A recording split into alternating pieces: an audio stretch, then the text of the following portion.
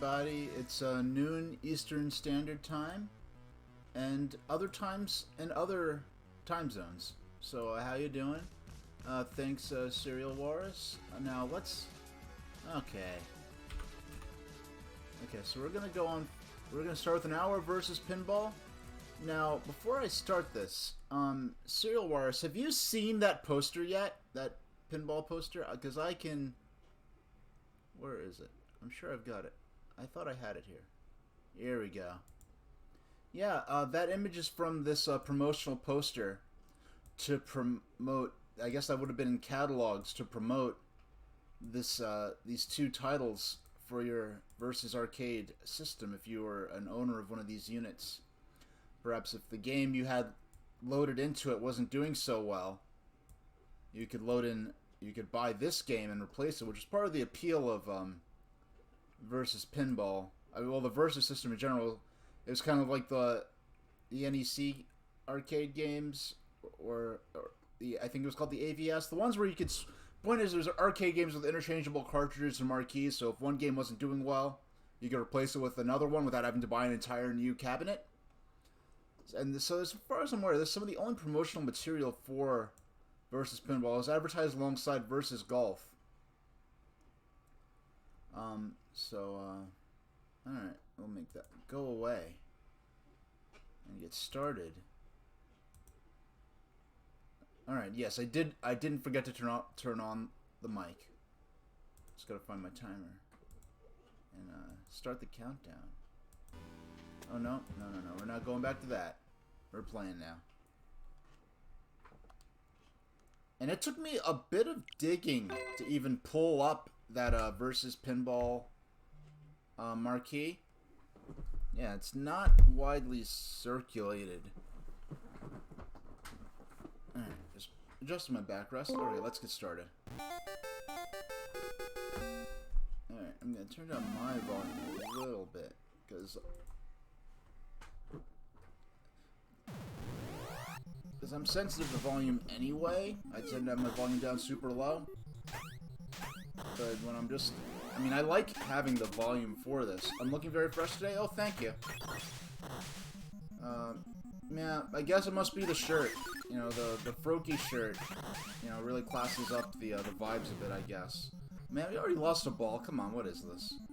A little embarrassing that we lost a ball so soon. Yep, so I added a point redemption finally, which I could have done a long time ago, but I just never got around to it. I guess because the option to mess with it is kind of nested in a couple of different options on Twitch. It never occurred to me to set it up, so I set up my first redemption, and I've got to get a feel for the pricing of the redemptions to have it balanced good. But my first one I've added is what did I call it? Sodor lore reading, where if someone were to redeem that, I would pause the timer on the current game, and for a few minutes I would read a piece of lore from the illustrious Thomas the Tank Engine fictional universe. You know, the deepest Thomas the Tank Engine lore that's out there. And I'm actually not kidding about that. I know it sounds kind of like I'm being ironic or facetious, but there actually exists deep lore for Thomas the Tank Engine, and I have several pieces of it ready to go in a document that I'll read from when and if someone redeems that. And so I'm very excited about that. Oh gosh, yeah, that first game was kind of weak, but you know, that's we're just starting up, right? You know, I have to soften the just so it's a little easier on my eyes. I have my monitor with my broadcast software. I have it set to what they call like night mode or whatever, and it makes it look like, oh no, my webcam's slightly discolored, but no, it's not. I haven't messed with the hue on the webcam. It's just that the monitor in general is tinted a bit. Alright, there we go. Yeah, yet another Pokemon shirt. It just occurred to me. I guess a lot of my nicer shirts, my nicer t-shirts I have are Pokemon shirts. You know, it's kind of crazy how... Like, I remember, like, in, what, I guess it must have been around 2011 or 12 when Pokemon shirts started being widely available. Not widely available, like, you get them at Hot Topic or get them online. And... I mean, I was in college by the time I started wearing Pokemon shirts, but, like, even in high school, like, when, like, Nintendo shirts first started becoming sort of available in stores, like, I wasn't really bullied over it, but I'd get some grief over it or some weird looks. But I knew of some people, like, in that same time period, not at my high school, but people I knew online were, like, in the same age, were, like, really getting, like, bullied and made fun of for wearing Nintendo shirts.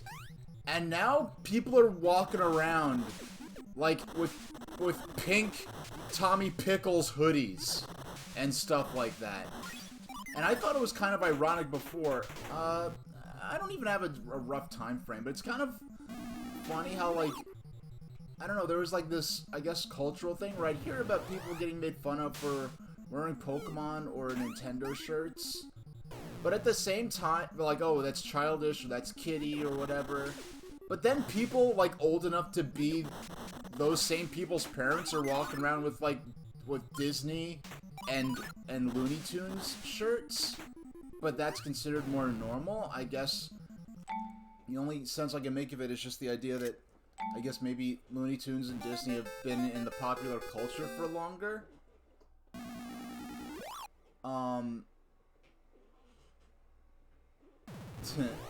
Yeah. But, like, little kids are relentless anyway. Like, I remember being in, what, 2nd grade.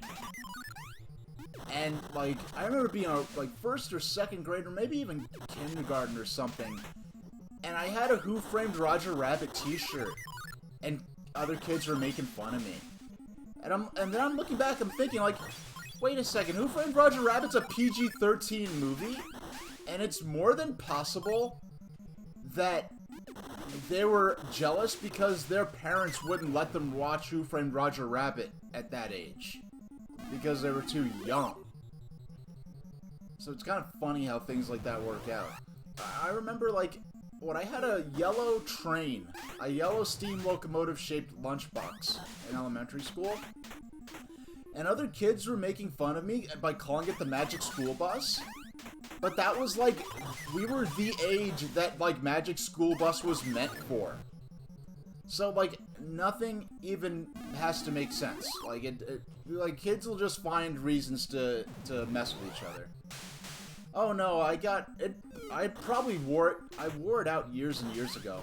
Now, actually, what happened was I moved to a school district that actually provided cafeteria lunch, because one of the school districts I went to when I was in elementary school, because I went to a couple of different, actually I think I went to maybe 3 or 4 different elementary schools in the course of moving here and there, and one of them did not provide, they had a cafeteria to eat lunch in, but they did not provide a cooked lunch. So you either had to bring a packed lunch. They would sell you, like, a little half pint of milk for, like, a dime, I think it was back then. Or some parents would send their kids to school with, like, an instant ramen cup. And they had a little hot water dispenser to make your ramen with. But you had to otherwise bring your own lunch. I'm not that old, I swear. I mean, it was a dime, but it might have been subsidized to some extent. Yeah. Yeah, it might have been subsidized slightly, but yeah, I don't remember. And then I remember that one of the school districts I went to actually had lunch, and they provided breakfast as well. And it was kind of funny, because if you went to the school-provided breakfast, you got, like, basically the buses would park in front of the school, and if you wanted to go eat breakfast, you got off the bus and went to the cafeteria, and they served the breakfast.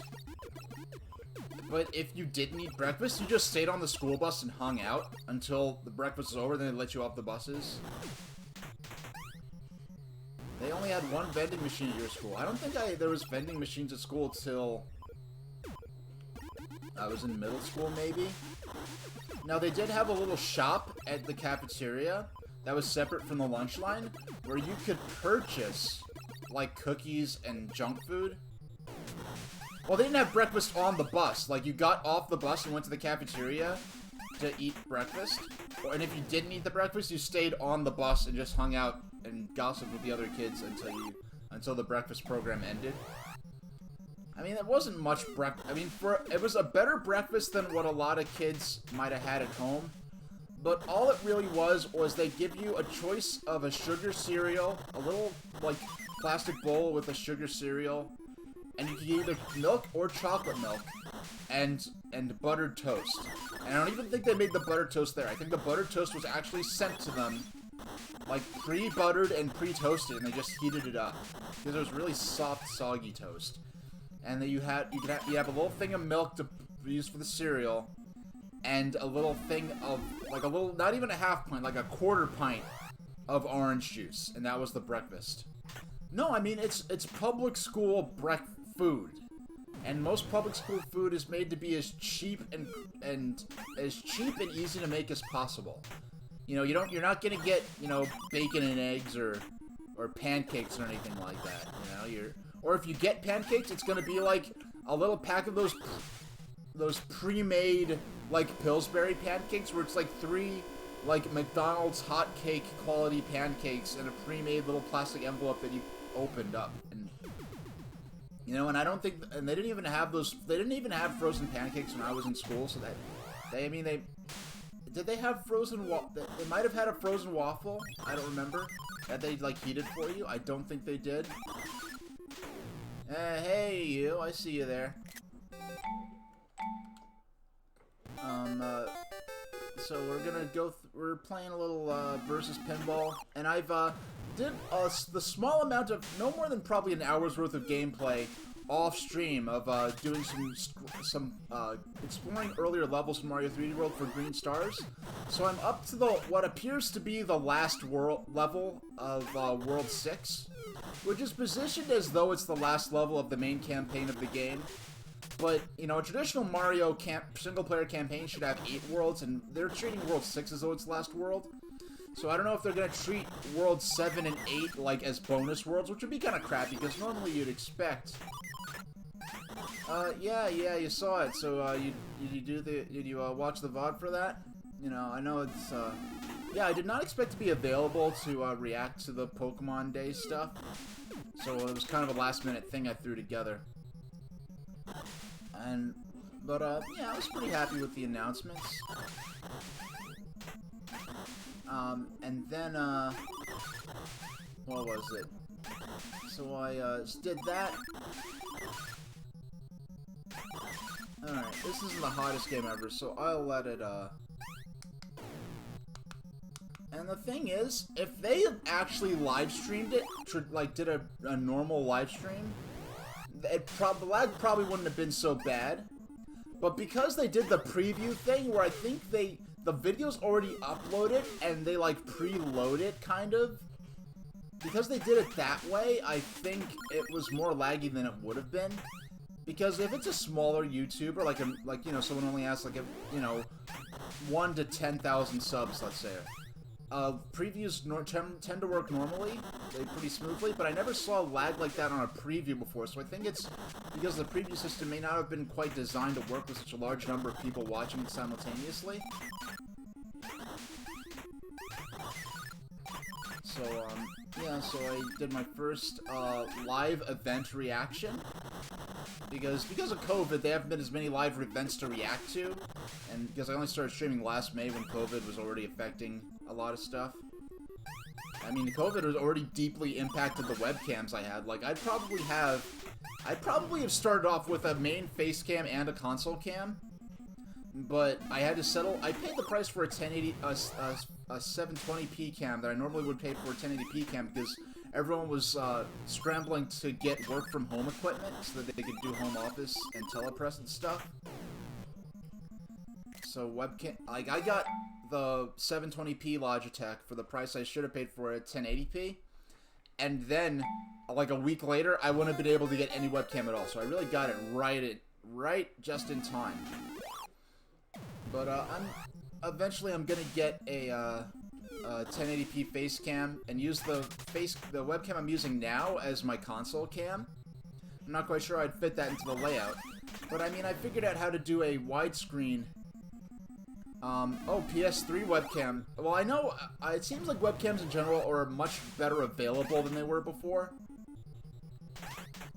I know for a while they were like almost impossible to get. Now it's much better. It's been better for months. It's just that my equipment for now is good enough. It's not like I'm a professional streamer or anything, so it's not worth putting a whole bunch of... The next thing I'm gonna put my money into would be some, we could hire an artist to make some, doorworm emotes for my subs. That would be nice. But, for what's available to everyone, I did set up, channel point redemption for the first time. So now, if you have some channel points saved up, and these are like the Twitch channel points. I had a loyalty points system set up through Streamlabs, but I never set anything up with it. And I really wasn't a big fan of the Streamlabs channel points thing, so I just quietly scrapped it. Because I just like, when it's done through Twitch, like, the way the channel points work with the Streamlabs, I just like the idea that I can't see who has the most channel points. So it's not like, you know, people don't have to worry about it being a way that I could, you know, play favorites or identify if people are lurking or anything like that. Or, you know, I can't play favorites, I can't see who's lurking based on how many points they have just from having the stream open. So that way I can, you know, it's more egalitarian, I guess you could say. Where I can't, you know, it's invisible to me. People send, oh, wow. Yeah, yeah, I'll have to figure out the pricing for the channel point redemptions that I've set up so far. I'm gonna set up others. I just set up one for now. Yeah, I'll get more of a feel for how to price the channel point redemptions according to, yeah, according to the sort of economy of my viewers. Oh, I missed you! I missed Pauline! And she fell and got squished like a pancake, apparently. It's not often that Pauline... I don't think I've ever dropped Pauline. Oh, wow! I forgot that this was a thing. Yeah, if you drop Pauline, it actually counts as losing a ball. I forgot that. Alright. So if you want to redeem your 20 some of your points for what I've got Sodor lore redemption set up. I have other things I'll set up too, but and there are other things as well. Now I don't exactly know how it'll look on my end if someone were to redeem a channel point thing, but I'm sure that I've got my Twitch stream manager and my broadcast software running full screen on different monitors. So I'm sure between the two of them, it would alert me somehow or another that someone redeemed it. I guess it would appear in chat. I don't know. But we'll play it by ear and see how it goes. Now I'm down to 99th place in the global leaderboards for versus Pinball. And the person that's one spot ahead of me is the same person with the same number of points. So it's not that he surpassed me, it's just that other people have gotten better scores than the both of us. Now let's see if we can,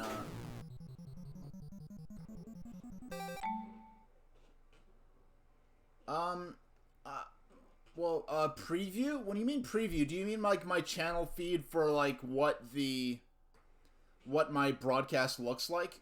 Because, like, on my right here, on my...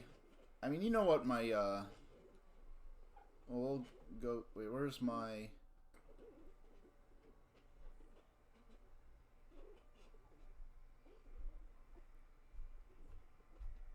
Okay, I don't have it set up. But, or I don't have it handy. Where is... Okay, here we go. Yeah, so on my left monitor...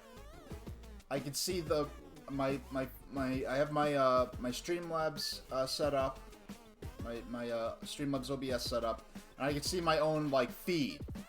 And then on the right monitor is my gameplay monitor, and then beneath that I have a third smaller monitor that has the Twitch broadcast manager on it. And I have a separate mouse for. Oh, excuse me. I didn't. How do I'm liking 3D World plus Bowser's Fury so far? 100% of 3D Worlds except for the 5 final stages. You're not doing Champions Road again. You cheesed it with the Cat Mario amiibo to spawn an invincible cat suit. You're 3 cat shines away from 100%ing Bowser's Fury, but you're not doing that either. How do you feel of the game?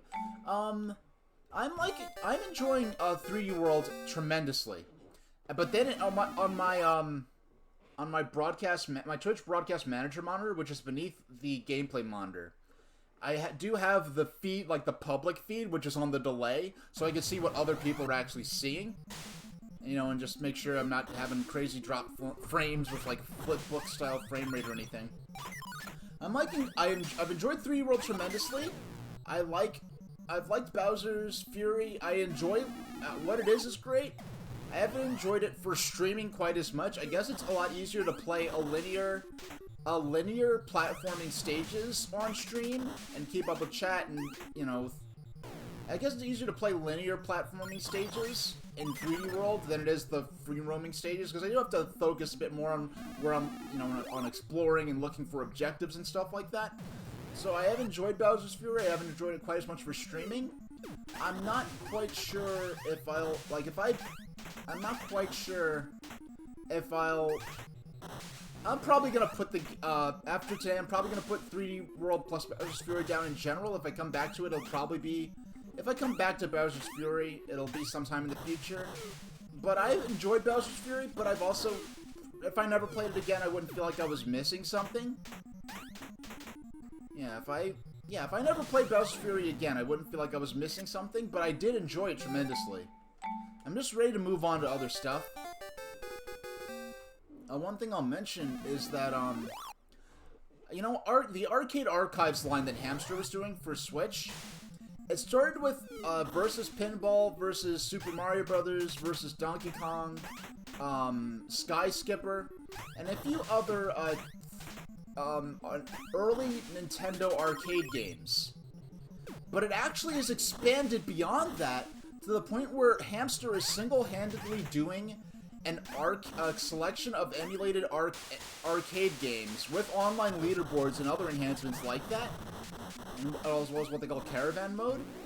Like, the arcade emulation selection on Nintendo Switch is rivaling the console collection that was available on the Wii and Wii Virtual Consoles, which is incredible, because I know there is, like, the you know, the Nintendo games you get through the Nintendo Online subscription, but as far as, like, having, you know, purchasable, downloadable games that aren't tied to a paid, like, periodic subscription that you can keep forever, such as it were, without having to keep up the subscription, I really feel like Hamster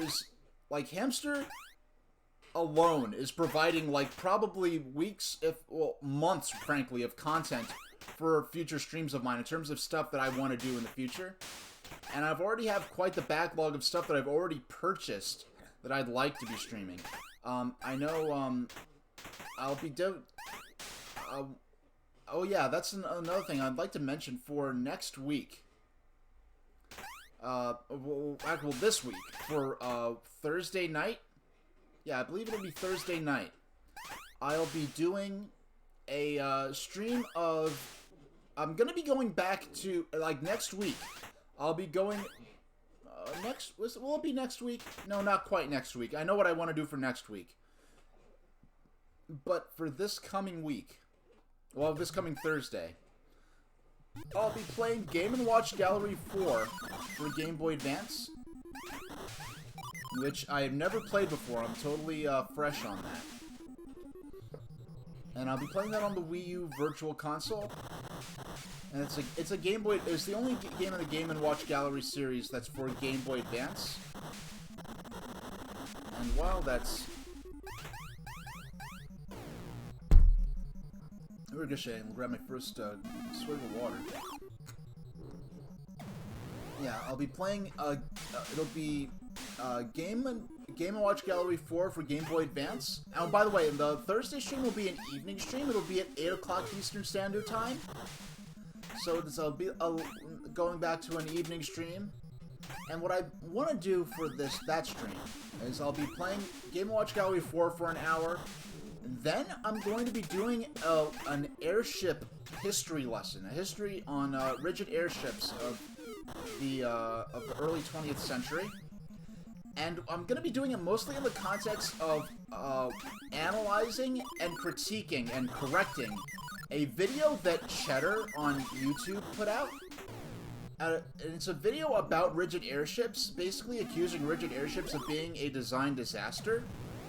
And so it's a clickbaity title with a clickbaity thumbnail, and they get a lot of facts wrong, a lot of misleading information, a lot of incorrect information.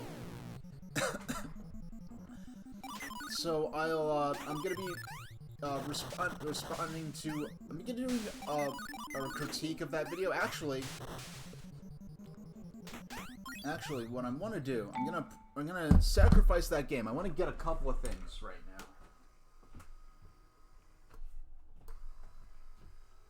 Okay. All right. I'm back. Alright, there we go. Let me just pull my headphones back in and adjust my armrest. I got a couple of different books. One of the books I just went and got from my bookshelf is a prop, if in case someone redeems the channel point redemption. The second is I had to go into storage to get this book. It's called Woo.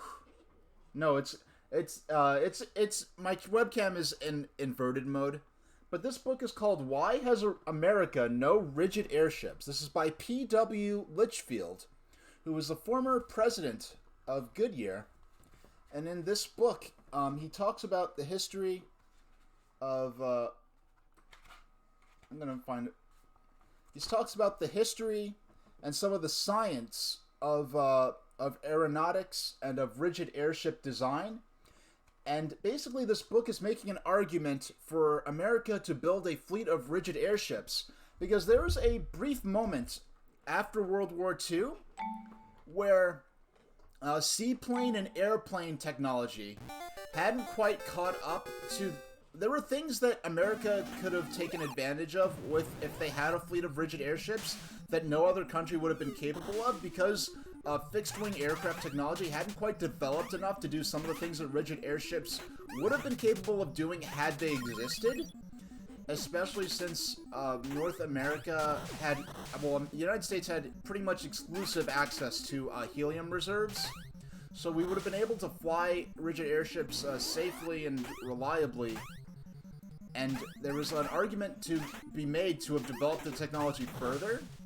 Now, eventually, fixed-wing aircraft caught up to the point where there was no point in developing large, rigid airships any further. But there was a point where we possibly could have come close to having a sort of second mini renaissance of rigid airships before fixed-wing aircraft completely outclassed them in terms of a lot of the abilities. And really what it came down to was... Like, people think of rigid airships as... Oh, well, that's the thing about the video. Is that they were saying, like...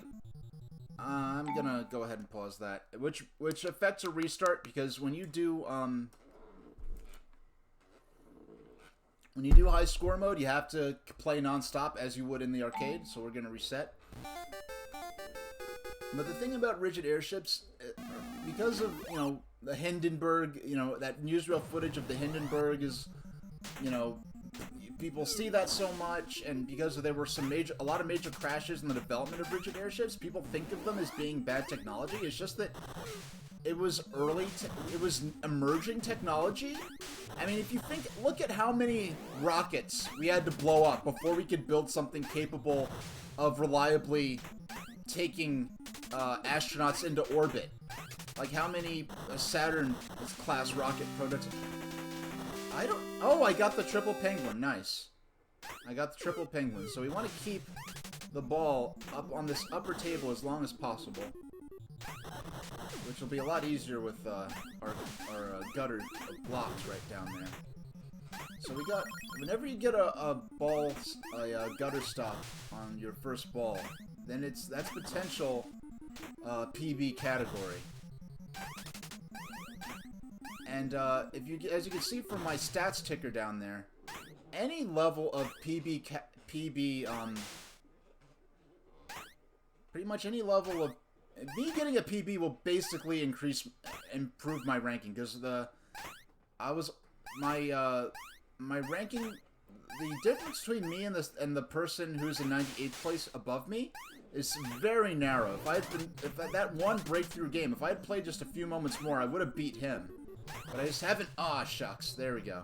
So now, to keep the glory up, we've got to get the royal flush up there on those cards. I mean, and it's good practice. Oh, shucks. Doggone. And it's good practice to keep the ball on the upper table for as long as possible anyway. But, yeah, but airships were just emerging technology, and and looking at what's going on now with SpaceX, and even with NASA, how many failed tests, how many exploded vehicles you have to go through in order to get the technology down pat. And really what happened, in my view, what happened with rigid airships versus fixed-wing aircraft, I mean, look at the development of the steam engine. There were so many boiler explosions and fatal accidents and destroyed machines and failed prototypes in the development of steam engines and steam locomotives. But but the laws of physics, everything that enabled electricity and electric motors and internal combustion engines and gasoline and diesel engines to work. Everything that would have allowed those things to have been developed, like all the principles of thermodynamics and mechanics that allowed, diesel engines and electric motors, those same things existed during the development of the steam engine. It's just that where technology was, where economics was at the time, I mean, people think of diesel locomotives being like a, 1940s, 50s, development. And yes, that's when those things came to replace, traditional steam locomotives, but there had been developments and people doing experiments wanting to find a way to develop a viable diesel locomotive, a viable electric-powered locomotive, even in the late 19th century. And you saw that electric traction took over on street railways very early on. But, the electric motors weren't powerful enough to pull a full train, but they could move a single car. So that's why you have electric and street railways and tramways switching to electricity, almost half a century before steam locomotives were replaced by electric and diesel on the traditional railroads. So it was really kind of like what would have happened if what happened with rigid airships compared to fixed-wing aircraft would kind of have been like if steam locomotives came along and just 10 years later they had happened to come along with powerful enough diesel and electric motors to replace steam locomotives earlier. And if that had happened, we'd probably be thinking of steam locomotives as this short-lived, very cumbersome, problematic, and dangerous early phase of railroading history that we look back on as this fond thing of what could have been. Meanwhile, the reality is just that something better and more efficient just happened to come along early enough that the older, less, more cumbersome or less advanced theoretical technology, like if powerful electric motors and electric infrastructure happened to come along, a good 50 years earlier, it would have been like with rigid airships where, only very early on in commercial aircraft history were rigid airships viable and practical. And as soon as fixed-wing aircraft were large enough and powerful enough and could get the fuel economy, they immediately replaced rigid airships.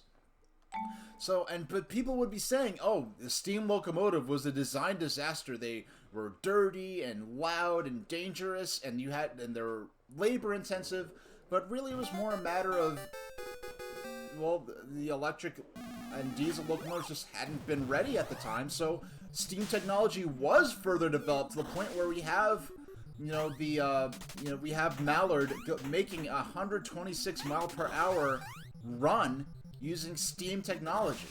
With 125 miles per hour being the standard for what constitutes a high-speed train.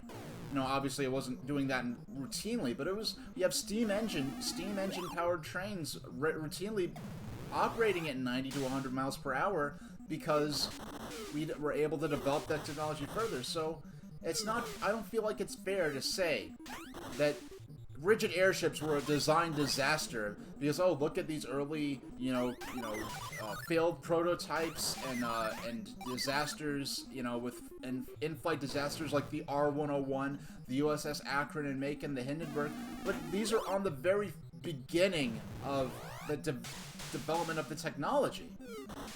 And that it just never got a chance to develop further because fixed-wing aircraft just happened to come along and prove more efficient and useful for what we needed them for. And additionally, you have to consider World War II probably pushed accelerated fixed-wing aircraft development a lot quicker than it otherwise might have. And then when you have the loss of the USS Shenandoah, basically the US was copying a German super high-altitude airship design that was designed to fly over severe weather to higher altitudes where the weather couldn't have reached them.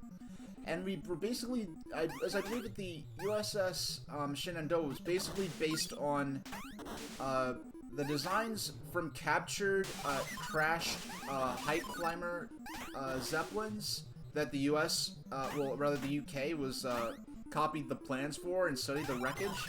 And they didn't understand what they were building, but at this point I'm kind of spoiling my Thursday stream because I'm going to go do a whole section, probably no more than an hour, probably about 30 minutes to 40 minutes of airship related history.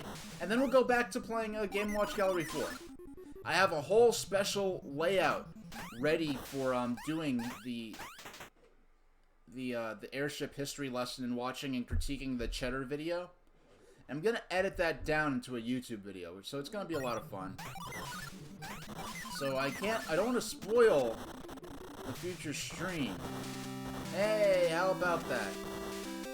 Got the Royal Flush going. So, it's on our last ball. Ideally, I'd like to get the Royal Flush as early as possible. But now, we've got the gutter stopper. Oh, no. Okay, so we want to bring back our right outlane stopper as quickly as possible. Oh, no. Doggone. And we lose our Royal Flush. We lose our ball stopper.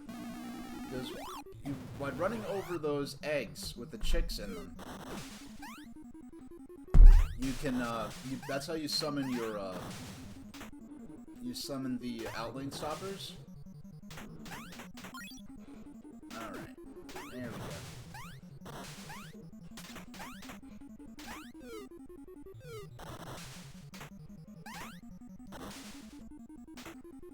You know what? No, let's play this ball all the way out, because you never know. Because you can give up on a single game, like, oh, we only have one ball left, I haven't even hit 100K. Let me just let this ball void out, and we'll keep moving on. But you never know. Sometimes with that last ball, you could have a major breakthrough. So, I just want to check on my broadcast stats real quick. Alright, it looks like everything's working alright. Got a good,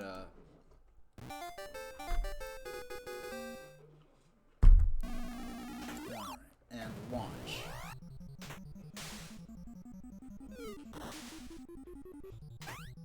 So I want to, oh, doggone.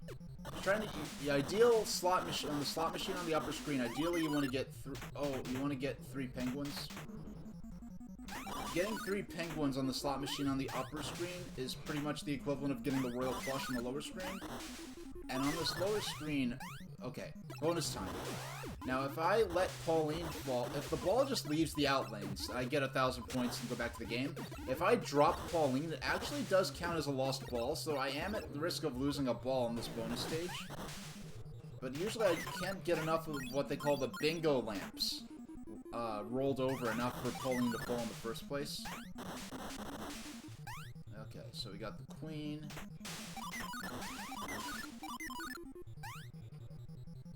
Come on. Okay, we got the queen. Nope, nope. I batted that ball right into the gutter. Not what I wanted to do. One cool thing I like is that it does, it tallies your bonus, the bonus points you get on the bonus table. It tallies, it keeps those in a separate bank from your main points. So you can kind of track your bonus in the main tables separately. Okay, so we got 3 chicks there of bonus time. See, my bonus tally is going up. Now, if I roll over those lamps enough,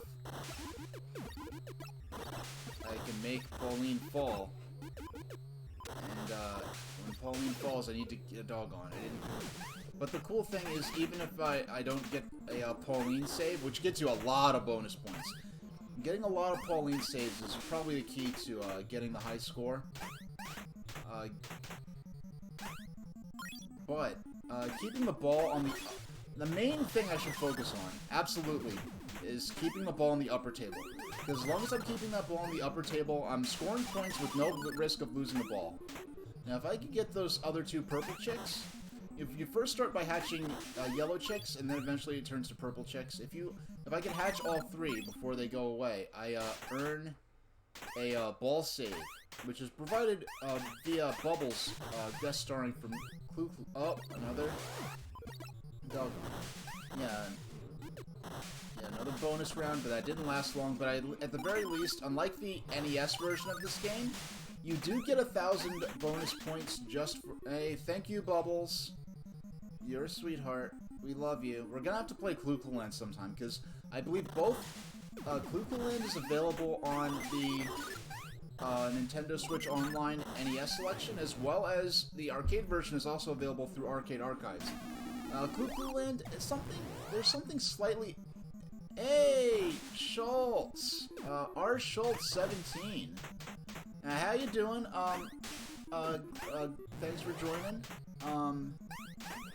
Yeah, you love this game? Have you played, are you more familiar with the NES version, or are you familiar with this arcade version? Because if you're only familiar with the NES version, which was one of my favorite games of all time, then I found this arcade version, which is available, you can play it on MAME, and it's also available officially through the Arcade Archives on Nintendo Switch. And the cool thing about the Nintendo Switch Arcade Archives version is that they included online...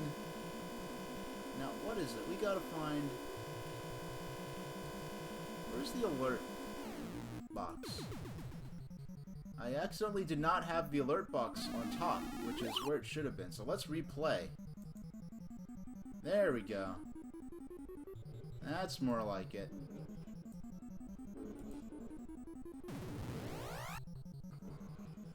Oh, you have it on your Cocktail Arcade. Okay, that's really cool. And the funny thing is, like, I'm playing this on the... I take a screenshot of each of my scores so I could add it to my average and everything. The average and the personal improvement, that I do manually, but it does include online leaderboards here. I'm in 99th place, STSH, that's me. And now I'm playing this, and the cool thing about Archives, you can custom map. My camera is inverted. This is not a left-handed controller or something like that, but I could set my my triggers here to be the left and right flippers, which is kind of, because if you played this, because if you were to ever play this, where is it? Yeah, if you were to play this on the actual cabinet, because the Versus system controls are universal, so it's basically like you're gonna be, as I understand it, based on what I heard, it's like B is your left flipper, A is your right flipper, and then your D-pad is, oh yeah, because on high score mode, which is what I'm playing on, if you pause this, it does make you restart, because it's set, unlike the NES version, because this is the arcade version, it does let you pause it. It doesn't let let you pause it in the competitive high score mode, though. You have to play it in one shot, so if I pause, I'd have to restart. Now, I do like this version. I'm kind of a super casual player. I tend to like the easiest option available, but even, this mode has heavier ball physics than Game A on the NES version of this, and it's also a lot harder. You probably are familiar with some of the differences, but if anyone's watching who are not familiar with the differences between this version and the NES version, like the pop bumpers in the center, in this version on the lower table, the pop bumpers are worth 300 points. In the NES version, they're worth 100 points, and this pop bumper is worth 100 points in both versions.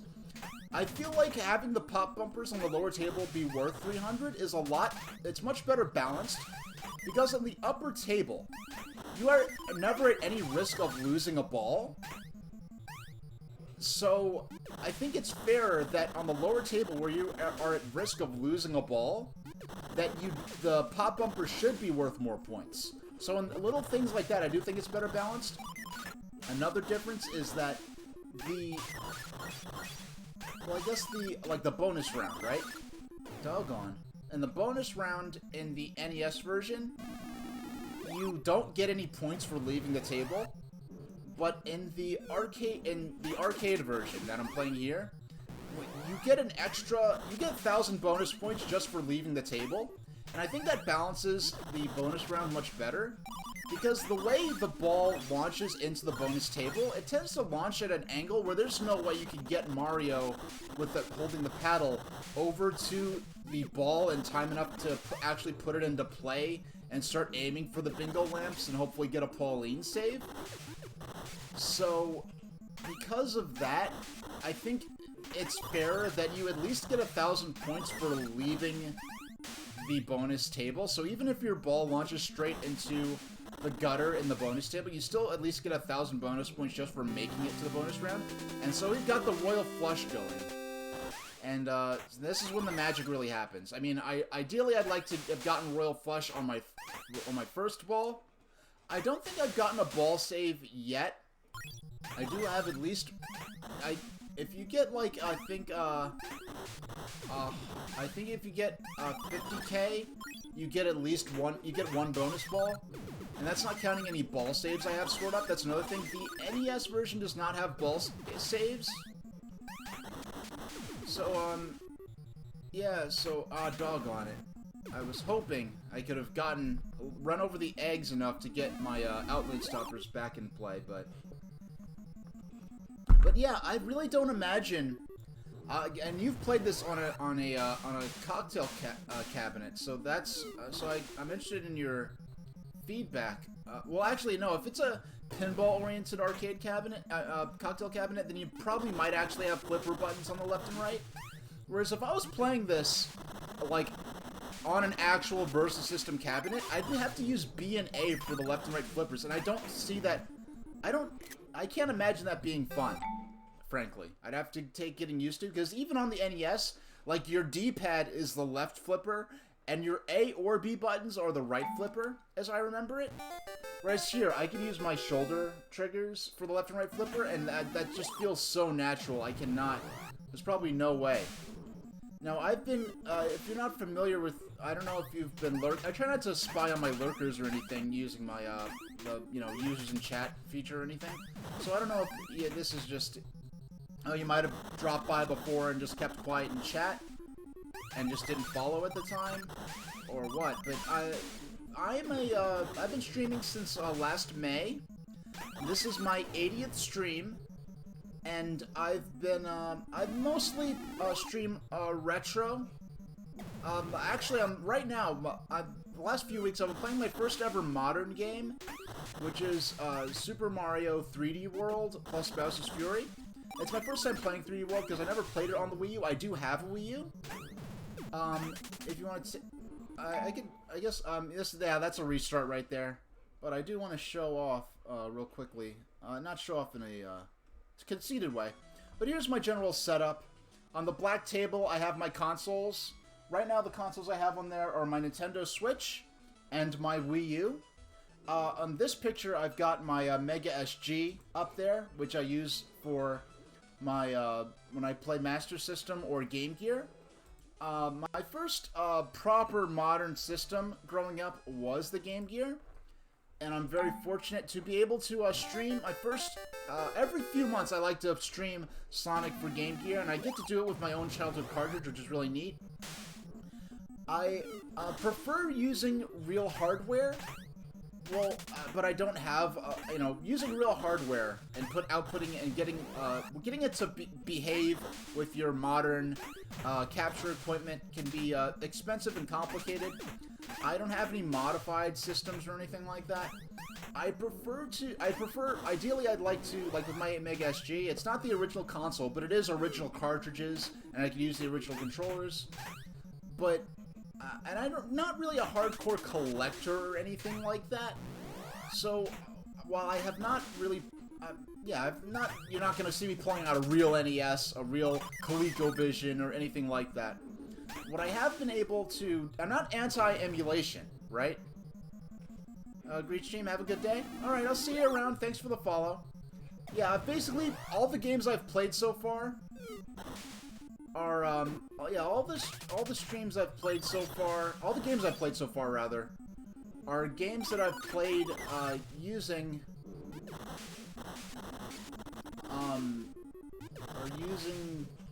not original hardware necessarily, but all the titles I've played have been played in line with, like, I've played all the games I've played so far in a manner that reflects the actual official release history. I'm looking at my... I don't know, I'm gonna have to look back at this VOD, because I'm looking at my, my stream manager. It says I have an excellent frame rate, but... Okay, it says I have... Yeah, it says, like, excellent connection, but I'm looking at the playback, and it looks like I'm getting a lot of drop frames. Let me just, inspect real quick. Stream quality is good.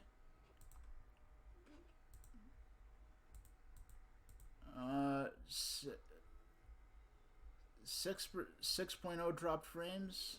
I don't know, that's a little high. It looks perfect? Alright.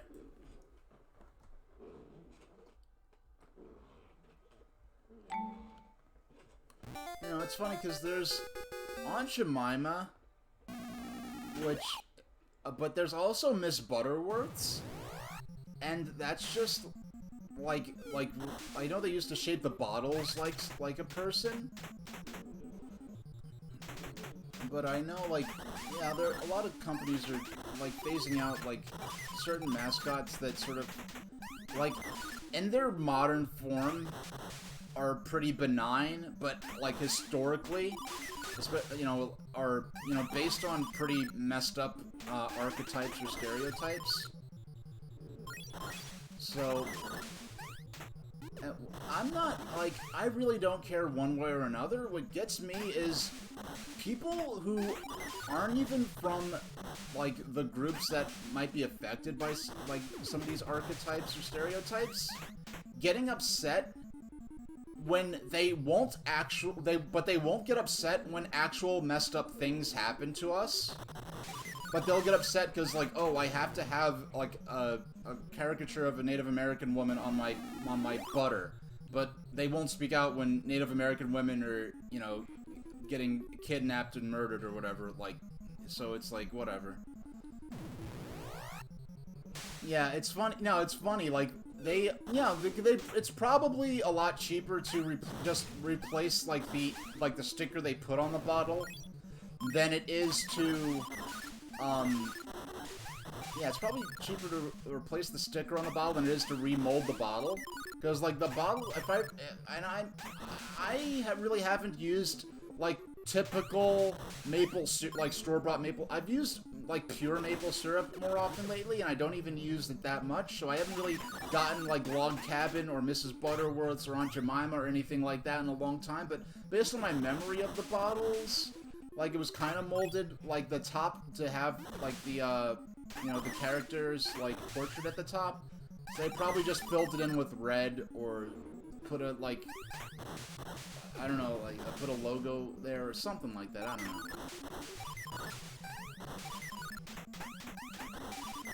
Alright, because I'm looking at... It says nothing's wrong on your end? Because I'm looking at the, yeah, I'm looking at my, my stream preview, and there are parts where it looks like it's really chugging. Hey, Boy. Oh yeah, Boy, I finally added a channel point redemption to the stream. And, sorry, I heard that some people got confused, because I guess last week, I was saying on Thursday, but I meant, like, next Thursday from the time, not this coming Thursday. Because in my head, it's clear to me that I'm talking about next week's streams, but I didn't specify that, so I'm very sorry. And plus, it's been a long time since I've done multiple streams in a single week. At least scheduled, because, like, when I did the Pokemon thing, I did 2 streams a week. But that was the first time in months I'd done that, and the Pokemon reaction stream was not scheduled. It was kind of a spur-of-the-moment thing that just happened. But yeah, I finally added a channel point redemption.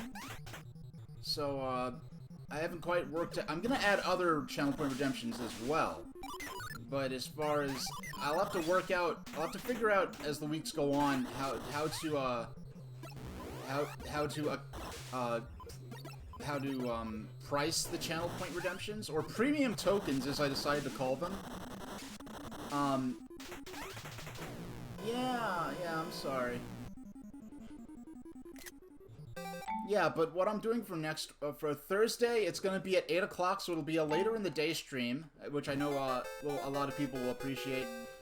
And I'll be playing Game & Watch Gallery 4 for the GBA, which is gonna be a new, a game I'm totally fresh on.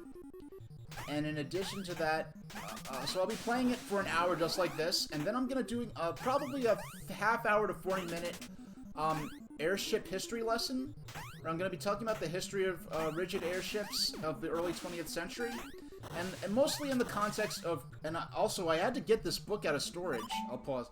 I got this book. No, it says Y. It's in reverse, but this book is by P.W. Litchfield. That's not his picture. That's just that's a picture of someone else. But it has the history of rigid airships. They're gonna call it the Pearl Milling Company. So we have, we have the Graf Zeppelin here. We have the USS Los Angeles, and other famous rigid airships. And it goes through some of the principles of rigid airship flight and the history. And basically, it's written by P.W. Litchfield, which is the former president of Goodyear. And Goodyear, being a rubber manufacturer, had a vested interest in the development of lighter-than-air technology. Therefore, we still have the Goodyear blimps to this day. And actually, the newest Goodyear blimps are actually not blimps, because the newer Goodyear airships are actually built by the Zeppelin Company in Germany. Because, yes, the actual historical Zeppelin Company, the company that built the Graf Zeppelin, the Hindenburg, the USS Los Angeles, their direct successor to that company actually still exists, and they're still building airships. They're the only builder in the world of semi-rigid airships, which, unlike a blimp, actually has an internal airframe.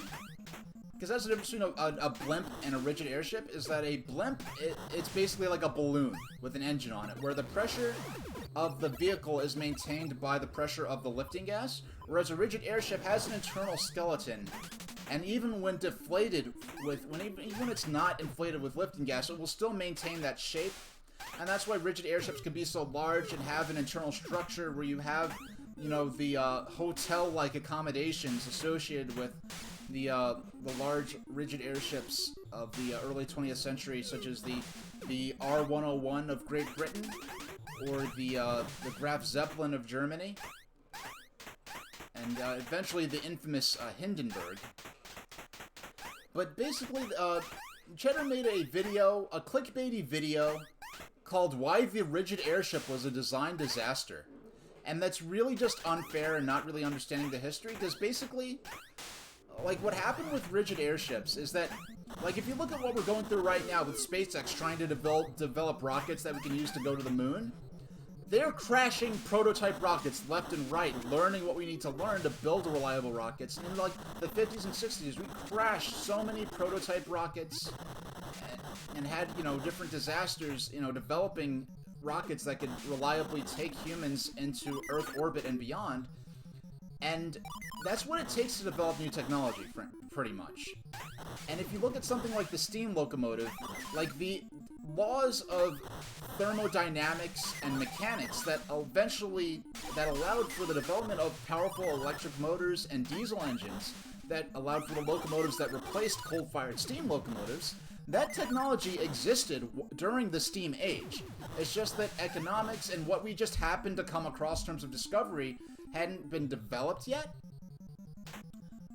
But if you look at what happened with, basically, imagine if, like, even in the late 19th century, you already had experiments and proposals for electric, like, just look at what happened with streetcars. Early streetcars were pulled by horses, then they were powered by electric motors. But, so the electric railroad technology existed, but the motors were only powerful enough to move a single, like, car at a time. But once those motors were powerful enough to move an entire train, that's when we have, the retirement of steam locomotives in the mid-20th century. But so they wanted to apply electric, apply electric and diesel locomotive technology early on, but the technology just hadn't been developed as quickly. If they had been able to develop an electric locomotive earlier on, we would have had, only maybe 20 or 30 years of steam locomotive dominance, and then immediately have that replaced with internal combustion and electric. And we would have had people saying, like, oh, the steam locomotive was a design disaster, it only lasted a few decades, they were dangerous, they were dirty, and they were labor intensive, and we replaced them with internal combustion electric. And what happened with rigid airships was kind of like if if steam locomotives were invented and almost immediately we had fixed-wing aircraft replacing them, where it was cheaper to develop fixed-wing aircraft than it was to develop, but because we had airships come along because we had, diesel and electric technology develop much later on and be applicable to railroads later on, we had, the entire first half of the 20th century where we're developing and improving the technology of steam locomotives, and we have steam-lined 90 to 100 mile per hour steam trains by, the mid-20th century. So the new name for Aunt Jemima Products is the Pearl Milling Company. Alright. Now, we're gonna have to switch. It's time to switch over to, it's time to switch over to... Oh, yeah, and I didn't mention... I don't know if you saw that, Clackaboy, but I did add a channel point redemption, if you want to spend it on there. If you spend, I believe, a certain number of points, you'll get to hear me read some lore from the Thomas the Tank Engine fictional universe. Some deep Thomas the Tank Engine lore, which I am not being facetious about. There actually is extremely deep lore for Thomas the Tank Engine that not many people are aware of. So I gotta just change my volume settings. So we get game, get a 24.0. Alright. And my mic volume I'm gonna have to adjust. I'm gonna change my mic volume to... I'm gonna turn my mic volume up a little bit.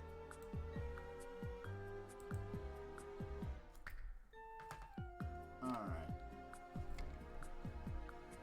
So while we wait for the game to boot up, I'm just gonna take a quick stretch.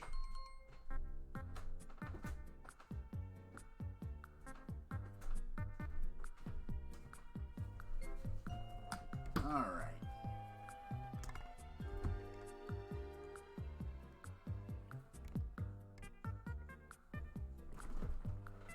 Oh, how do the points work? Oh, it's very simple. Beneath... Hold on. beneath the chat box in Twitch, there's going to be a little purple icon that says premium tokens, which is what I've decided to name my channel points. And yeah, beneath your chat box in Twitch, if you're on PC or mobile, there should be a little icon with that says the number of channel points you have. Channel points are free. You get them just for watching my stream. And when you click that, you can see the redemptions that are now available.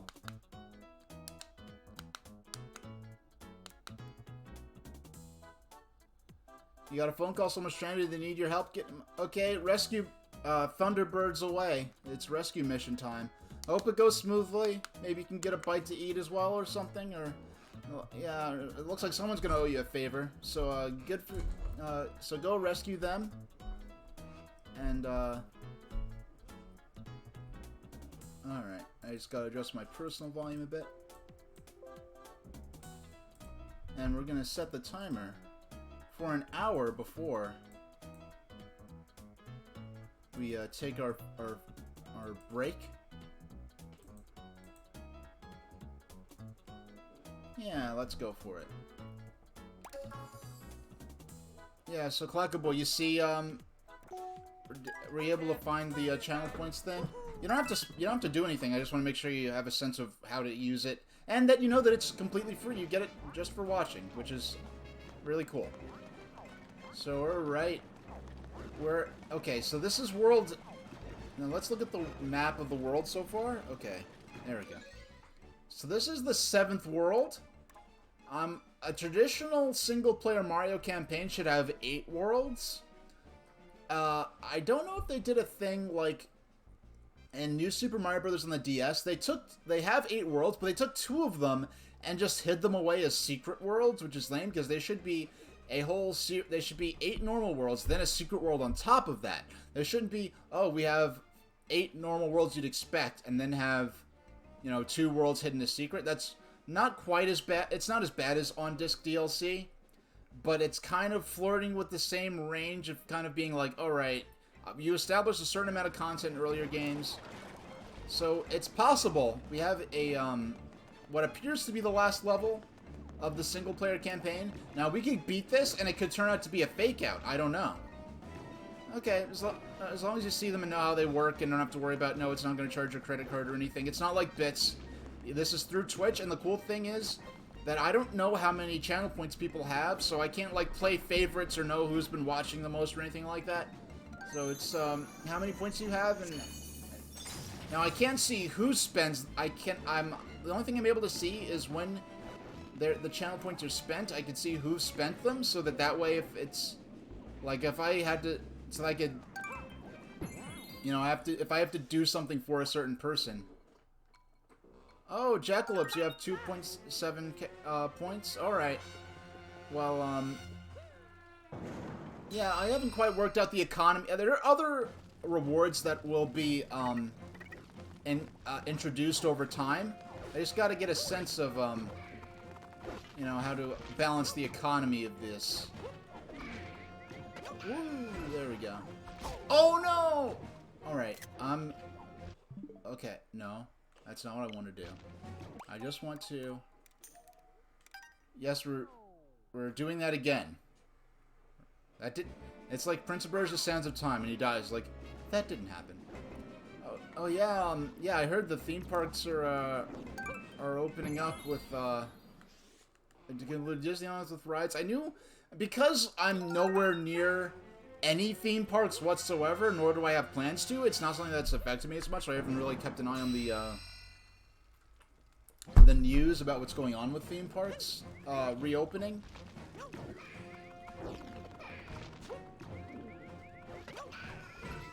Yeah, this time we're not going to get bodizzled by the Wow. Did they just... Wow, look, that's so cool. This is a new enemy type. These are basically Mario P-hats, pretty much. I'm gonna call them P-hats. But for anyone who lives near Disney or sort of makes, you know, attractions on Disney property sort of a thing you avail yourself of often, which seems to be... Oh, wait. Oh, oh, come on. That's not fair. What do I have to... How do I...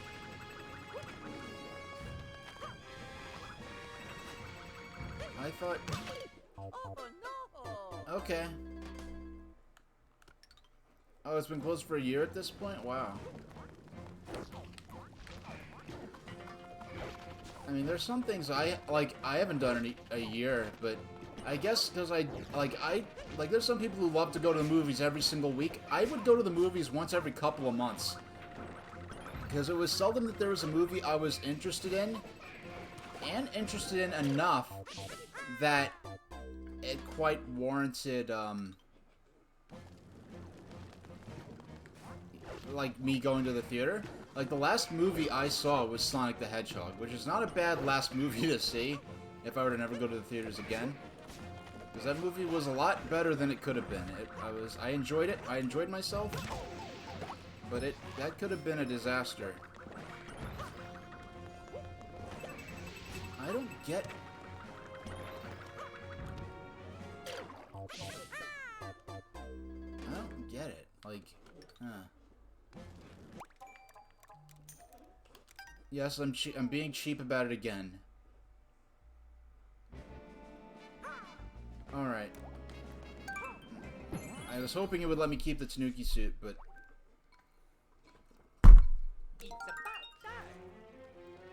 Alright, let's go.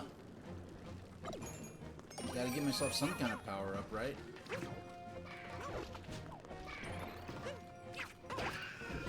Oh! I didn't... That time... That's how I lose my cat suit, huh? I just... freaking... just have too much momentum. You know what? I think I accidentally dived. Because I never really used the dive move, so I never really learned some of its finer points. There we go. That's more like it. How do you like that? There we go.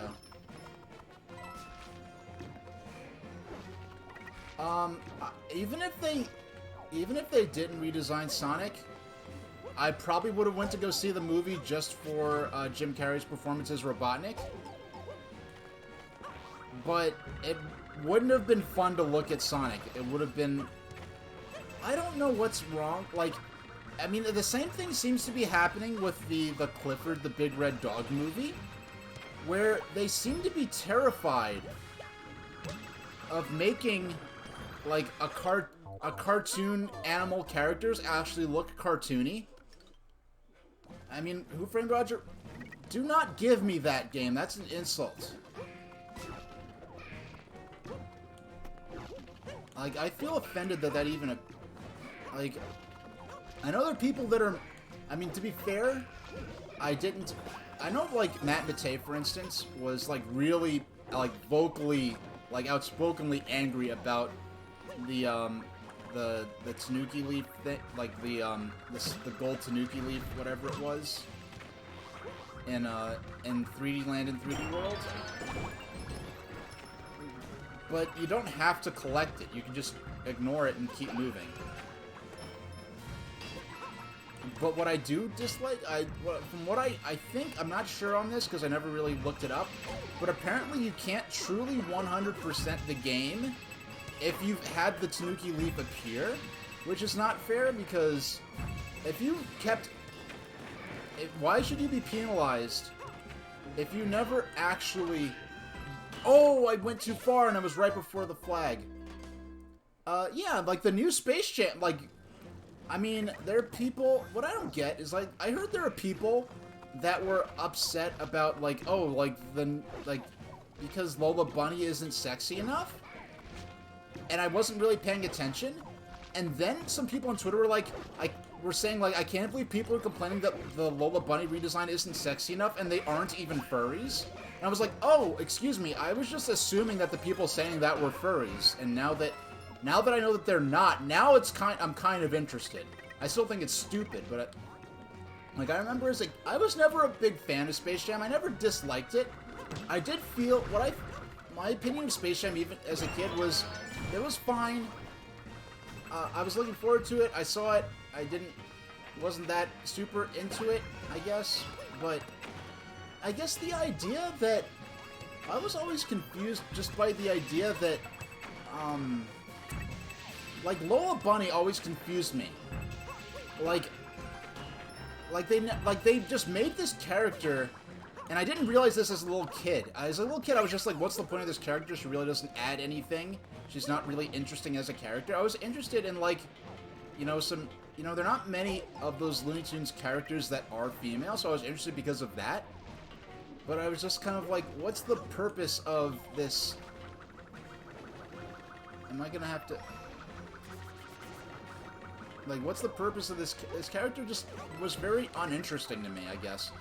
For someone I was interested in because they were, like, one of the first, like, one of the few female Looney Tunes characters, for her not to be interesting. And then the fact that they didn't do anything with her outside of the Space Jam. Basically, in my opinion, they didn't do anything worthwhile with Lola Bunny until the Looney Tunes show. And I haven't been following the Space Jam stuff, so I don't know if the writing for Lola as a character is kind of based or derived from the writing for her on Looney Tunes show. Looney Tunes show Lola is fantastic in my opinion. Like Looney Tunes show finally made Lola not a waste of a character design, and made her amusing and funny. But ooh, I don't know if I was even gonna quite. Yeah, like.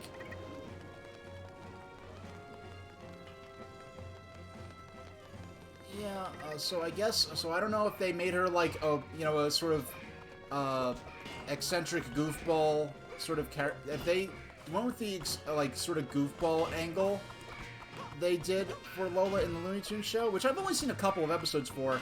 I just know the writing for her in those couple of episodes was fantastic. Alright. Got that going. I don't really care about the new Space Jam. I'll see it eventually, maybe, or probably not. I really just don't care that much. Like, I don't care about that many movies in general. But I do find it weird that lots of, like, so-called normies are like, oh, I want Lola Bunny to be sexier? And it's like, okay, if this is the end of the stage, there's no way this is the final boss. There's no way this is the final boss if the end of the stage came this soon. Because I think this is the second variation of this boss scenario.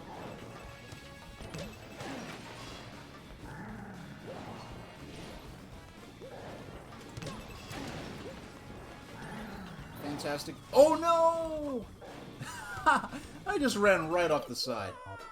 That was on me. That was just me being silly. You would have loved an amiibo of Cat Bowser. Well, thanks for telling me that Cat Bowser is a thing, because I had no idea that that was a thing. But, yeah, so I guess now that I know that Cat Bowser's a thing, I pretty much figured that, that wasn't going to be the final boss. Okay.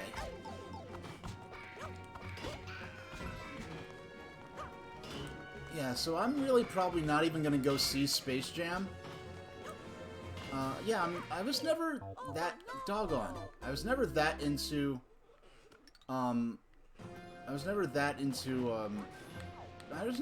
sports as a kid. I didn't dislike it. I'd play, you know, baseball or whatever with the kids in the neighborhood, but I was always more interested in. I was never that interested in watching sports. If I was with a bunch of people who were really into it and it was made a kind of a festive event, I could sort of enjoy their enjoyment of it and the festive atmosphere. But I was never that into... Like, if you were a kid that watched... Yeah, well, I didn't... Like, that's another... Like, I mean, it wasn't, like, a top secret thing, I guess, but... Like, yeah, I really... Once I know that I'm going to play a certain game, I really don't look at a lot of promotional material for it, typically. Like, what was it? Like, like, they do a bad job sometimes at, like, not spoiling things. Like, there are a lot of things in Skyward Sword. Now, I eventually chose to spoil myself for Skyward Sword. So I don't know the gameplay, but I know in broad strokes, like... I need to go back to earlier. No, actually, if I do that, I'm gonna lose my checkpoints, so I don't want to do that. Yeah, like, there's some points in Skyward Sword that would have been, like, huge, like, you know, surprises and really awesome, but Nintendo insisted, now that I actually went back and looked at the promotional material, where, like, Nintendo insisted on, like, heavily publicizing those elements that were some of the most creative things in the game. That, like, that if I was actually, like, cared about Skyward Sword when it came out and everything, I would have been like, Nintendo, like, why are you showing me that? That's one of the most creative things in the game. And you're just, like, saying, like, it's like, oh, you should play this game. It's the game where so-and-so dies. And it's like, and I'm not even gonna say, and that was basically the official campaign for a certain game that I'm not even going to say the name of, even though it's probably one of the more memed on and famous spoilers in video game culture. Oh my gosh, I just cannot. Okay, this is gonna possibly take a few game overs. And yes, I'd rather take a number of game overs than use the invincibility block there. Hey, oh no. Okay, we stopped running just in time. Now, for running at an angle like that, okay, I'm gonna focus on this section here. This is the part that's... Nope.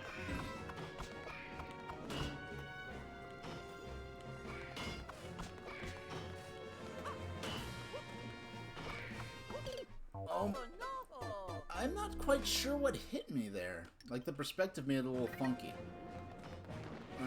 Yeah, I feel like just getting through those two, yeah, just getting through... Alright, there's no way I'm getting it now. Yeah, just getting past those two those two Hammer Brothers. I mean, this really is... I mean, in the first Super Mario Brothers, the Hammer Brothers were a real gauntlet. Like, they were tough. They were a serious hazard. Oh my god. And so, this scenario with the two Koopa Brothers and then the hammer throwing, it really brings back... This is the first time in a 3D Mario game that I really felt like the Koopa Brothers were... Now I'm just being reckless. Like, there are phases to go through when you hit something like this. There are the times where you're real careful and you start doing good, and then you get annoyed, so you start being reckless when you otherwise wouldn't have been. Alright. So, because we got a game over, I believe it's going to restore all of the... We're going to have to start the stage from scratch, which isn't so bad. Because on the other hand, we do now have all of the bonus area things are kind of restored, I believe. Because I think we have... What do we have? We have got... How many lives? I can't see how many lives we have. But we can... Alright, so we're just gonna go collect some power-ups.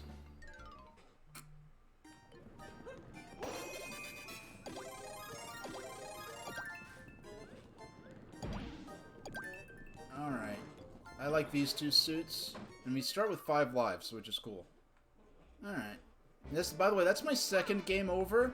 The first game over I got was while I was playing off stream. I was only like 8 I think stars short of being able to unlock this stage, so I just went ahead and unlocked them.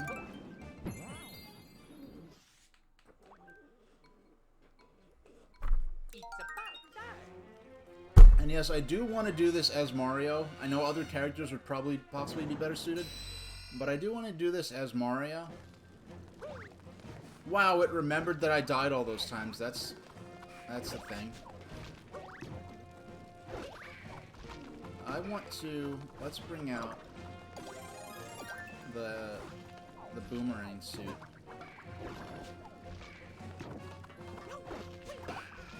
Alright.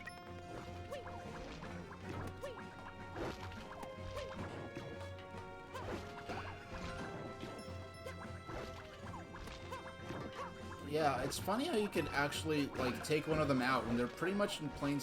No! I hate...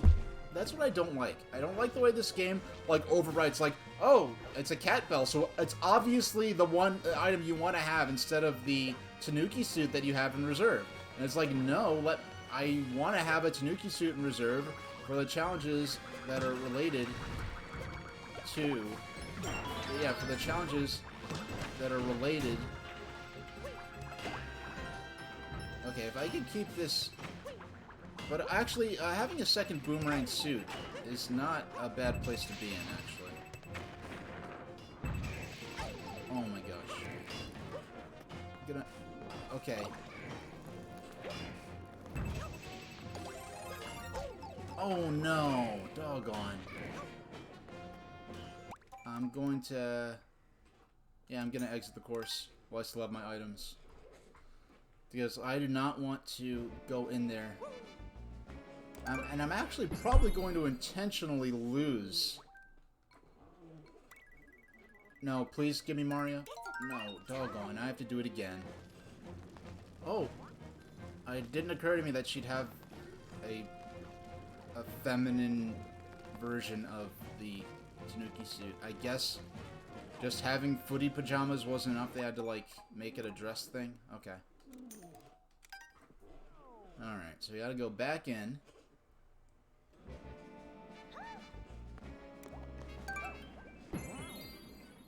I gotta remember to choose. There we go. And skip this cutscene. We don't need to see it again. I'm gonna get out. Now that I didn't want to lose the boomerang suit before, but now that I'm thinking a little more, strategically, the Tanuki suit is good for platforming challenges. But for taking out enemies, the boomerang suit is clearly the preferred power-up.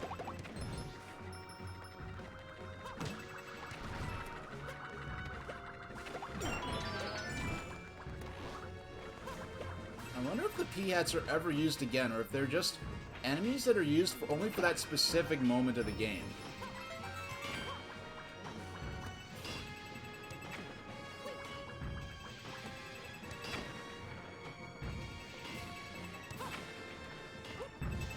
Okay, we got it. Bye. Alright, we're doing good.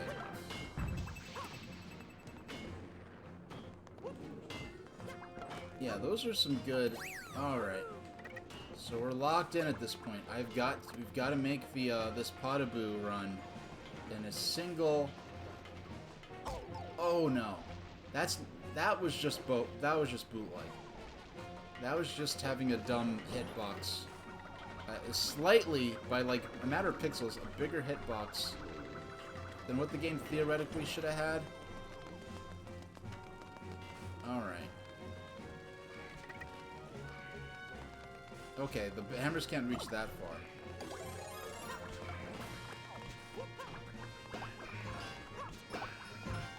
Alright, we got it. So we're going to the Bowser fight. I like the implication that... Okay. You can see this, like, this giant wall thing in the background of the entire boss fight. I'm glad that cutscene loaded when it did, because I think I might have actually run off the edge. There we go.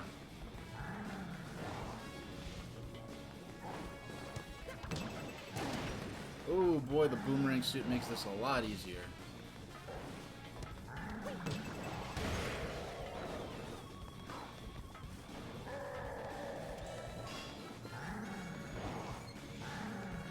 This time we're not going to run over the side of the cliff.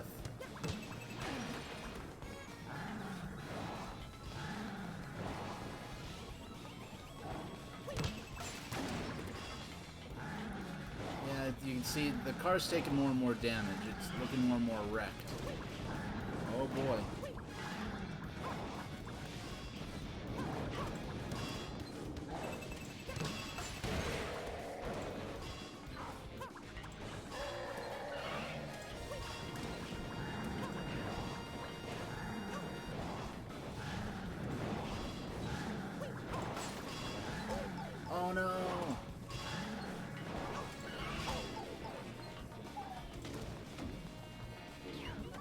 Okay. Come on, please.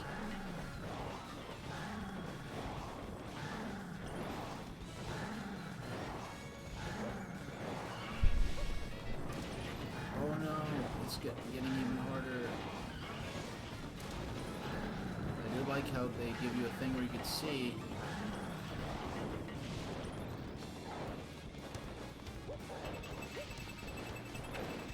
Oh! How is that?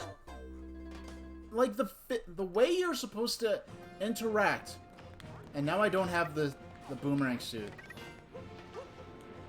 I feel like I might as well just restart the stage.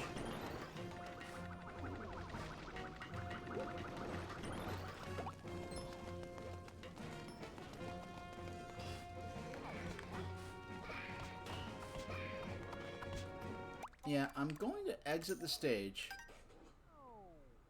And I'm gonna go get a boomerang suit. So I could start the stage with one boomerang suit on, and then get the second one reserved. And then just, if I'm careful, it's not at all... Yeah, if I'm careful, I really shouldn't have a problem avoiding...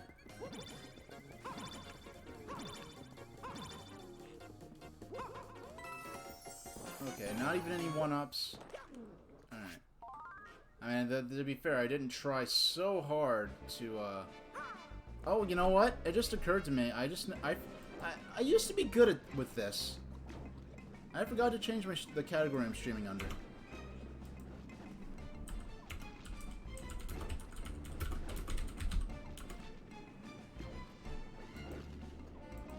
Yeah, I forgot to update the category I'm streaming under. So, I hope no one came in here from the pinball community hoping to see me playing pinball, only for to see 3D Mario hijinks. Alright.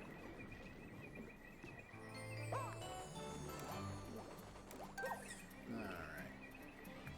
It's kind of funny how the lava world is upwards of this place. You'd think the lava world would be lower down. Okay. Come on. Yes. This is what we want.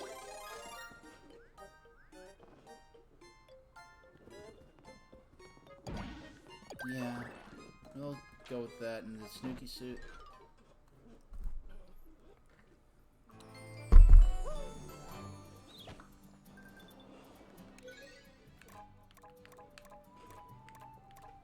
Okay.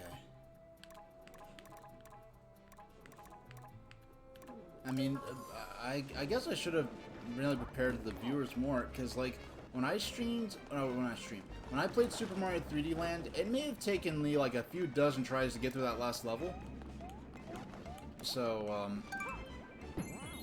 so we'll see if this, no, because this might take the entire rest of the stream, just to prepare you guys for what you may be in for. Alright.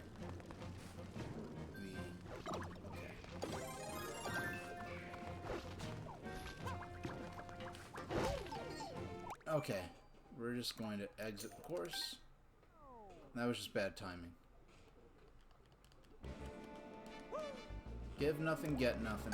Okay, let's try again.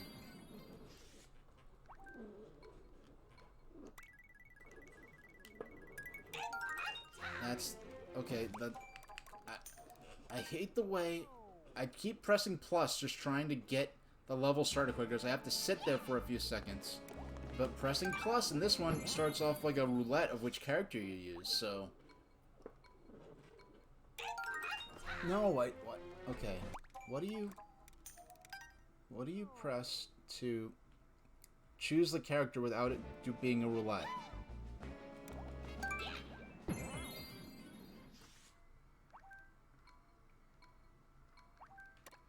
There we go.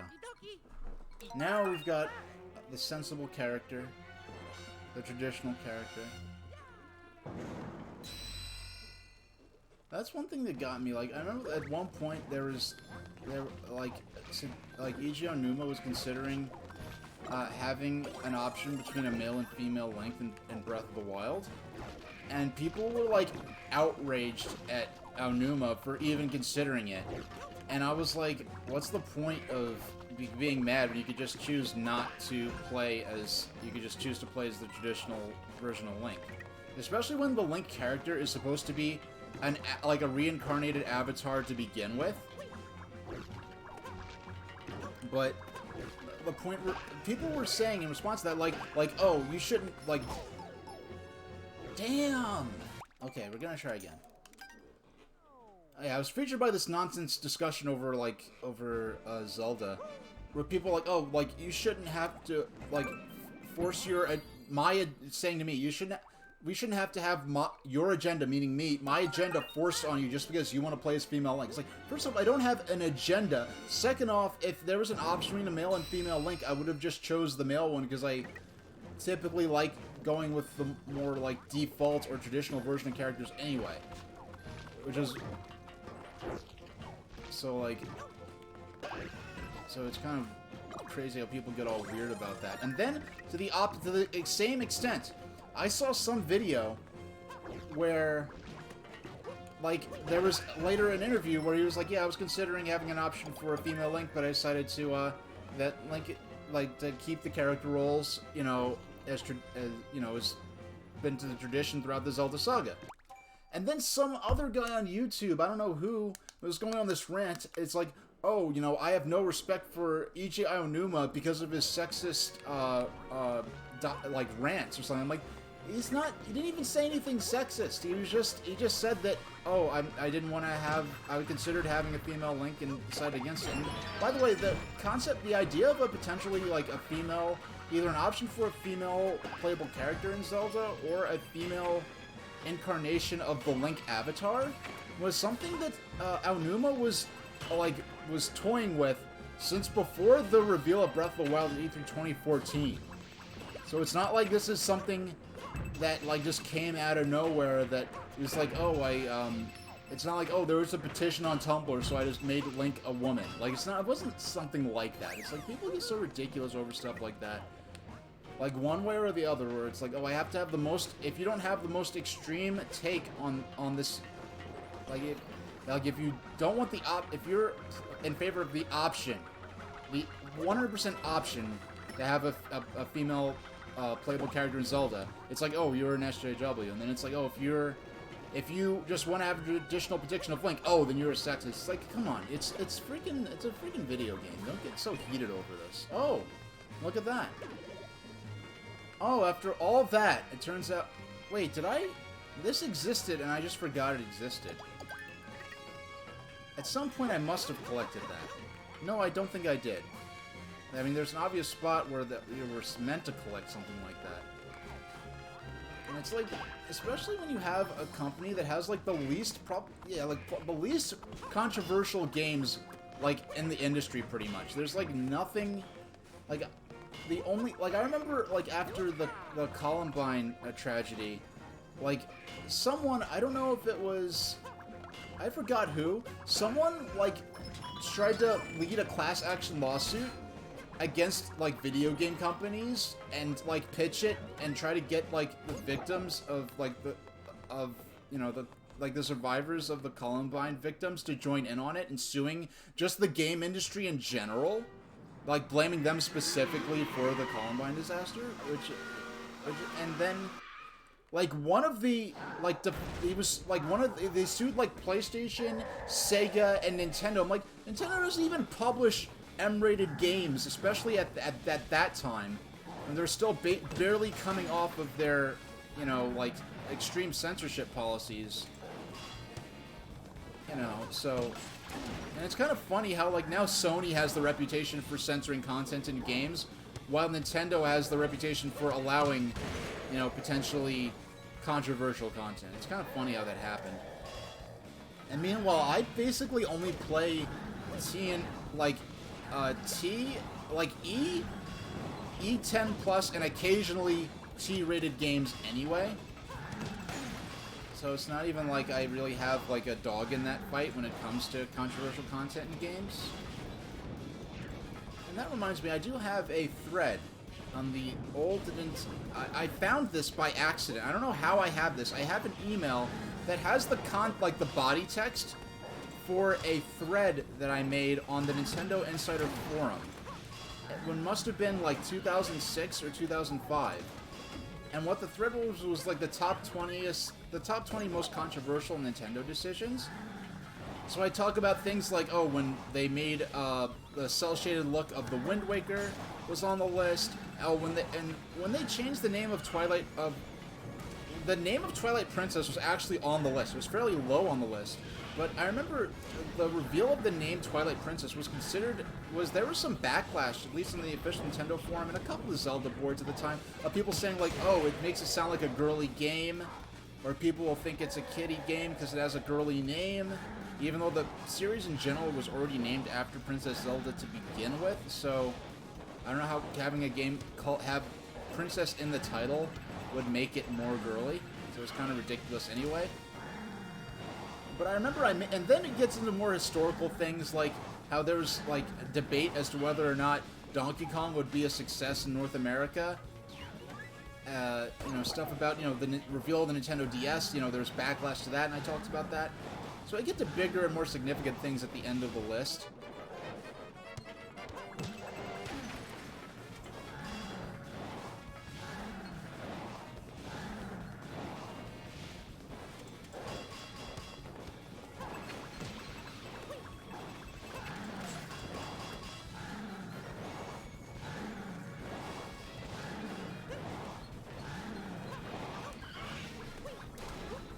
I've got to end this fast, or else I'm going to run out of time.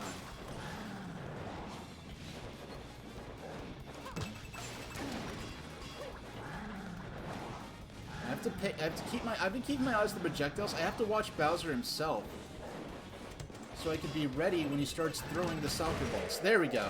So I was probably only one hit away from the last time we beat him.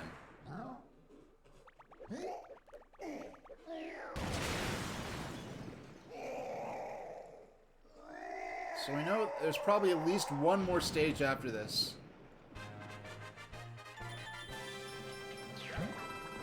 I mean, just having played 3D Land, I had a sense there'd be a level after this. I just didn't know what the boss might entail or anything like that.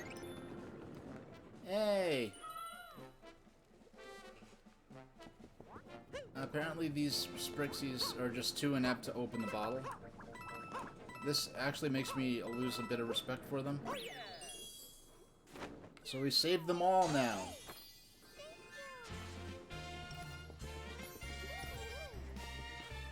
I mean, they really should have just went ahead and made these subcons, because they're obviously taking from the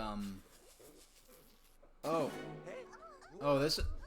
I knew there was going to be something more, but it's cool how they went about doing that.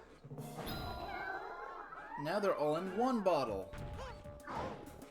If they're all in the same place, shouldn't their magic... I don't know.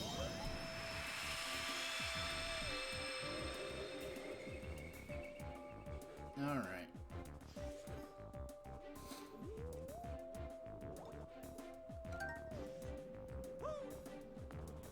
Alright, let's see. There's going to be an even bigger castle that appears behind this one. I know that... Wait a second.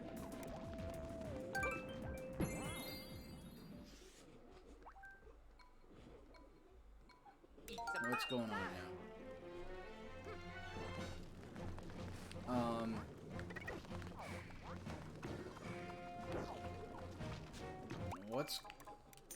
Okay, let's figure out what's going on first.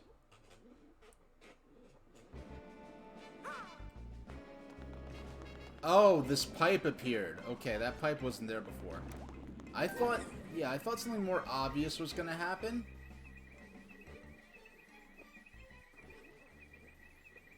Alright, let's see this. Oh, it's a carnival. That's cool. I mean, 3D Land did something similar to this, but I think in...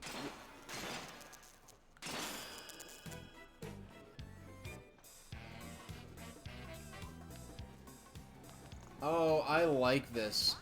So we do get our full 8 worlds. Alright, I'll be right back. And then, we'll continue on to this last world.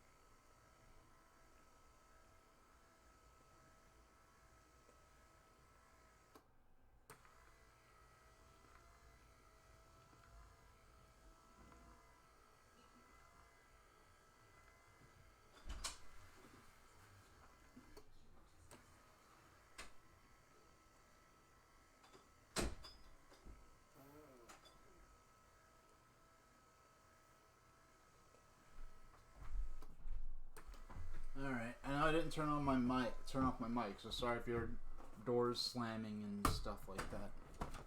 But okay. So we'll play a little more. Take my break.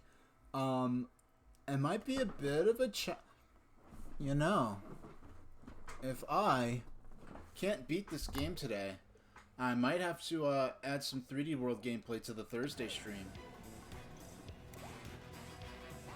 Because we're gonna have to eventually, or there's probably gonna be at least one more star minimum gate, star like barrier.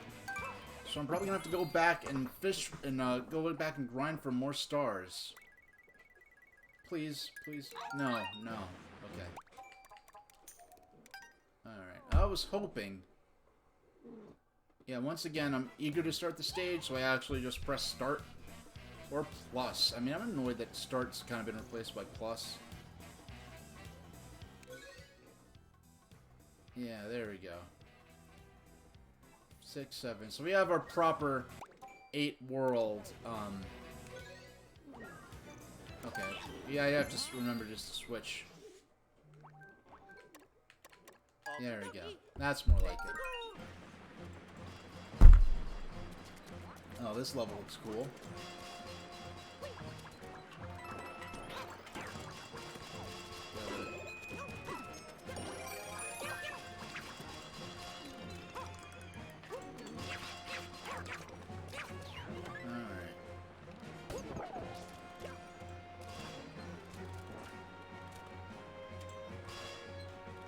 At least one stage go by, so I can get a sense of the timing for this track.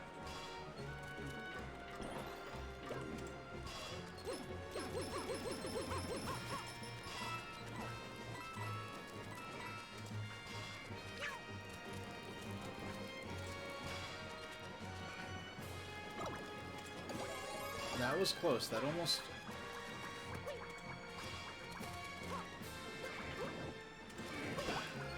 Okay.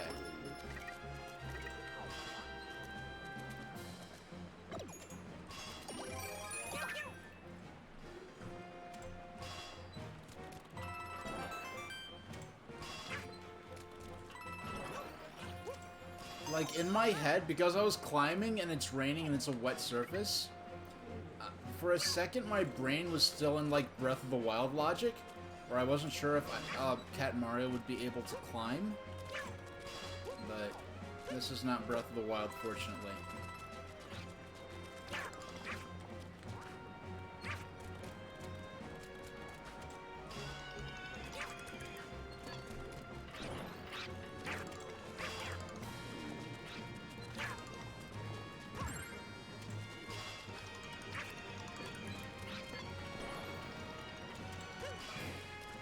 Yeah, I'm just bypassing you. No, I value the cat suit more than... Now, what's going on back here?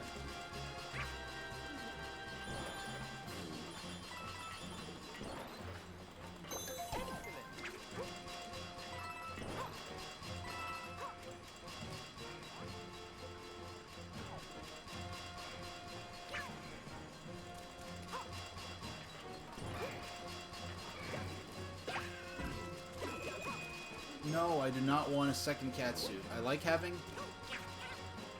Okay, so when I hit this, I'm probably going to have to do a speed challenge for a star, so I just got to be ready.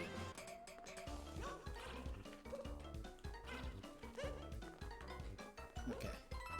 Come on! Land! Land!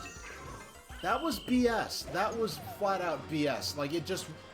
I just felt like the game just was not functioning properly. I just felt like I just couldn't control Mario properly.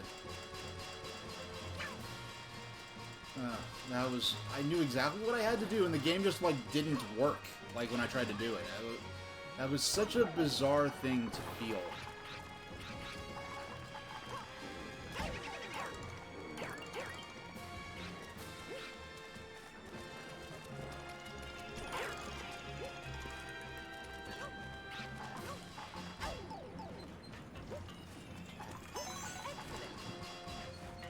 That's the worst thing. I did get 2 out of 3 of the stars.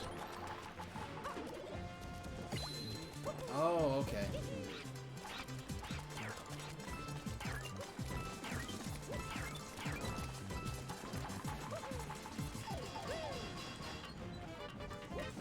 Oh boy.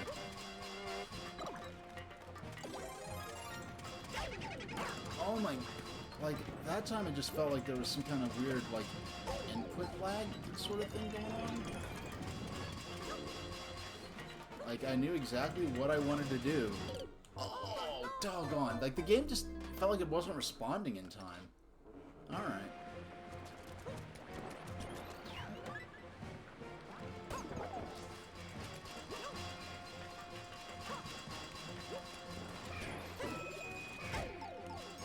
Okay. Rescue mission complete. We can report back to, I forgot which Thunderbird. Hey, oh, thanks for the chair. Okay, so, climb. Why? It's like it didn't... There we go. It's like it just wouldn't... Before this first time, it's like it just wouldn't let me win. Pretty much. If that's the only way I could put it. Now, I do keep forgetting that I'm not playing versus pinball. So I am free to pause.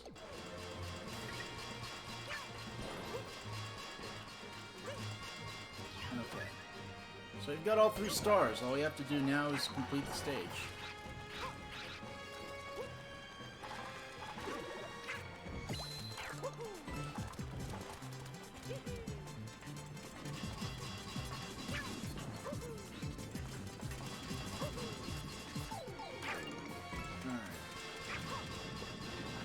But what I find to be a little too forgiving is just the idea that the stage actually resets your time when you...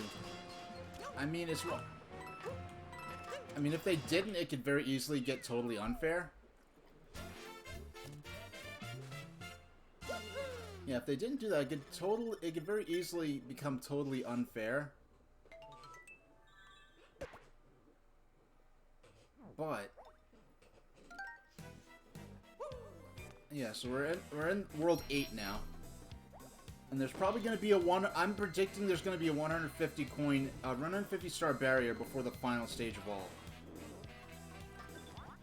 This level looks easier, so let's do this one first. Yeah, I just assumed that based totally on its little icon thing. Cookie Cogworks.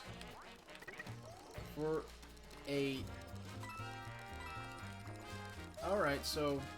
that's the nice thing, is they don't feel bound to make, oh, it's the last stage, so all these, it's the last world, so all the levels have to be lava-themed.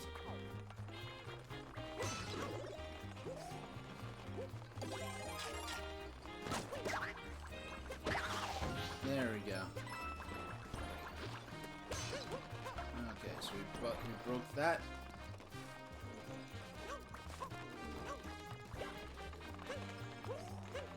How do I get back up, though? Okay, I guess that's how. It's just weird how there's that... I feel bad for those little hedgehog things. Well, I feel bad for the piranha plants, too. Piranha plants are sweeties. Alright.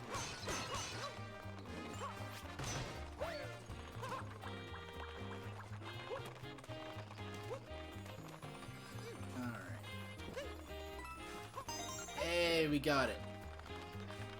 Yeah, I'm guessing there's going to be a 150 mini green star barrier at the end of the stage. I mean, the end of this world. Oh, wait. This area is really annoying. Like, these binocular things are always annoying to me because it feels like they should be... yeah, it always feels like these ought to be... like motion controlled using the gyroscope and the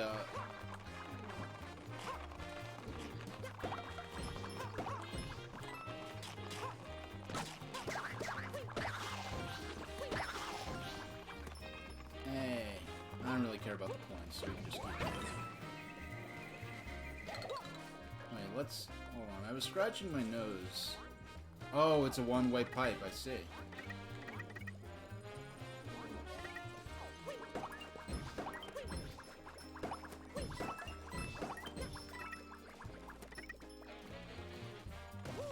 Oh wait, it just occurred to me, if I jump down a one-way pipe, is that...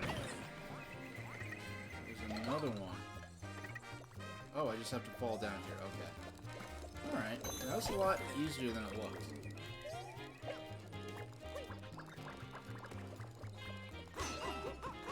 And how could those blocks just be sitting there and I didn't even really go after them?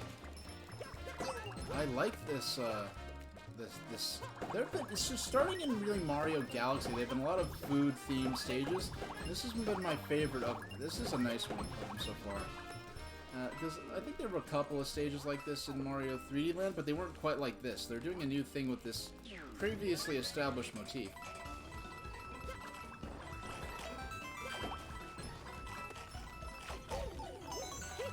Hey. I mean, it cost me a boomerang suit, but we got the green star, and if things go well, I'm surprised by how, in a sense, I'm a little surprised by how easy it has been to collect green stars. But what I hope for is that we don't have to spend a long time grinding at the end of this world to get into the final stage. Now, if I explored around a bit, I possibly could have unlocked... I could have found another green star. But that wasn't a hard level at all. It's nice to have a little breather level. And I guess I was correct for... I said, hey, that level looks easier, and it was pretty easy. Well, let's see if it's easier than the other stage. It's going to be I think the final star threshold is going to be 140, either 140 or 150, we'll see.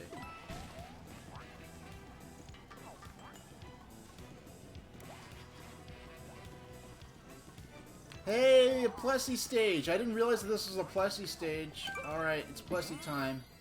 Everyone hop on Plessy's back. Oh no. Well, I don't want to play as Toad. Now that's cute. When you're in the air, all 3 Mario games do this, when you're in the air, you can't exit course. You have to be on the ground in order to leave the course. This, Plessy's cute, but not as Toad. I want to... It looks like a sand-themed stage. I think this is the second Plessy stage in the entire game so far. Hello, Plessy. Alright. Oh, it's a sand-themed Plessy stage. Alright. Oh, doggone. Well, I have to go back for the green stars, but with levels like these, I think the green stars are something you definitely have to kind of know what you're aiming for in advance, except for that one. I see ya. I see ya. No, I missed that one too. Because this is a Plessy stage, and Plessy is the best character in the game, everyone in the world loves, I'm going to replay the stage to go for the stars. For so late in the game, I have to say, there's no way I could survive Super Mario Bros. 3. At least the NES version. Like, All-Stars, maybe I can survive that one, or do better in that one, since this... Oh, no! I didn't realize there was a... I didn't realize that was a threshold where you could, like, that was like a downward, like a backward-facing... Alright, so at least we get to try again from the start. Let's go, Plessy. Adventure time!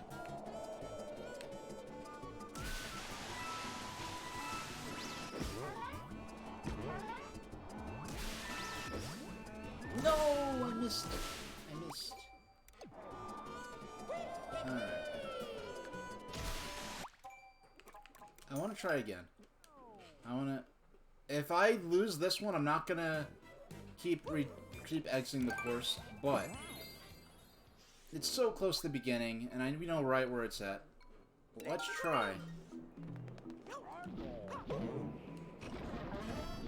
Well, how about one way or another, we keep replaying the stage till we either get to the either it's time for the midstream break.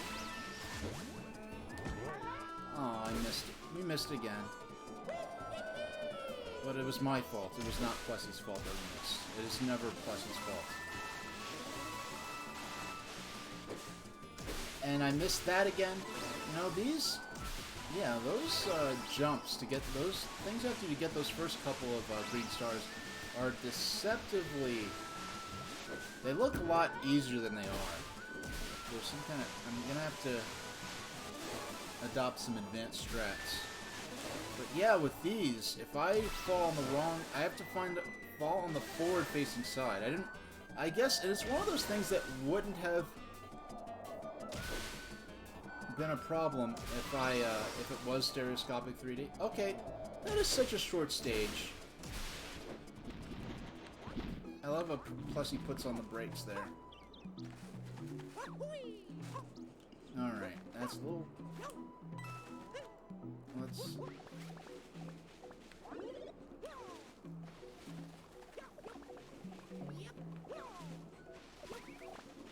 Sometimes they put stars in these, so I just gotta check all these. And I only saw two... Aw, look at him waving bye to me. Yeah, I only saw 2 green stars within the stage, so there could be one hidden up here.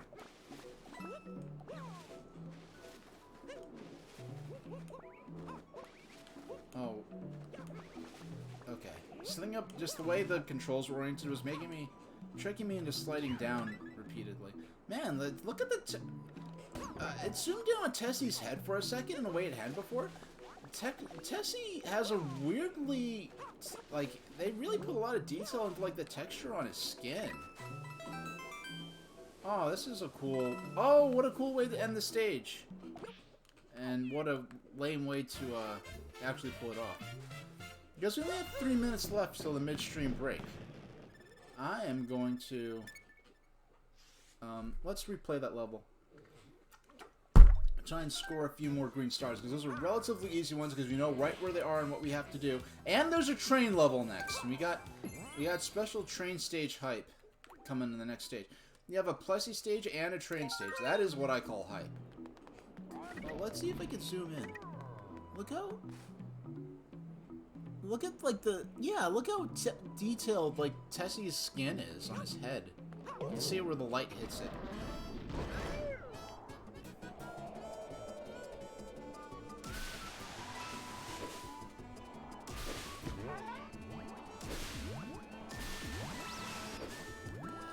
I missed it. And it definitely takes longer to exit the course and try again than just go through the course and do all that over. So we are gonna repeatedly try it. If I collect at least 1 star, I guess what I have to do is I have to time the slide correctly so that one of those enemies are there to hop off of at the right time, so it's right in the center.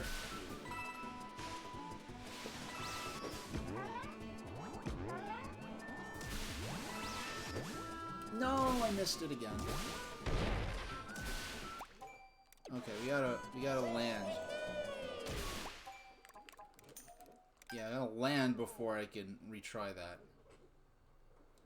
And if we don't get it this time, the next attempt or two, because we only have a minute left before break, then I will just go ahead and I'll collect it off stream. Honestly, when I consider the pros and cons of continuing Bowser's Fury, more Plessy is pretty high up on that list.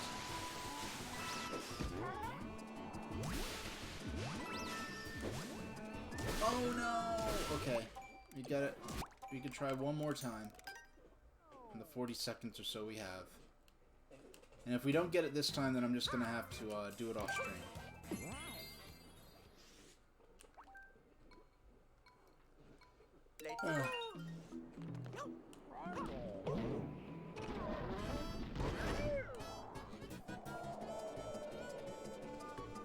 I have to look ahead and try to time.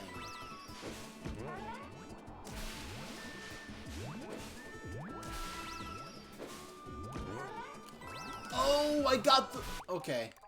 I get to try one more. I got the ring, but not the star. I, like, came, like, as close as I possibly could. And if this... We're gonna go through the stage from beginning to end, and at the end we're gonna...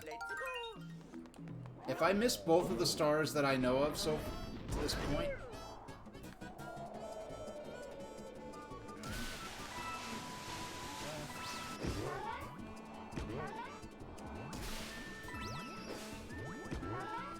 Yeah, we got it! Okay, so we're finishing the stage.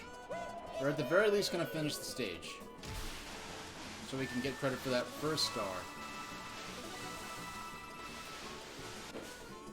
Oh no! You see how close... Oh no. But okay, we're gonna play till we finish the stage. Because I genuinely intended to finish level, because this game is very generous in that if you lose a credit after collecting a star, it still gives you credit for collecting the star the first try. And this is the first stage where I really feel like that's especially warranted, because in other stages, there's stages where it's very risky to collect the star, but you could, like, collect the star recklessly with no intent of being able to recover. Yeah! So we're getting at least 2 stars out of this. And I don't know where the 3rd star would be.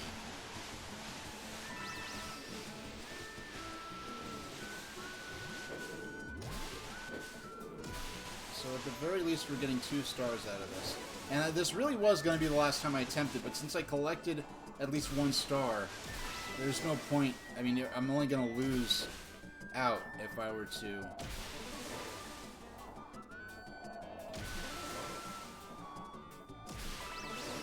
There we go. So I'll have to come back on my own time and find that 3rd star. Bye, Plessy. It's probably the last time we're playing with you. Come on. Come look at us. Bye. Bye, Plessy. Okay, let's go to the end of the stage now.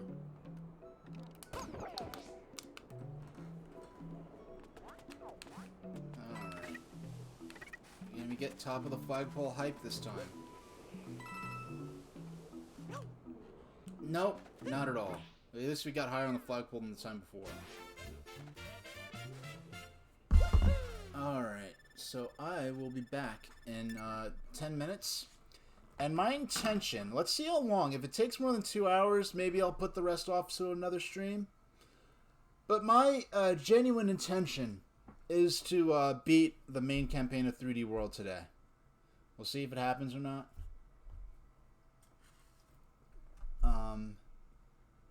So yeah, let's go to our rest break screen. And well, let's see, we've got... Wait, where's our music? We're supposed to have hold music. Where's our hype hold music? Oh, I just turned it down really low. That's more like it. So I will be back in 10 minutes, and we'll be back for at least another 2 hours of streaming, in which time we hopefully will beat the game. If I beat the game, maybe I'll move on to... Maybe I'll do a surprise bonus game. I don't know. I don't have anything planned in terms of my layouts or setups. We'll play something for at least another 2 hours. So, thanks for sticking with me, and I'll see you back in a minute.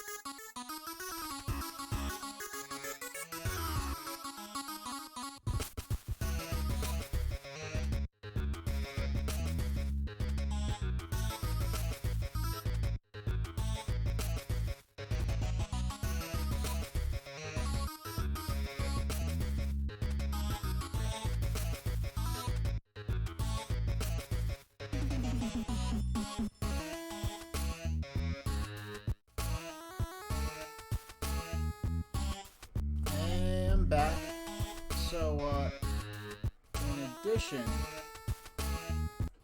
In addition to doing some stretching and exercise and self-care, I also figured out how to actually look at the redemption queue for if someone uses the premium token redemption. So that's nice. I didn't quite know how it would appear on my end, or in the future if I have multiple like different things to take care of, how they would appear first in, first out. So that's nice.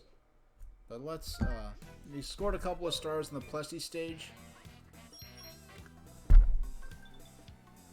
So let's go on to the train stage. Now we just got to set the timer for 2 hours and keep on moving. Yep, here comes the hype train. The Bowser Express. Well, this train's about to get canceled. Yeah, I said that. But it's quite a pretty looking train. You guys trying to hop on board without a ticket? Not today. No. Oh, come on. I'm trying this again because it's right at the beginning, and it felt kind of took-a-see that I couldn't even do the move I was... It feels very difficult, like, to do the back foot moves that you could do in, like, Mario Odyssey. It feels a lot stiffer and more difficult to do it in this game. Because this game, it controls more like a 2D Mario.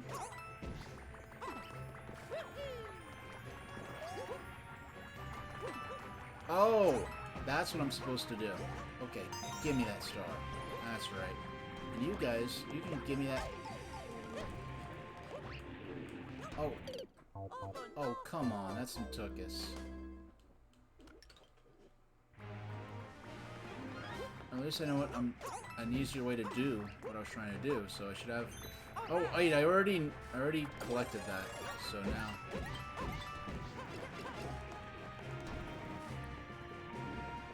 Now, fortunately, this is a very slow-moving train. I mean... Oh, no. Doggone.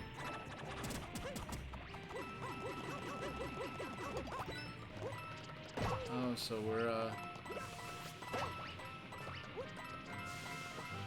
Oh, I fell off the train.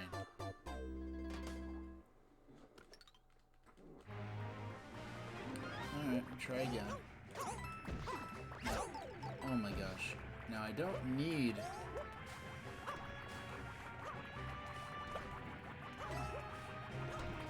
Oh my gosh, my...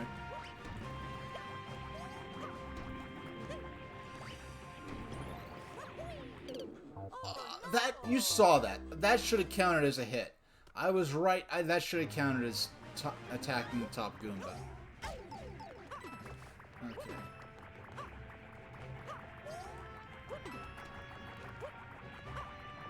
Alright. No! Oh, doggone.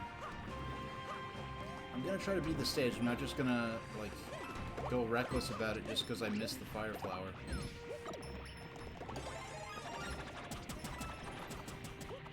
Alright.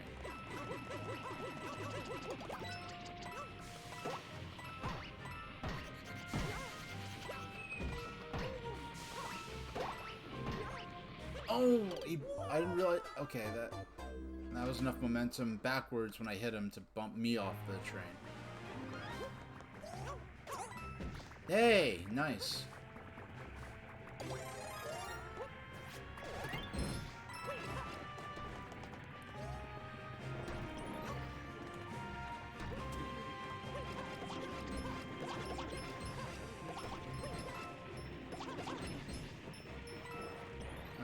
This time, it's gonna go much better.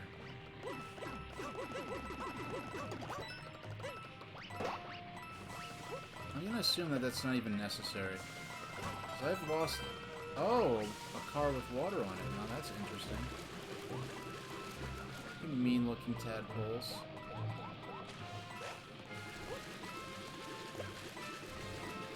Okay.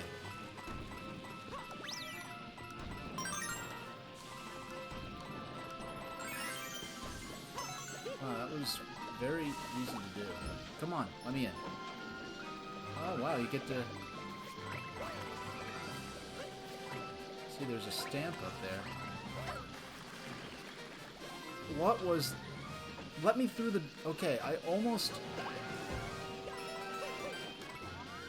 We're up to the sacred engine.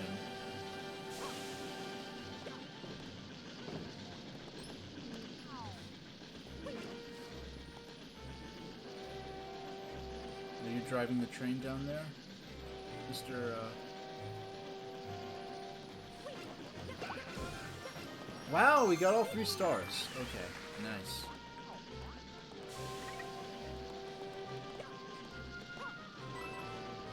Considering there's no checkpoint on the stage.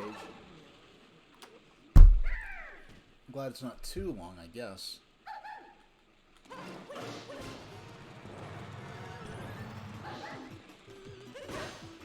Oh,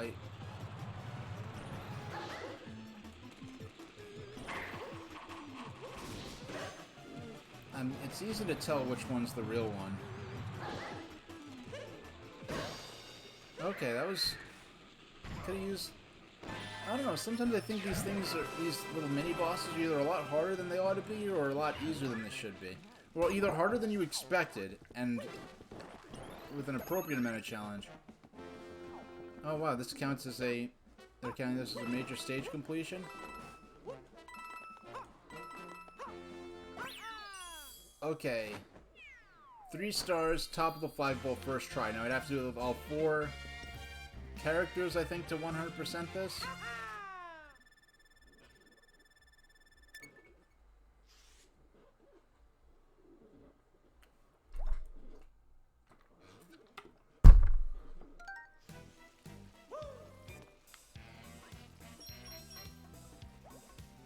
Wow, if we're at 140 or 150, I'm expecting it to be either be 140, in which case we've got it, or 150, in which case we have a number of stages still to come.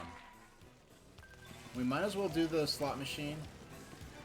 And there's another Plessy stage coming up, which I look forward to. It looks like an underground themed Plessy stage, which is not something I really imagined or expected.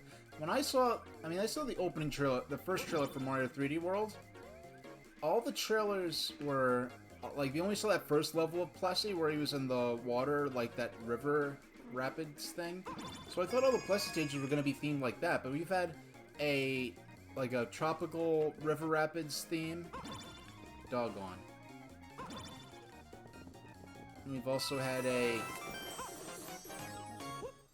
got a tropical, they have like a river rapids theme. We've had a sand theme.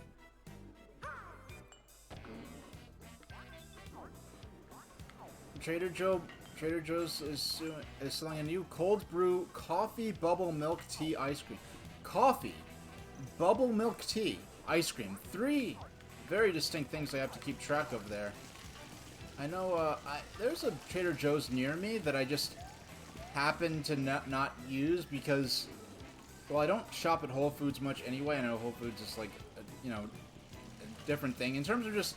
They're similar only in the sense that you can get groceries that you can't get in other places, but, But I know Trader Joe's has had a little bit of bad press lately, so I haven't been particularly, going out... I already, have been in where I've lived for years, and I haven't gone out of my way to shop there, even though I've always meant to.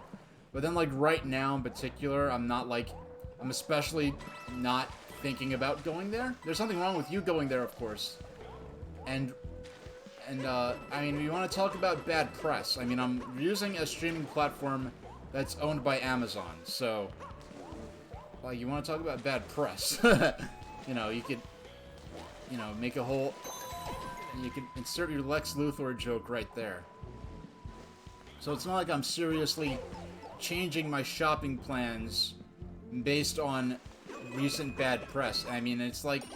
one of the main supermarkets I use is Publix, and they've had bad press lately as well. I mean, ultimately, if you want... you're gonna end up, foraging in the woods if you end up not refusing to use any company that's had bad press. lately, especially when any mistake that a company or someone working for a company makes just immediately goes straight to social media these days. So it's very easy to find out if someone does something bad that even doesn't necessarily reflect on the company as a whole, or it's just one bad. Hey, Plessy! I forgot you were in this stage. Let's do this. All right. Got a nice, nice theming for a Plessy stage. It's not the usual upbeat, you know, slider theme. They have this sort of dank underwater sort of sewer type of. Oh, okay. Bye, Plessy. I'll see you again soon. I hope. I hope this isn't the last time I see you in this stage. Okay, let's keep moving. Yeah, I'm not gonna try a bubble milk variant of coffee until I have a proper bubble milk tea, like just a regular one, so I can compare it to. So that way I can know if I try something that's bubble milk tea themed, I know whether or not it's accurately simulating that experience or not.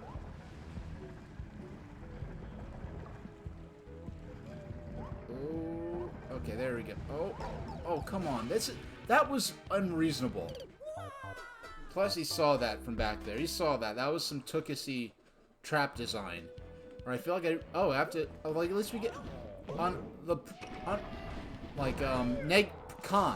You have to redo the Plessy section. Pro, we get to do the redo the Plessy section. So it's either way, I mean, it's annoying that we have to redo this. Oh, that was so short.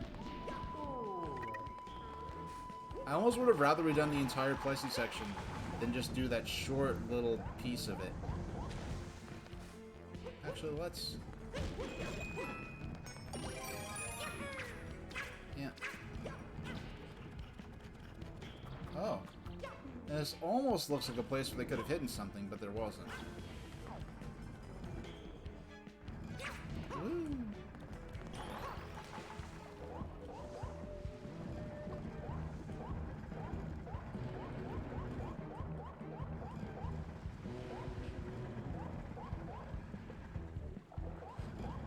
Okay, I see. I get a sense of what... Okay, I just did... That isn't what they wanted me to do, which I get the first time. I thought I was supposed to go down. I didn't think I'd be able to even... Now, this is probably going to be a star at the end of this. There's no time limit attached to this one.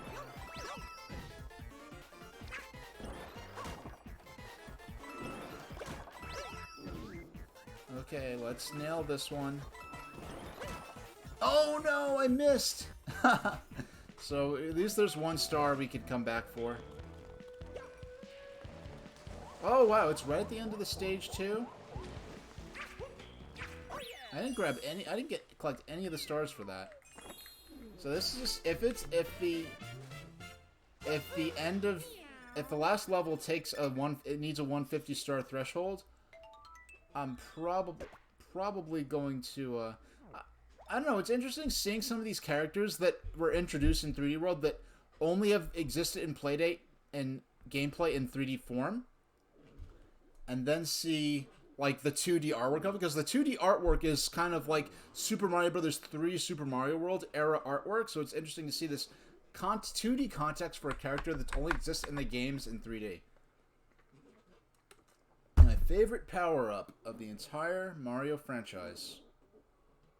Well, I can tell you my least favorite one. I was not into the Ice Flower in New Super Mario Bros. Wii the first time I played it, and the only time I played it back in 2010. When I first played that, I would deliberately ignore Ice Flowers whenever they were offered to me.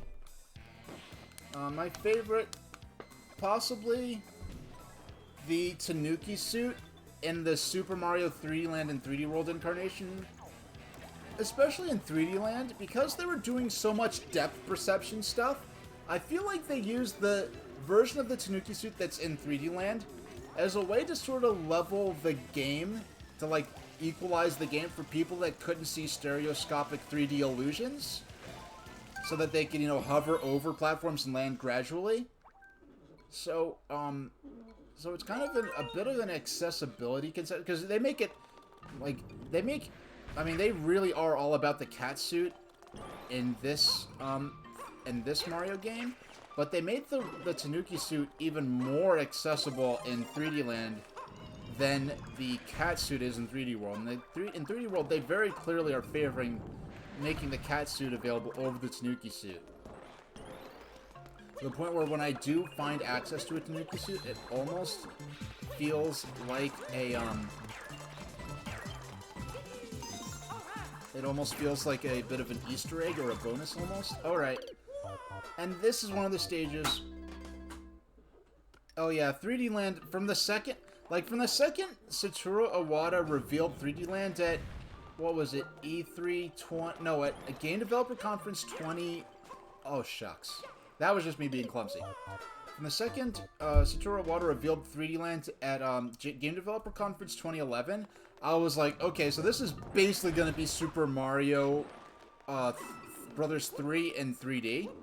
And that main theme from Super Mario 3D Land has the that motif from Super Mario Brothers 3 in it. And I really don't see people calling it out.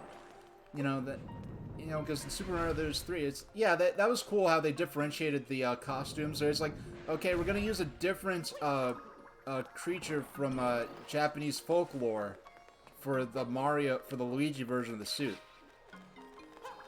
But in Super Mario Brothers 3, you know, that theme, there's that part where it goes dun dun dun dun dun dun dun dun dun dun dun, like in the main theme. And then in but I'll do a video about, I make a YouTube video about it. I don't know if anyone's done a YouTube video about it, but they really haven't. How Super Mario Brothers, Super Mario 3D Land basically uses one of the main motifs from Super Mario Brothers 3. And then Super Mario 3D World, the main theme uses the motif from Gusty Garden Galaxy, and I don't really see, I really haven't seen many people point this out. Like, that they are using the Gusty Garden Galaxy motif from Mario Galaxy and Galaxy 2. Okay.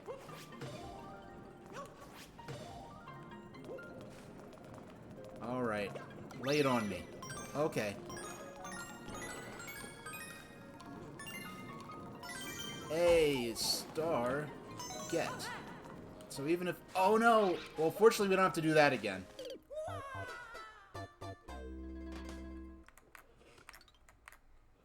Now, if they were actually going to make the Kitsune power-up, not just a reskin of the Tanuki suit power-up, because I know, like, Tanukis, they could, like, turn into stone, and they transform by placing leaves over their heads, I think. But if they were going to make the Kitsune suit a actual, like, unique power-up based on the lore attached to Kitsune, it would be cool if there was some kind of shape-shifting power, like, it could, like, using the Kitsune suit, you could, like, mimic, like, enemies that are nearby you, somehow. I mean, they kind of already played into that, did a sort of a theoretical version of that with, Cappy in Mario Odyssey. Hey. Alright, you just gotta figure out. Okay. I would have rather have gotten... I forgot that cat bullet bills were a thing. Is this the first time we've encountered cat bullet bills? I know I've encountered them in Bowser's Fury. I really didn't need to, trigger my power-up. If I was Small Mario, maybe would have been a good time to bring out the power-up.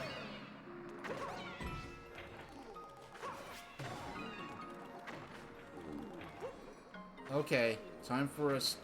Are we gonna get 3 stars in our first time through the stage? Oh! Okay, come on.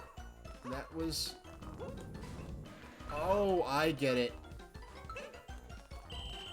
Yeah, we got it! Yeah, 3 stars on our first try. So now we don't have to worry about doing that again, because it lets us, it's merciful and lets us keep the stars, even if we lose a credit. Now, if I were to exit the stage without completing it, I would lose credit for the stars.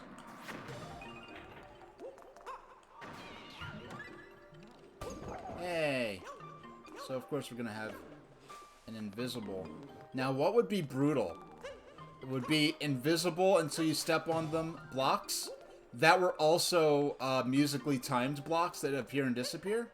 That would be pretty tough.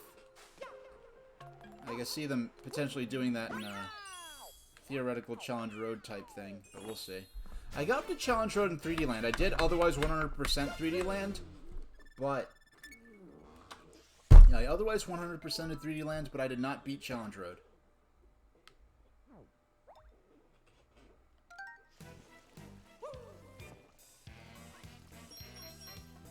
Okay, so if we have a 150 threshold for the final stage, we at the very least are, well, only 5 stars away from... And we have at least, I think, 3, like 2 or 3 that I could go back and get pretty easily in this world alone, let alone the earlier. No, I've already went back and, Now, I don't know what you could really use these stamps for, since Miiverse is not a thing on the Nintendo Switch, and it's not a thing anywhere anymore anyway. And that's one thing as in modern games that is kind of unfortunate. The sort of transient nature, I guess, or the temporary nature of many aspects of the game. Like you could plug in an NES, a Genesis, a TurboGrafx 16, and basically get the same experience that you would have if you played those systems when they first came out. It might be a little tricky to plug it into a modern TV, but you can get an older TV, and there are just different solutions for attaching an HDMI console, a non-HDMI console to an HD monitor. But when it comes to, like, you can never bring back Miiverse on the Wii U. You know, so... Oh, that's a Switch just for Luigi. I think you get a stamp, I think, if you... Okay, so you have to keep it. Ooh, wow. This mechanic, I think, is new. This idea of actually being able to defeat boos. Ah, I see what you did there, game. Yeah, I don't think, even if the final threshold is 150 stars, I don't think we'll have a problem collecting those. We might even have them by the time we get there. People keep saying the flashlight block is a reference to Among Us. Who? I don't know anything. Who is saying that? I mean, how is it? It's being seen, I mean, I guess frequently enough. There we go. I'm glad that ended up being a POW block, like a Tanuki leaf, because if it wasn't that, I would have no way to get back to the platform. I don't know anything about Among Us, but people, like, isn't Among Us only like a year or two old, and it just happened to blow up within the last year? Or something like that? Oh, wait. I did not... Alright. I mean, I got what I deserved, but... Mostly younger people who aren't aware that 3D World is an 8-year-old game. Yeah. Yeah, it's one of those things. I like how they just have the 4 lamps there if you actually do have 4 players with you. It kind of reminds you of the few things I remember about Disney. I remember the elevator for the... Yeah, I did not realize this was going to be... Oh, well, at least I have a second chance to try to get in that question mark block. It's probably a... Yeah, I did not realize... I mean, yeah, the Haunted Mansion, at least in Disney World, I think. Yeah, there's like that elevator thing. Now, if they...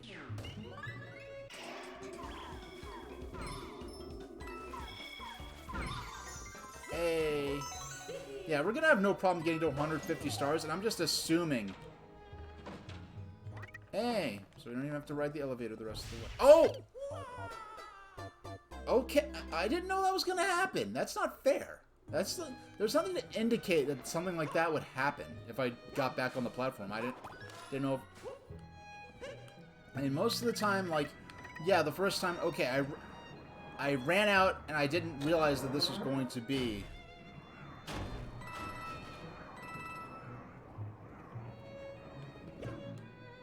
Okay, this is probably going to be some kind of puzzle.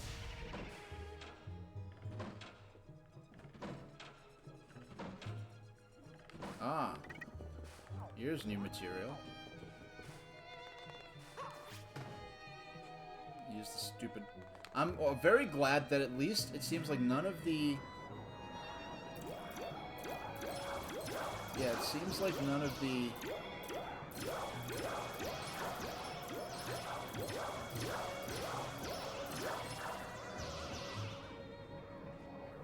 Yeah, it kind of, in a sense, it kind of... The thought of a kid, a kid who's young enough to not be able to figure out that Mario 3D World is a re-release of a previous game. Hey, Mecha Kong. Thanks for the resub. You know, I don't have the next monetary expense I will use on this on streaming will be some doorworm emotes for people to use, but I do have. Oh, it was popping in from last stream. That's interesting. I was gonna say, like, I thought you resubbed last stream, and I was specifically talking about that. So I don't have emotes yet, but I do have the channel point redemption ready to go. I did set that up at least. So I don't know like how many. Like I know like it sounds like I priced the one thing I have so far pretty cheaply. And it was only during break that I even figured out how the queue works, or how to view my my channel point redemption queue. You died a lot on this level too? And it's funny how the platforming, the Ghost House stages in 3D Land seemed more based around actual puzzle solving, whereas this is more just about platforming elements, but with a lot of traps and stuff like that. No one's redeemed it yet.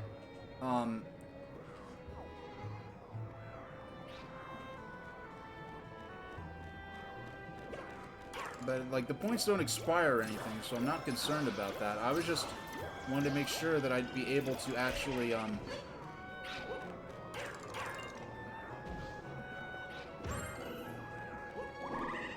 make sure oh, and I'm right at the end of this little gauntlet here, too.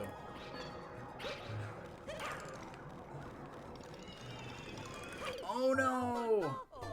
Oh! And 0 lives left, and it's... Okay. 3 things happened at once. I lost, I need to refill my water bottle, and when I'm back, we're gonna do the point redemption. So, I don't think nothing appeared on stream, it just appeared in chat. Oh yeah, it's not an easy level. I'll be...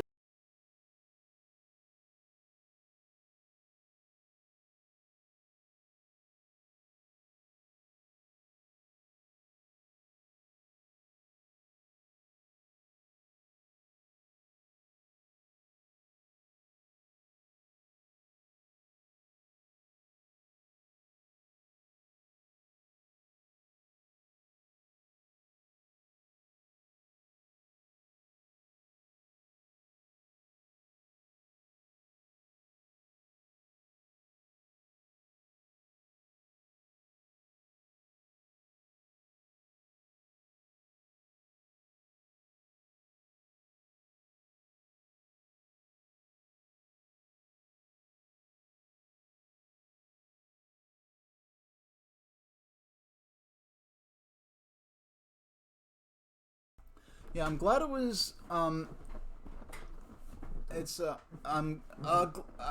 thanks for redeeming, and I'm glad you were the first to redeem, because I did kind of take the idea from your Tolkien, Middle-earth lore, point redemption, which I haven't been around to see it live in a while. I don't even know if it's still a thing.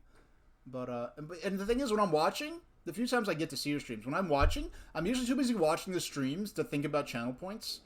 And I only remember this because someone talked about it. So, we are going to get into some deep lore from the world of Thomas the Tank Engine and friends.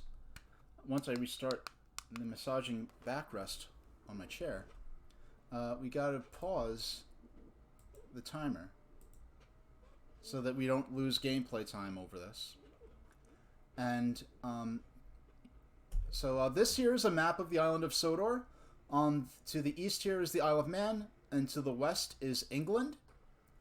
And all these lines here are all the different railroads that are all over the island of Sodor. There's the main railroad, the Northwestern Railroad. That's where Thomas and Gordon and Henry and all them work. Then there's the Skarlovia Railroad, the narrow gauge railroad. There is a minimum gauge railroad.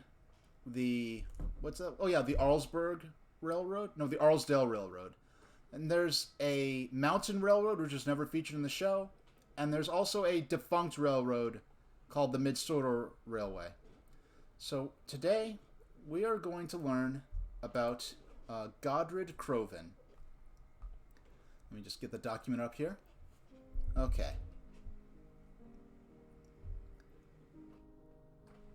King Godred Crovan II was king of Sodor between 1067 and 1095. He gained the name Crovan because of his custom of wearing white leather gauntlets into battle. Godred was born in Iceland in 1045. His father, King Harold the Black, had taken refuge there after Thorfinn the Mighty, Earl of Orkney, had expelled him from Sodor and Man in 1034. Harold died in a failed attempt to reclaim his kingdom in 1047. His mother was Greta, a local girl who Harold had married. Thorfinn had appointed a puppet king named Fingal in Harold's place, but Fingal was acting the tyrant, and the Sudrians began to want Harold back. They sent Sigrid of Kronk in 1056 to find him. On arrival in Iceland, however, he only found Greta, Harold's widow, and Godred, his 11-year-old son, who sailed for Sodor with Sigrid. There Sigurd became Godred's foster father, rearing him with Ogmund, his own son, and training them both in the art of warfare. Later, Sigurd married Greta. They had one son, Sigmund. Both boys became Godred's close friends. Sigurd trained Godred to one day reclaim his father's kingdom. Upon Sigurd's death in 1063, Ogmund succeeded to his position and eventually became Godred's Jarl and Viceroy in Sodor. Thorfinn died in 1065, and Godred, with Sudrian backing, claimed his father's kingdom. He appealed to Harold Hardara, king of Norway, and fought on the Norwegian side at the Battle of Stamford Bridge, where he was wounded and taken prisoner by Thorkel of Norwich, an officer of Harold Godwinson. The two struck up a friendship, and he promised Thorkel lands in Sodor by way of ransom. With the collapse of the Saxon resistance in England, Thorkel crossed over to Sodor in 1067, and was settled at Kelsthorpe Road, with Sodor now under Ogmund and Thorkel. Godred began his conquest of the island. He improved upon his grandfather's fortifications at Arlsburg and Peel Godred, the latter becoming his headquarters. This was completed in 1075, and a period of consolidation followed. He launched a failed invasion of men from Arlsburg that year. Finally, in 1079, his conquest of Dublin left open the way for the invasion of Man, launched from Harwick, culminating in the Manx surrender at the Battle of Skyhill, during which, to Godred's lasting grief, his stepbrother Ogmund was killed. Godred commissioned the Ogmund Saga to be sung at his funeral. Godred Crovan ruled from Dublin. His dynasty lasted in Man for nearly 200 years. It is generally believed that in Man, he was also he who established Twynwald and the House of Keys. There is, however, evidence in the Ogmund Saga pointing to their existence during the reign of Harold the Black, and Godred MacHarold is named as founder. The first Norman invasion of Sodor in 1089 was rooted at Crovan's Gate. Godred, with 300 men, held 4,000 Normans at bay until Sigmund and Thorkel could arrive with reinforcements. He feigned retreat, drawing the Normans into the narrow pass, which Sigmund then closed. The result was a virtual massacre of the Norman invaders. The second came in 1094, being time to take advantage of an illness Godred was suffering. But Sigrid of Arsdale's victory at Cast ny Howain put a decisive stop to that. Godred died of pestilence in 1095, and was buried at his own request on Islay. Godred's heir, Olaf, was only a child, and Dublin appointed a regent to rule Sodor and Man. 4 years after Godred's death, Sodor broke away from Dublin and Man due to the former's decision to send Olaf to the court of Norman King Henry I to form its own independent kingdom, with Godred's half-brother Sigmund as king. So that is the lore behind King Godred Crovan II. And what does that actually have to do with the Thomas stories? Well, in the... Hold on, I have to check the date on this book. I have it right here. This was first published in 1964. Yeah, so in the 1964 book, Mountain Engines, which is in reverse. Yes, I was not kidding when I said there was deep lore for Thomas the Tank Engine. Mountain Engines, then published in 1967, features, there's a character called Godred. Actually, I could just pull up the image. I happen to have his toy on my desk, but... Yeah, so Godred here was named after King Godred Crovan. And the interesting thing about these engines from the Coldefell Mountain Railway, these are some of the few toys. Now, you see the traditional Thomas face in the front. Now, if you want to talk about cursed, if you think about Thomas too hard, it's a little cursed with the faces on these machines. But this character also has a face on the back. Because the thing about cog railway engines like Godred, and the real-life basis, these engines can... It is physically impossible for them to pull their trains. They only can push their trains. So because there's usually a train in front of the front end of the locomotive, because it's not pulling, it's pushing, the only chance to have a face on it that was often seen in the illustrations was to have the face be on the back. Yeah, it's not really focused well there. Let's see if I could find an example. Yeah, here we go. So here's the back, and you can see the faces on the back of the engines. It's not really focusing well. But we have Godred's trading card up here that came with his 1995 Ertl figure. Now let's read the trading card for Godred the Engine. For a bit of bonus lore. Godred was the very first engine in the mountain railway. This made him rather conceited. One day he fell off the steep and dangerous tracks where he was supposed to be keeping a lookout. He could not be repaired, so he was taken in pieces to the engine shed, where his parts were used to mend the other engines. So yes, this character actually dies. This character falls off. He fell off the steep and dangerous tracks. He could not be repaired, so he was taken in pieces to the engine shed, and they used him for spare parts to mend the other engines. So, F in chat for Godred. This character only appeared in the book.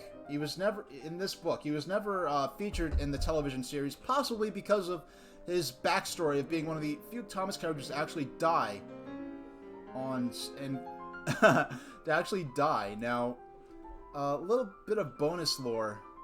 We already had bonus lore, but since I just happen to have this ready. I have a few different backgrounds for future redemptions.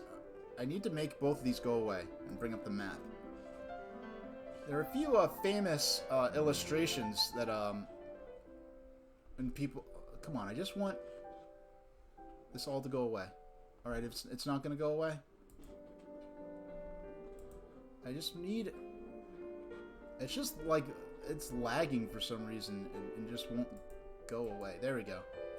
Oh yeah, here's another famous illustration from the 1960 book Stepney the Bluebell Engine, which is a book that's kind of dealing with the end of the steam era, because each year one of these books would come out, and the book was set in the year that it was published.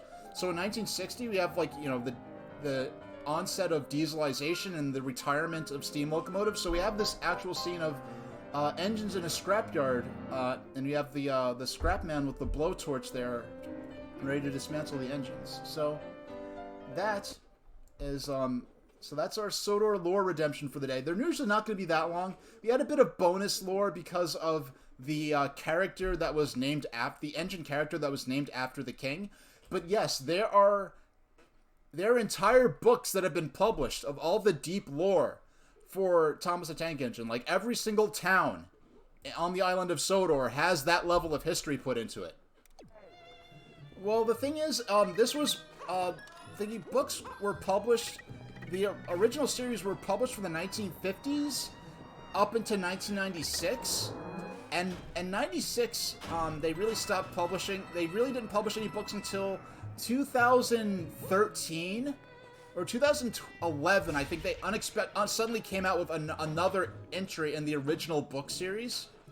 And then the final book in the series was released in 2017 to commemorate the 100th, what would have been the 100th birthday of the original creator of Thomas the Tank Engine, Reverend Wilbert Awdry.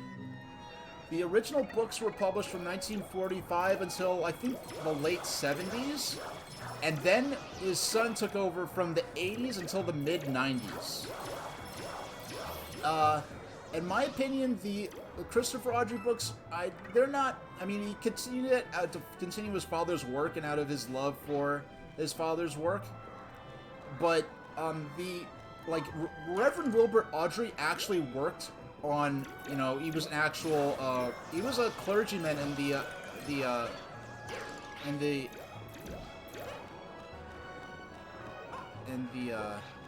the Church of England. But he was also, oh, hey, no problem. I want to give you your money's worth, right? Yeah, so he was a railway man on the church. He was a railway employee, you know, in England. He also worked on a couple of preserved railways. But he was also an Anglican minister. But in addition to that, but he was also actually worked on railroads. So he has first-hand experience with this stuff. Whereas his son never worked on the railroad, so he kind of learned about railroads and then wrote stories about the stuff he learned. But in the original Wilbert Awdry stories, basically every single story is based on a real-life event that happened on a railroad, mostly in the UK and Ireland, but also from around the world. So all the stories in the original Awdry Railway series stories are real things that happened on a real railroad somewhere in the world, but with the idea that the trains and other vehicles are alive, being used to create a story and characters to contextualize these events. But the actual events of the stories are based on real-life railroading history.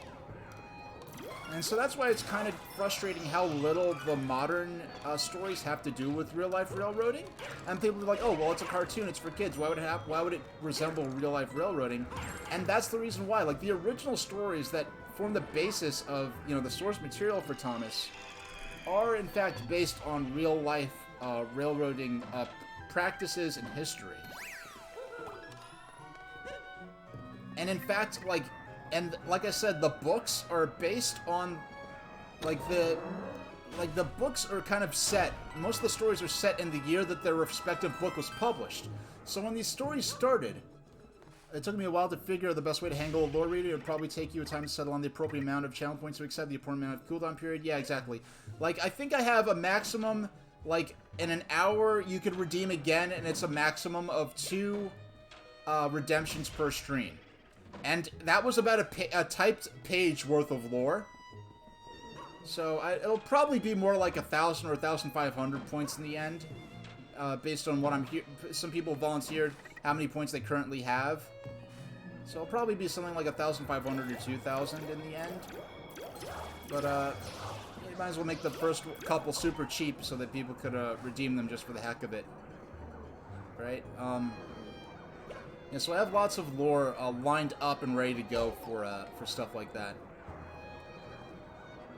But so, like, when these books first started coming out, it was 1945. Oh, they don't have the ice cream? Clackaboy, you missed the, someone redeemed the Sodor, lore reading redemption. So, oh no! So, yeah, missed that, unfortunately. I'm going to clip that. I'm gonna clip that. And I think that was, like, about 10 minutes, so it'll be instead of a clip, it'll be, like, a section of the stream that I'll just have, separated. And that'll be fun. Oh yeah, I have to do this again anyway. No, I missed it. Oh, I redeemed... No, I almost salvaged it, but I fell anyway. Yeah, I'm sorry they didn't have the ice cream you went for. Yeah, I'll definitely... Because they're really... Twitch is really pretty liberal about letting smaller streamers clip very large portions of their streams and keep it indefinitely. Which is how I was able to enjoy most of Mecha Kong's magazine reading streams. And that is something I would like to do myself.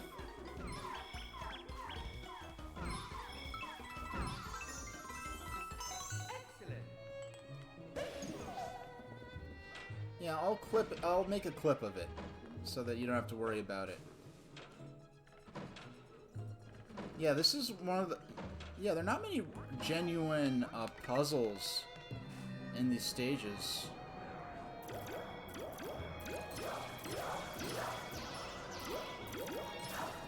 I should be focusing more on...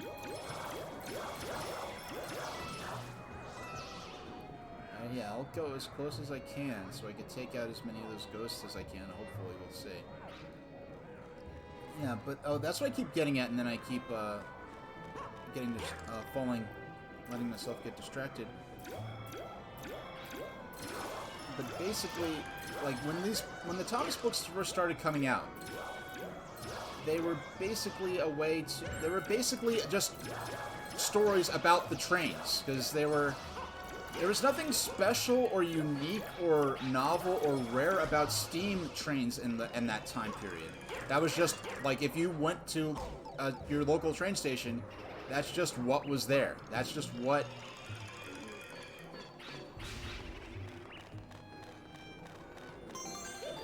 Hey, all 3 stars! But then as the years went on... Yeah, top of the flagpole.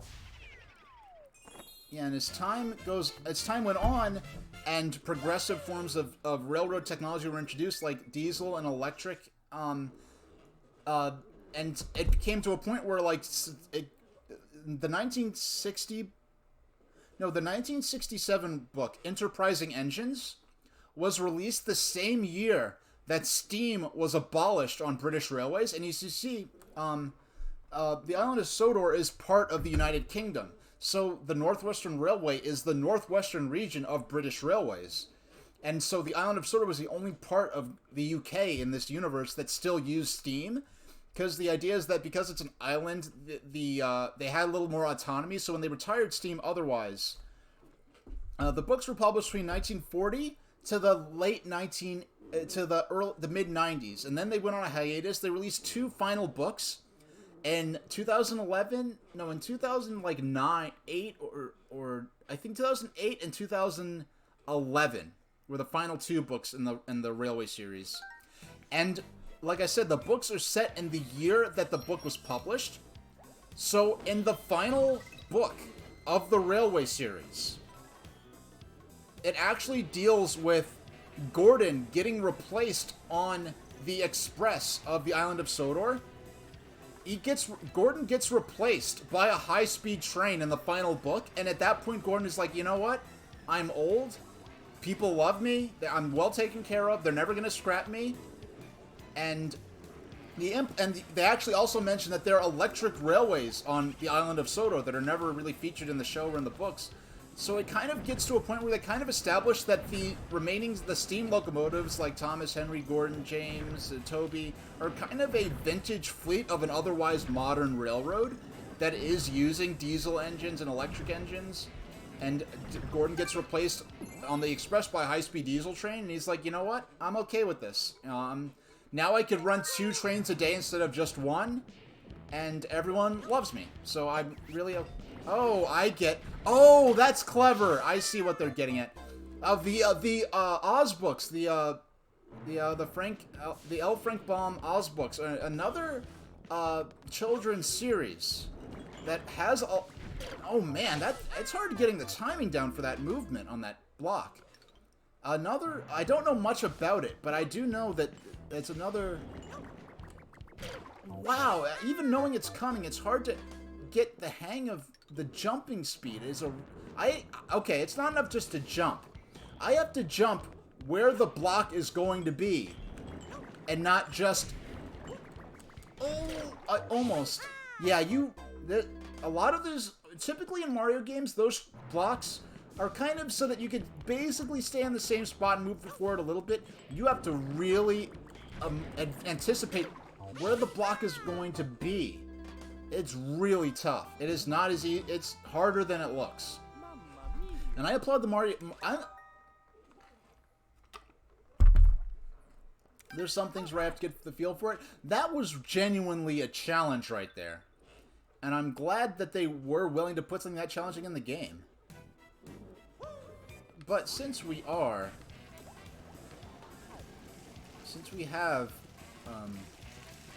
game over, let's go back and get some power-ups. I know that if the Tanuki Tail is an option. No! This is the first time I ever, like, lost at one of those. So, oh, I forgot it's not time-based. I have to... I'm guessing I had a 50-50 shot there. Well, I forgot. I could just choose from the map. The Return to Oz movie is based on books 2 and 3. Yeah, I never saw Return to Oz, but I believe Return to Oz was like released like the same year that the source material went public domain.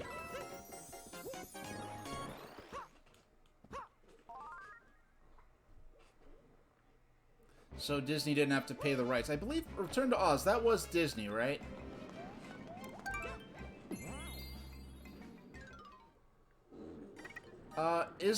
You know more about the Oz universe than...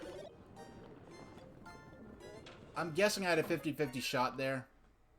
Yeah, you know more about the Oz universe than I do.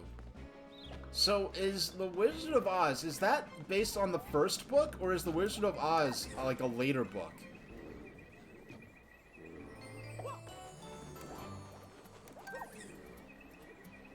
Now, I think I saw a silent film production of Ozma of Oz.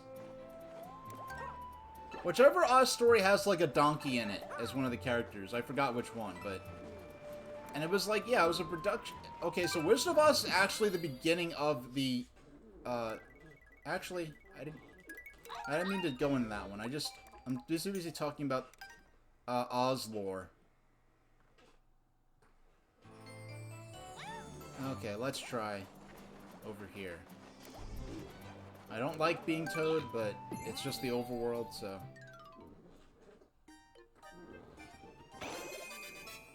This is what we want to see. We like that Tanuki suit. And I actually like... But I'm gonna get this Tanuki suit out first. And now we go back to the Bowser world. Published 1900. Wow. And Return to Oz was like... Was that early 80s or late 80s? I forgot. I believe it was... Return to Oz was in the 80s. It was late 80s, wasn't it? Back in the good old days when a copyright would expire in only about 80 years. They couldn't get indefinite extensions to it. Now, to those living in Canada, at least, like, the Disney stuff that should rightfully... Like, there's a lot of Disney content that rightfully should be in the public domain, but Disney is just able to, like, cut some kind of stupid deal with Congress where they keep expanding the copyright dates on the things that should rightfully be public domain. And that's especially enraging because Disney, like, built, like, Disney, like, basically established themselves largely based on drawing from stories that are in the public domain. But then when it's time for their stuff to go into the public domain, it's like, oh, we're special. We get to expand our we don't have to follow copyright law when it's time for our material to go into public domain. But we could, like, sue the heck out of anyone. Like, what the thing that enraged me the most, like, one of the most, like, rage-inducing things Disney's done in terms of stuff like this is when they tried to sue Filmation for making Pinocchio and the Emperor of the Night. Now, I don't think that I haven't seen that movie. I remember seeing trailers for Pinocchio and the Emperor of the Night on television as a little kid. I do have some on tape even to this day. But I heard that that's not a very good movie. But basically, Disney attempted to sue Filmation for making Pinocchio and the Emperor of the Night, claiming that it was an unauthorized sequel to their Pinocchio movie. And it's from their 1940s Pinocchio film. I'm like, okay, so I believe Disney did, like, Pinocchio wasn't in public domain at that time. So they actually did have... I didn't realize this block was going to start sliding.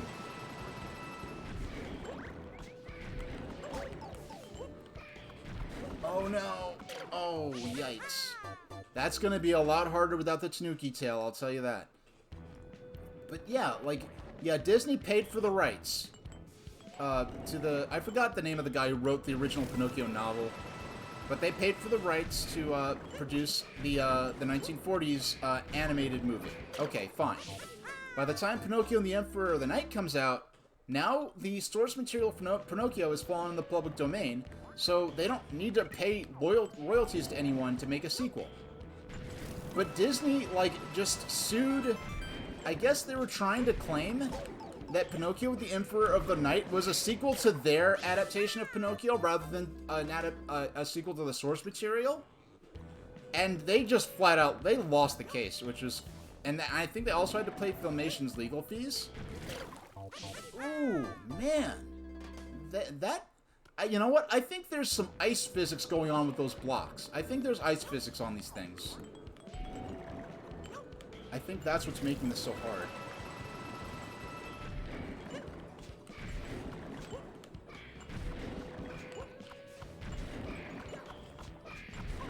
Oh no. That was the closest I came in a few tries. I mean, there's no real penalty for getting a game over except that you lose the checkpoints that you got up to that point.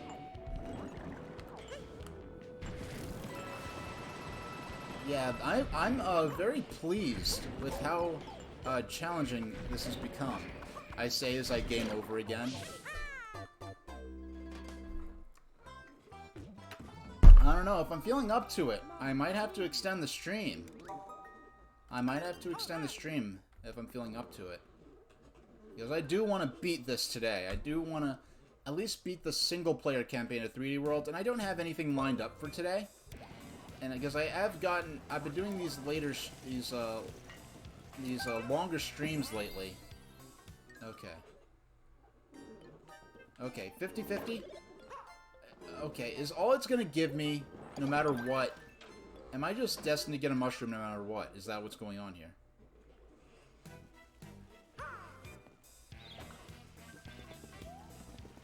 Okay, let's start from World 2. I think there's at least one Toad House. I mean, we'll try for some... I'll try the slot machine just for some one-ups, because it's less tedious to have as many game overs.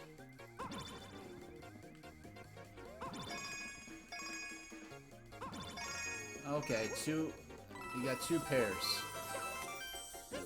Well, we'll see how I feel. Like, it's really more of a matter of how I physically feel as opposed to how I... Like, if I want to play or not. But I'm feeling alright so far. I may have to do another break. But, okay, we have at least one up down there.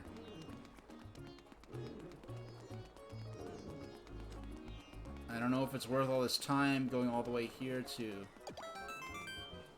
Well, actually, I might as well... I could just go from here straight to World 3. I believe World 3 has at least one Toad House. Oh, at least it has a slot machine. Oh, no, that's not a... Okay. Let's give it a shot.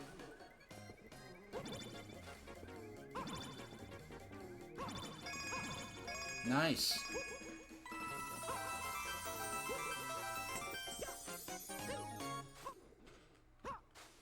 I think that's the closest I got to a perfect run at the slot machine minigame.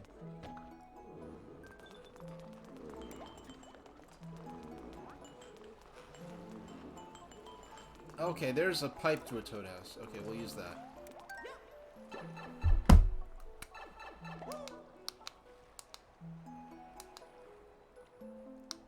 Honestly, I think... I don't know, it's fine, because this is a little bit more of an arcade style. I honestly, I don't own any Modern Thomas toys. Like, on my desk right now, I've got Godred here. I've got Douglas. And who else? I have Mavis as well. I've got Mavis. And it's funny, because I bought Mavis on Pete Doors, using Pete Doors' affiliate link. So, because I used his affiliate link, it actually, was like on camera, because every Saturday when he does his eBay streams, he looks at all the affiliate purchases, and my purchase was in there, and he's like, oh, Thomas the Tank Engine Mavis, we've got to look at this. So he looked at it, and he's like, you know, some of the older Thomas stuff, it is worth a lot. None of what I have is rare, but I know the Mavis is in pretty good condition.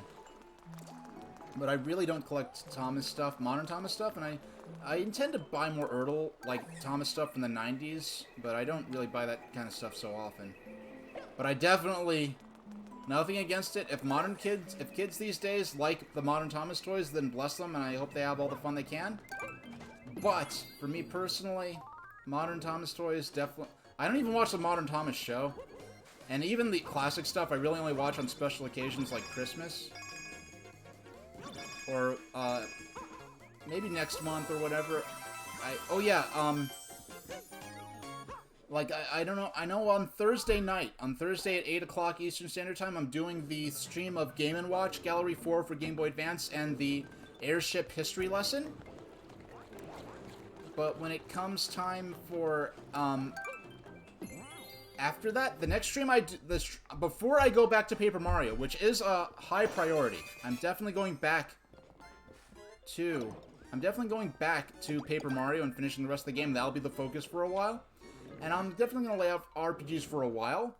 But, Mechacon, did I show you the book I got this out of my storage. It's a book by P.W. Litchfield. I'm going to use this in the stream. About why... It's a book by P.W. Litchfield in the mid-20th century. He wrote a book about advocating for America to build a fleet of rigid airships following World War II.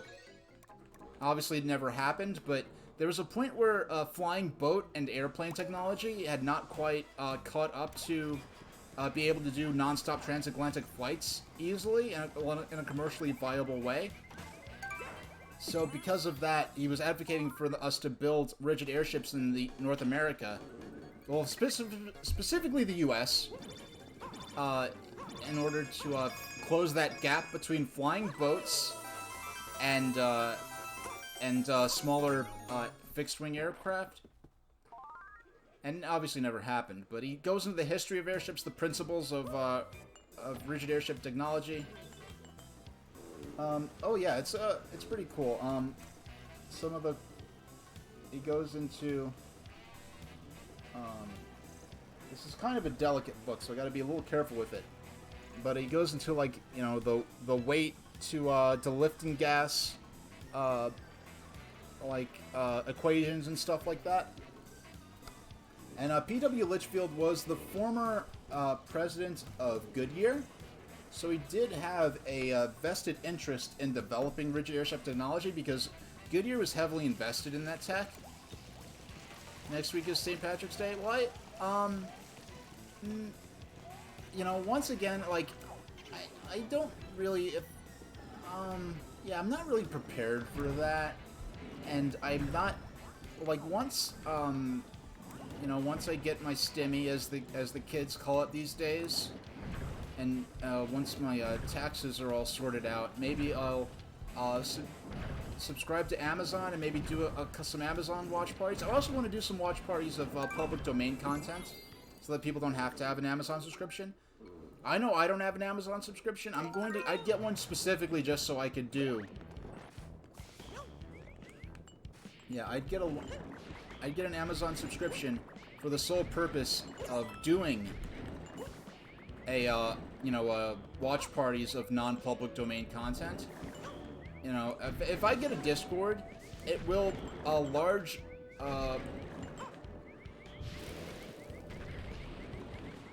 Oh man, these what's this camera doing to me?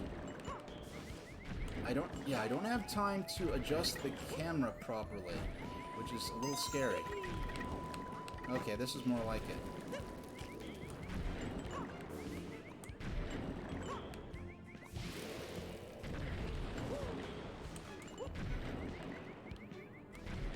Alright. Whew, that was scary.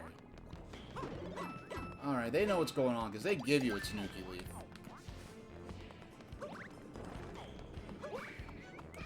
Yeah, I'm not scared. I'm only scared of them because I don't want to lose my Tanuki Leaf. Yeah, next week, it depends if I beat... next week, what I might do... Yeah, I'm not sure if I'm gonna have... April 4th? I don't have my calendar handy, so I can't see if I have anything lined up on the 4th. Yeah, I'll have to, after the stream, I'll have to figure out, when I'll be streaming next week. I can't,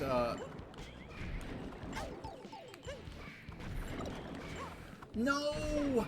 No! Oh, that was the worst! I should have took the death and went back for the leaf later. Now I am done. I am done, because I cannot get back my Tanuki Leaf. I have to do this using pure skill now. Yeah, I'm not sure. Yeah, I mean, oh, April 4th. Yeah, that's far enough ahead that I may be able to clear out a date for it.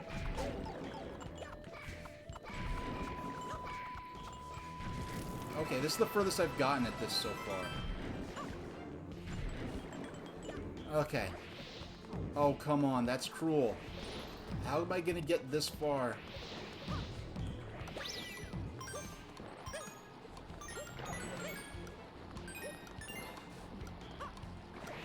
No! Ah, at least I have another chance of getting the, getting that star there. But at least for the first time, I actually can beat that. Yeah, maybe I'll...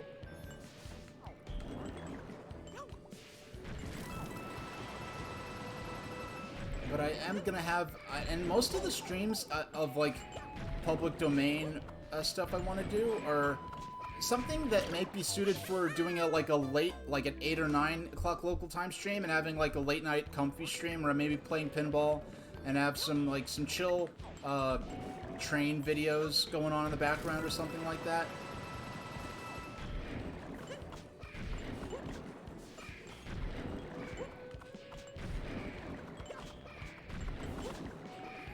Oh. Oh, please, I don't want it... As they say, not like this. Okay, I gotta focus for this. This is tough. Especially now that I've lost. I should have taken... When I lost that Tanuki Leaf, I should have just tried to finish the stage without it, and then if I took an L, went back and redid it. With the leaf still in reserve. Oh... Man. Okay.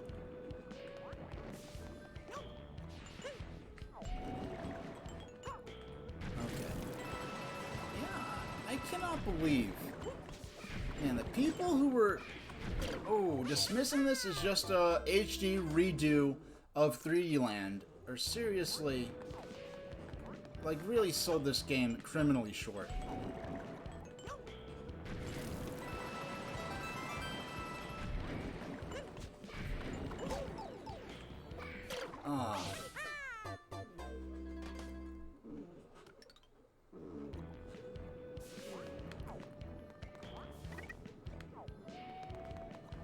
Oh yeah, I'll be adding other redemptions. I just, yeah,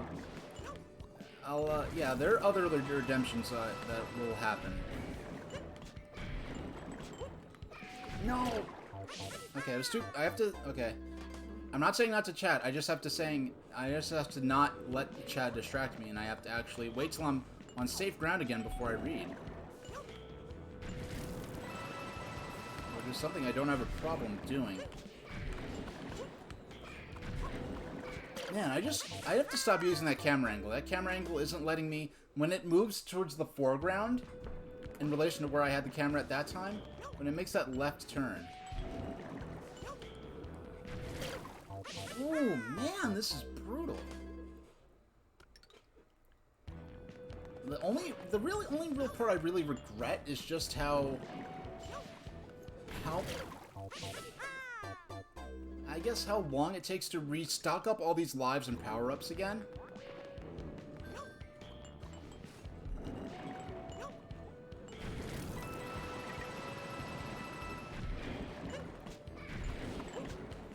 There we go.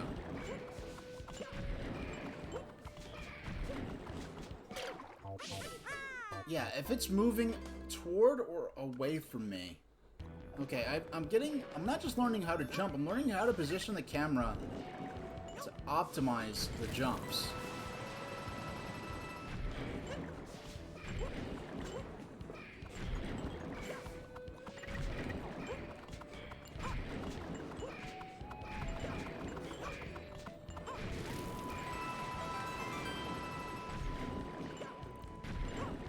Okay, this is as far as we've gotten last time.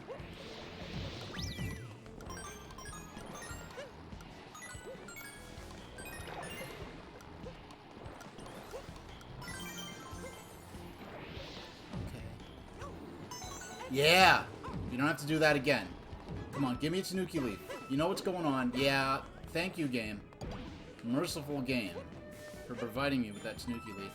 Okay, I figured there was something up here. I just can't.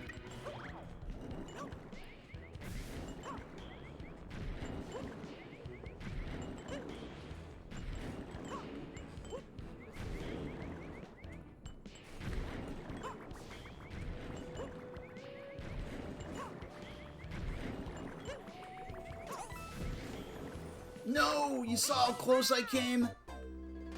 So at least I don't have to go for that other... So I have to do this all over again. But if I do this, if I nail this, we get a Tanuki Leaf. I honestly would rather have a Tanuki Leaf and no checkpoint, which is how the game actually is, than have a checkpoint but no Tanuki Leaf. Oh man, only 6 lives left to get through the... I was probably like 99.9% of the way through the stage at the point where I voided out. And if we get it this time... Oh no. I forgot to do my camera movements. If we get it this time, we're gonna have all 3 stars.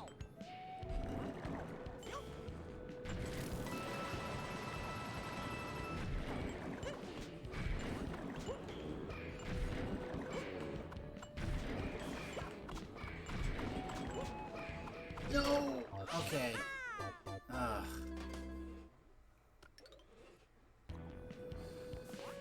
Oh boy. I'm like frustrated, but it's a good kind of frustrated. I feel like when I die, I deserved it. I feel like when I succeed, it was fair. In regards to this specific puzzle here. Or this specific gauntlet.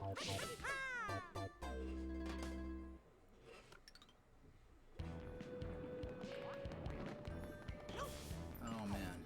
Only 4 more chances.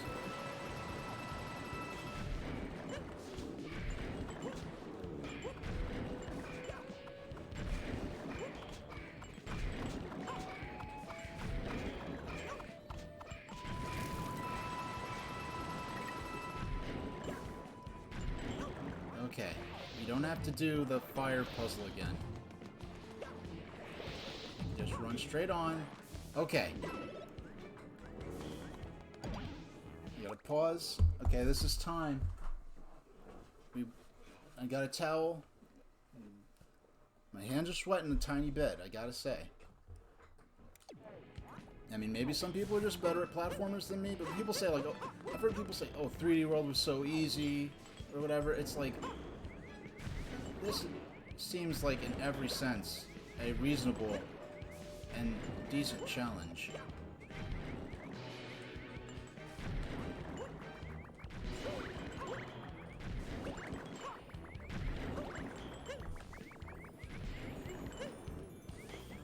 I missed it. I missed it.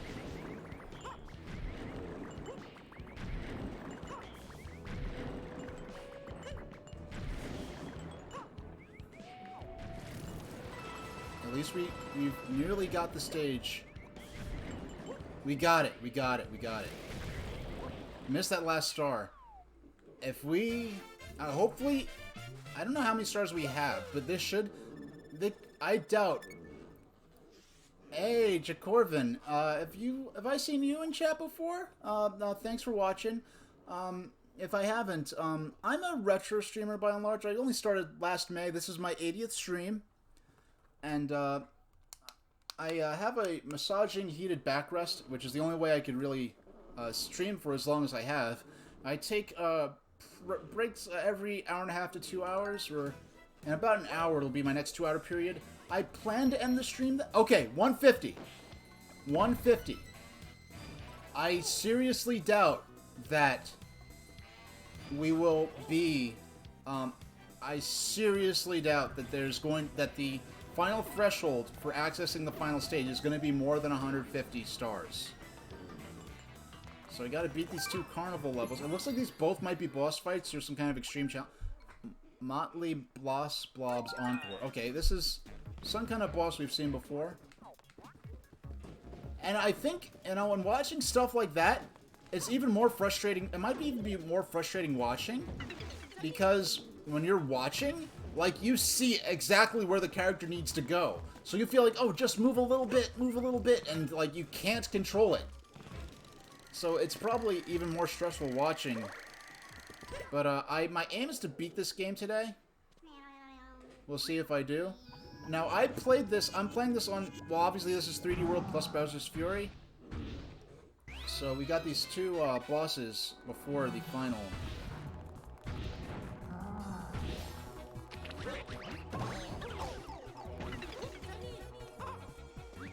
Yeah, we got these 2, bosses before the final. You know what? Since it's right at the beginning of the stage, I'm going to be cheap and try again without dying. Because the stage is nothing but the lead up to the boss. Now, I'm not going to keep doing that because I would get tired of it. I think my viewers would get tired of it. But I typically stream retro stuff. I'm not anti-emulation, but I prefer to, when I do use when I don't, like, for original hardware, like, I have an Analog Mega SG, which, oh my gosh. Now I lost my Tanuki suit because I overjumped the doggone, because I overjumped the platform. That's embarrassing. I'd like to use, I'm not against emulation, but when I do, and so far, this is the only way I've done it, I've used emulation that I always play the games so far in ways that reflect the official release history of the game. So, for instance, like WarioWare, when I played WarioWare on Game Boy Advance, I used emulation, but I used the Wii U Virtual Console for that. Oh man, I'm gonna have to focus. This is a lot going on, a lot to keep my eyes on while I'm talking. So I've either used original cartridges with a modern FPGA HDMI out system, or I've used emulation in some way that reflects the official release history of the game. Like, for instance, like the NES Classic Edition, the little mini console. That's emulation, but it reflects the official release history of those games. So, but when the time comes, like for the Pokemon games on DS, I'm gonna have to use PC emulation for that, because I don't have the funds to secure a modded DS or 3DS system. Man!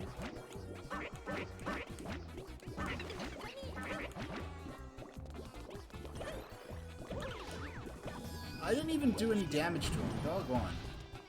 I mean, if I get a game over, I could at least restock up on 1-ups and power-ups. I did not... Man, these last couple of bosses before the final stage are going to be tough. I mean, as it should be. It's the end of the game. And here I was worried it was going to be too easy. And I don't think it's too hard. I think this is fairly balanced. I think this is reasonably balanced. But yeah, all the critics saying that this is just a retread of 3D Land on the 3DS, they just don't... I think they're, like, yeah, they want it... I think they're letting... I don't know why there's this thing of, like, versus of like the free roaming sandbox style Marios like Sunshine and Odyssey being like in opposition. Like there's this idea some people have. Man. I'm just gonna go straight for the damage at this point. Yeah, that like the free roaming 3D Marios are the real games, and that the linear 3D Marios are just like lazy cash-ins, and that's just not fair or true at all. Yes, you could prefer one over the other. But to say that this is just, oh, this is just lazy, they're just like phoning it in and not putting effort into the game. That's no longer, more so than ever after playing today's stages, is that something I could really accept as legitimate.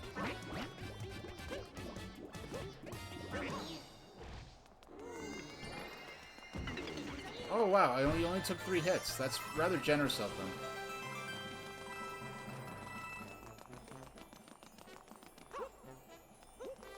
Yeah, hopefully they get... Yeah, I heard that... Yeah, I didn't get to watch the review you sent me, but I heard it was very disappointing. Hopefully the, they have some better, firmware that they update it with. Because shouldn't this have been just basically a smaller version of a system that already existed? Of, like, isn't the most recent Retron system capable already, through adapters or whatever, of playing a lot of these handheld games in the first place? So I don't know why this should have been a problem. Now, I didn't watch the review to see what problems the Retron Square review unit had that he... But yeah, I'm generally a retro streamer. Last summer I was doing a lot of GBA stuff. Every once in a while I played through Sonic on Game Gear using my Analog SG, using my childhood Sonic Game Gear cartridge. Next, I think I'm pretty confident in saying we're going to beat this game today. On Thursday night, I'm going to have a stream where I play Histocrat, my favorite boss of the game so far, at least in terms of his music. I'm gonna play Game & Watch Gallery 4 for Game Boy Advance. We're gonna play that on the Wii U Virtual Console, and then I'm gonna be doing a little history lesson about rigid airships of the early 20th century, which should take between 20 and 40 minutes, probably more like 20 to 30. And at the end of that, we're gonna go back to playing some more. Oh, there's fire this time. Oh, it's a queen this time. Before it was a king, now it's a queen. I get it. That's fantastic music.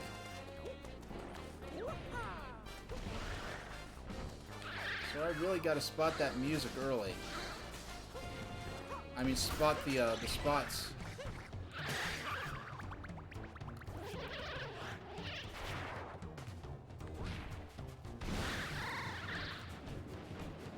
Oh, gotta watch out for the fireballs, and I gotta watch where the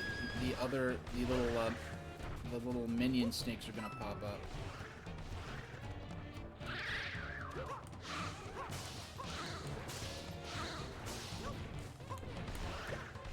Oh, okay. So additional ones are going to pop up later. There we go. That was a little generous giving me that, because I practically almost hit her side instead of on top of her head, where I was supposed to. But, next week, I don't know when, but I plan to do a stream, perhaps an evening stream, and I'm especially excited. I'm going to be doing a double stream where I'll be streaming both Fantasy Zone for 2 hours, and then, yeah, it'll be 2 hours of Fantasy Zone followed by 2 hours of Twin Bee. And Twin Bee and Fantasy Zone, if you're not familiar, those are both famous examples of what they call the cute-em-up genre. Okay. Yeah, it's tricky figuring out where these guys are going to show up next.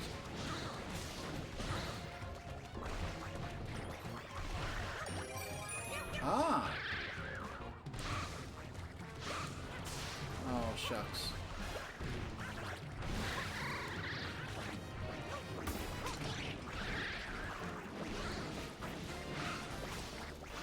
There's too much stuff going on for me to safely Oh no! The catsuit almost had let me have pretty free reign of climbing whichever plate.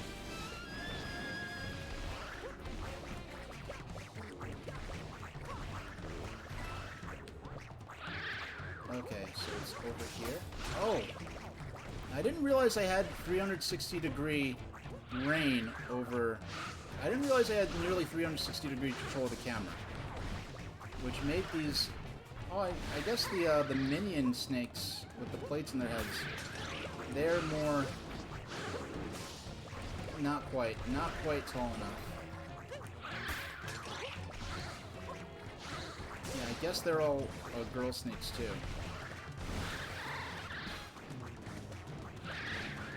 But once again, fantastic soundtrack for this battle.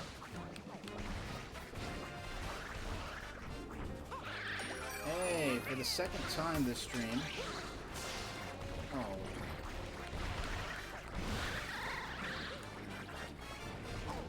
Oh, that's not fair. I couldn't see that it wasn't a... There wasn't a plate on her head until I climbed up there and got bit. So there's another round of fireballs.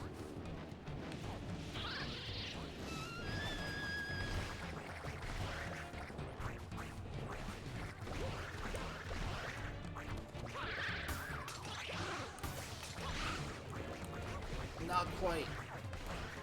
Yeah, I'm not having a hard time with... I just gotta get...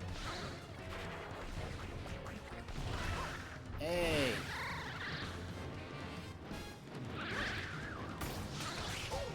Oh, come on. I just gotta...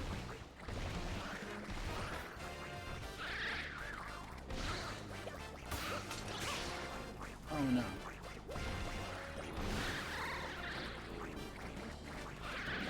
Yeah, this one isn't so hard as it's just tricky.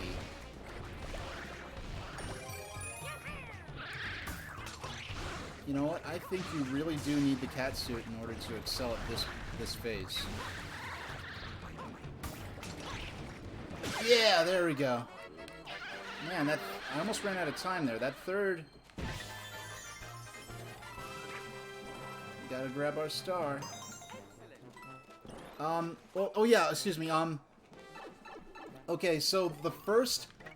I'm gonna do actually 2 streams. If I beat this, the 2 streams for next week, they're gonna be themed. The first is gonna be Fantasy Zone and Twin Bee. The arcade versions of Fantasy Zone and Twin Bee. Then the second stream is gonna be the home console versions of Fantasy Zone and Twin Bee. And the English version, like the North American localization of the home version of Twin Bee is in fact Stinger on the NES. So I want to basically compare the arcade versions of these games side by side, and then I'll compare the home console versions of these games side by side. So we're gonna have Cute 'em Up Week featuring Stinger, the Stinger series, which I know Clackaboy has been very excited for a long time. Oh wow! Wow, they made it 170 for the final stage. I was not expecting them to crank it all the way up to 170. I thought it was going to be 150 tops. So this game, much more challenging than I would have expected. Honestly. So we're going to have to go through. Oh, I did not mean to go into that stage. I was trying to get into the Toad House. So I might have a change of plans for my next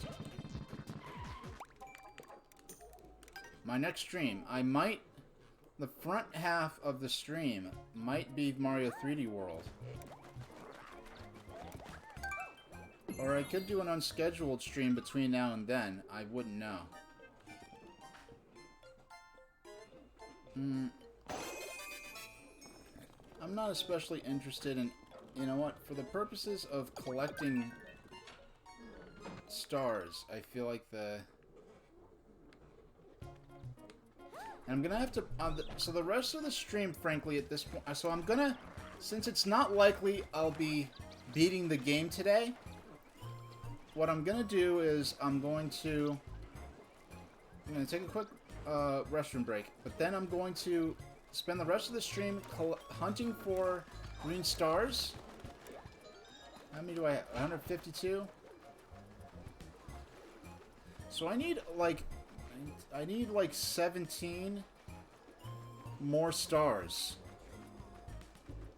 No, I need 18 more green stars to access the final stage. And there's no way I'm getting 18 green stars reasonably today. So I'm gonna spend the rest of the stream looking for... Well, first of all, I need to find a stage that has more green stars to find. Okay, here's one. So I'll take it... Spend the rest of the stream looking for these. And then I'm gonna go hunting for green stars off stream. And then maybe on Thursday night, we're gonna start with... Yeah, we're actually going to start with the, Yeah, we're gonna start with tackling the last level of 3D World. And then, like, an hour into it, then we'll do the, Yeah, I'm gonna have to change some of my... I'm gonna actually have to go back and change some of my title cards for this.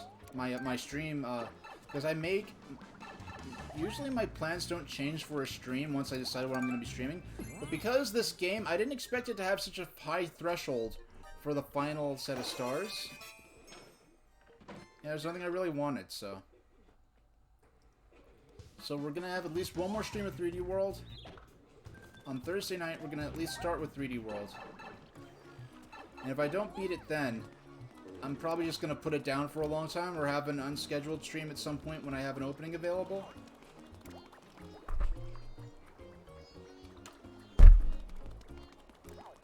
Because I do put, like, a significant amount of the time, my free time, is spent on. So for these first two worlds, you know what? Honestly... Let's see, is this a Captain Toad? Okay. You know, the Captain Toad... You know what? The Captain Toad levels have 5 stars each, and I haven't really been doing these because I feel like the slower puzzle-oriented stages aren't ideal to me for streaming. But if I complete 2 Captain Toad stages, that alone will get me... Actually, if I can complete 2 Captain Toad stages... Maybe I will be able to beat the game today. Not likely, because I don't want to extend the stream unless I believe I could beat the game today without extending the stream more than like a half hour. Oh gosh, I forgot Captain Toad he can't jump, but that means he can't swim either.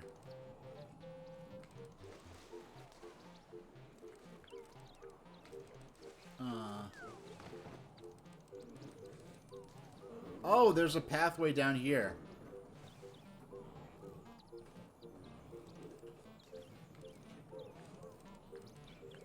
So we can collect a mushroom to get big again.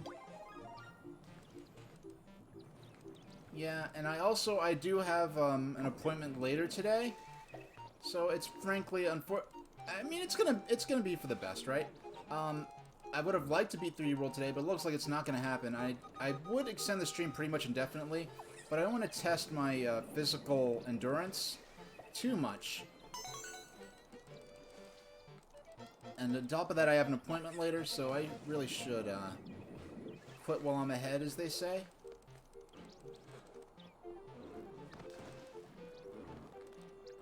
So we're up here. Okay, so that isn't a hazard to me where I'm at now. Now I'm gonna have to fall to get that star.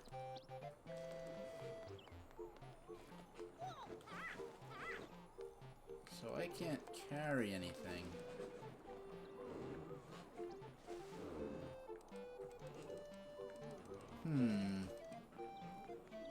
I'm a-thinking.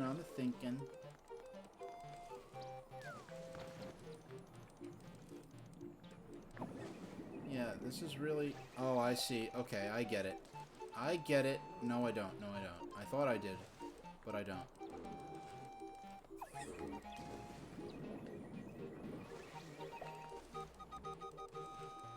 These are some... I mean, I can see why they made an entire game based on this, because these aren't, like, my ideal for streaming, but these are some good puzzles they put together here. Oh, okay, I see a spot where I could fall. Okay, right here, I can fall, but not into the water. And I can at least get this next star. And then there's a crystal pipe I haven't been in yet. That'll probably take me to the next couple. It's gonna take me over here now. Here he comes. Now. So I'm gonna fall down there and hit this P-switch. I don't know what it's going to do. It's gonna make... Is it gonna make those gray blocks vanish? Oh, it's gonna raise the water level. I see, I see. I see what you're getting at, game. So we could get this star now. And now, that hammer, that spike enemy is more of a proper threat. And we just walk across here. Okay. And...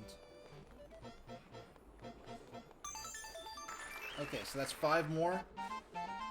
You know, for a second, I thought that 5... you expected me to add a kaiju lore redemption. Well, you know, it's just... this is why Twitch is so cool. Because we inspire each other to do other things. And when I stole your idea and you, like, hey, I could do lore about, you know, things aside from Tolkien. Because I know, like, you don't really... I haven't talked about it much in chat in the streams I've seen. 57... yeah, you know what? Yeah, this, like, I think the 170 that seemed like a really, like, a punishingly steep milestone to access the final stage.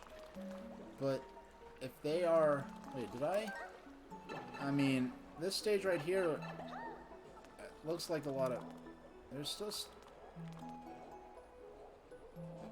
yeah, it's tempting just because that's a fun stage, the Mario Kart themed stage. But I'm going to go ahead and just find all of the... because I didn't do any of the Captain Toad stages. If I do just 2 Captain Toad stages, that should be enough to get admittance to the final stage.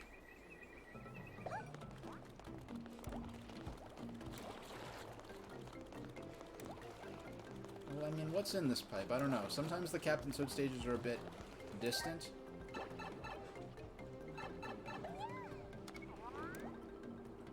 Oh. What's the point of this? I can see, or at least I think, that there's no... it doesn't seem like there's a Captain Toad stage in this world.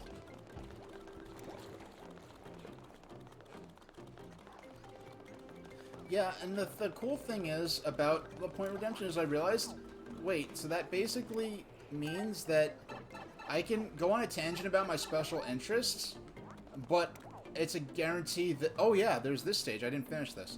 There's a guarantee that at least one person in chat is going to be interested and actually wants to hear what I have to say.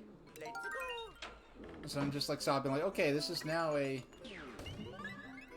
and plus, I thought it would just, the nature, because it's Thomas the Tank Engine, I thought it would just be funny, just how surprised people would be, as turned to be the case, when, like, okay, you're gonna hear, like, Thomas lore, and then it's like, okay, so here's the history of this one town in the island of Sodor going back to, like, literally, like, medieval times.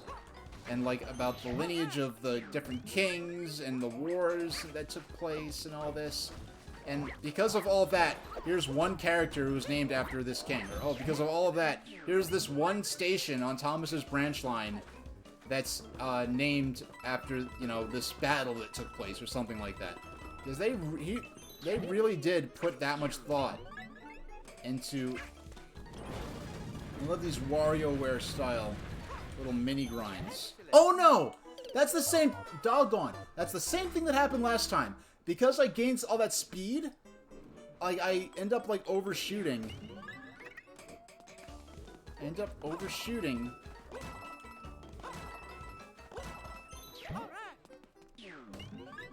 And I really don't need my power-up for any of this.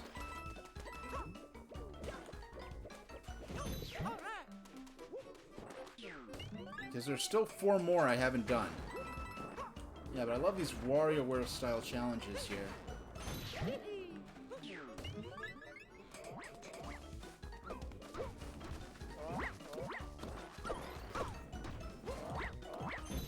Okay, next is the one we keep... Okay, no, it's the one after this. No! Okay, I got overconfident there. I thought... I didn't have enough time to gain the speed I thought I'd get.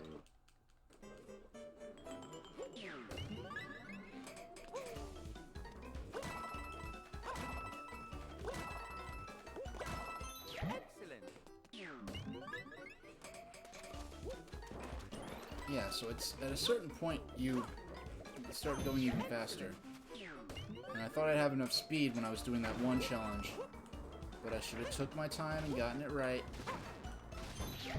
Instead of trying to rush.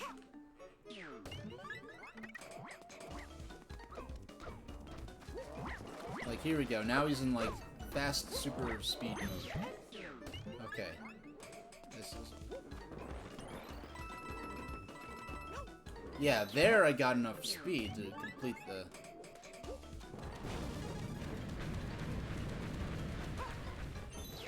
Yeah, I just have to not double back.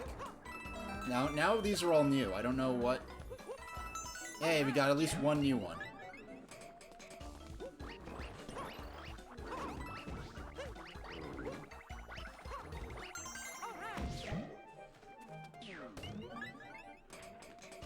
Okay. Oh no! Okay, so we got a couple more. I think there are 2 more left to get. Actually, why don't I... Oh, okay, we have 2 more, but I want to collect some more 1-ups first, because I don't want to... Actually, I really don't have any... Honestly, now that I'm thinking of it, I don't really have anything at stake by getting a game over right now. So I might as well. You might as well. But at least we know some of the harder ones too.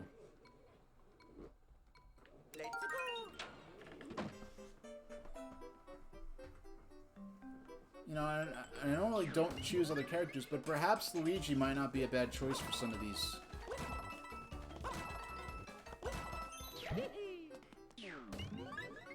But beating every single stage, pretty much, with the most average character who has no special buffs or benefits, isn't such a bad of a bragging right.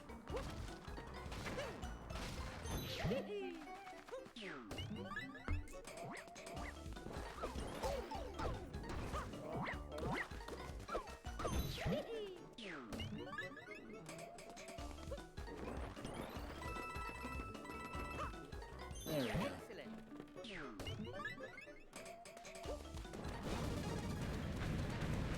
Now I am going to... There we go. Just... Okay, fortunately, I never so precisely overlapped.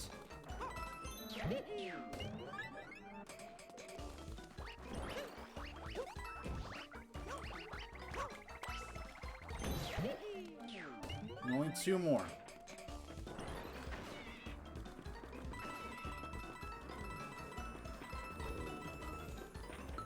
Oh no. Alright. Only 1 more. I see. That's clever, so that the hazards... Yeah. So how close are we? Gotta get 170, I think? So if we complete 1 more Captain Toad level, we will still be in the running. Because I forgot that this No, I have to get 2 more Captain Toad levels, pretty much. Yeah, I kind of forgot that that level existed, and I forgot that Captain Toad levels give you 5 stars each when you complete them. So with that in mind, the final star barrier is not as punishing as I imagined. So, what world is this? This is world 4? Let's go to 5. Okay, so we beat that. I beat that one off stream.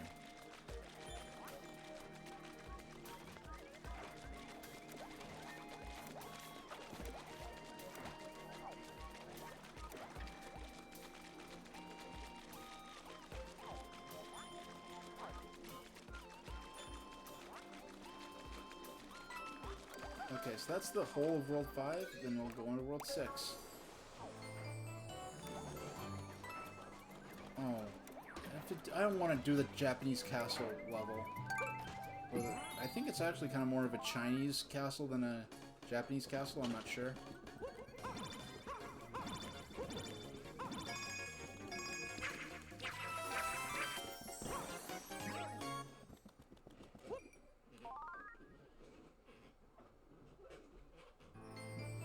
Yeah, if I can, within 25 minutes, I can... Alright. No, just because it's so touchscreen based, I really don't want to have to waste a bunch of time. Alright. So I think up here might be another Captain Toad level? Or something? No, it's some little challenge that's gone already.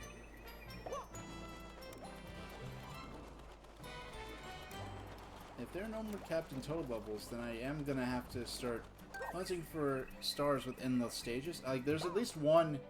It looks like there's a hidden stage back there.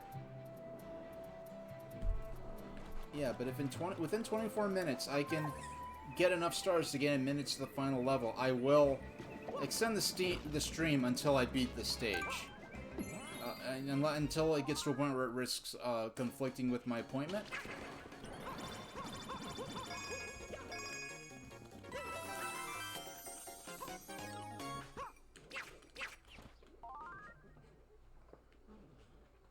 So we'll see what happens. Okay, so 2 out of 3 there. 3 out of 3 there. 1 out of 3 there. 3 out of 3. Yeah, I did surprisingly good at these,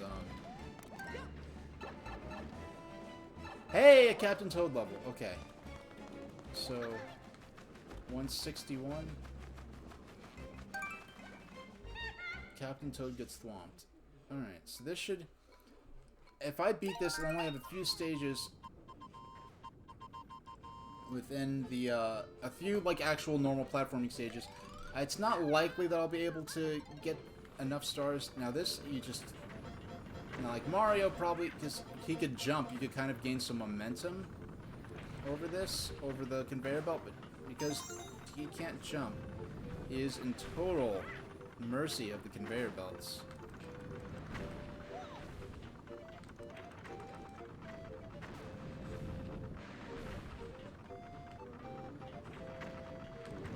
And it's kind of hilarious how, well, it's interesting just how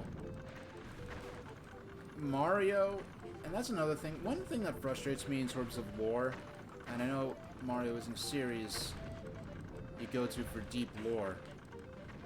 Like the original Thomas the Tank Engine books actually have deeper and more consistent lore than the Super Mario saga. But it just really irritates me that 3D World shows Peach as being equally capable of fighting Bowser's minions as the other characters. But then the very next 3D Mario platformer, Odyssey, she's back to getting kidnapped and being helpless again. It's like, oh, whatever. It's like I said, it's like where exactly is Bugs Bunny's rabbit hole? Is it in the forest? Is it, like, next to a NASA launch pad? It's, like, it just depends on wherever the cartoon needs Bugs Bunny's rabbit hole to be. That's where he puts it. That's where they put it. So he can meet the characters he needs to. For the jokes they want to tell. So that's kind of what Mario is like. It's not about lore or... Oh no! Okay, I thought I was going to die, and I'm glad I didn't. Okay. I was just able to jump. Like, fortunately, Captain Toad does not die of height hazards, like how Mario does in Donkey Kong.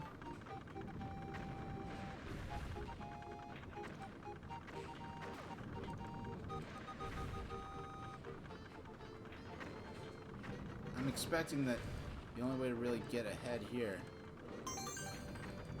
Okay.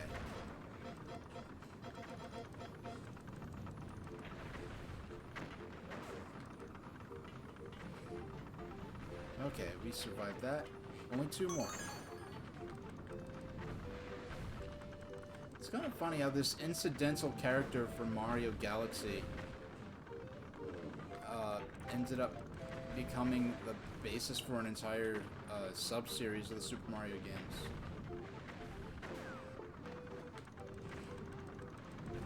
There we go.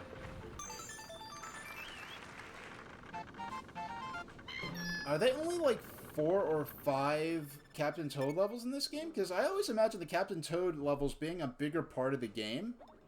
Because there's just so much obvious potential in them.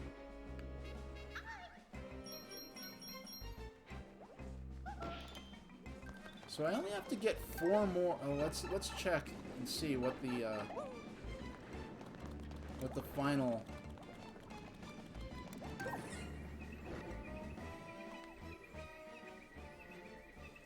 What the final star barrier is.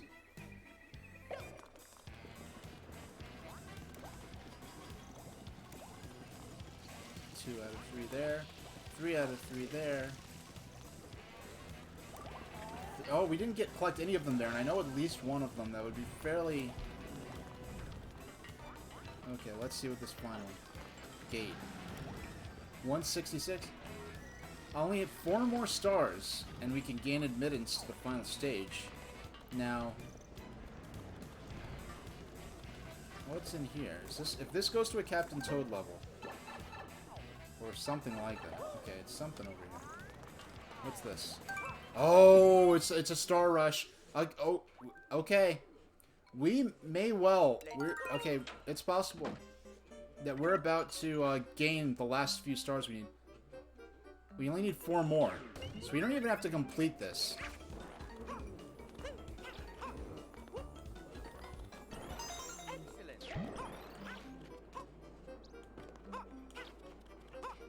What's up here at the very top? I want to know.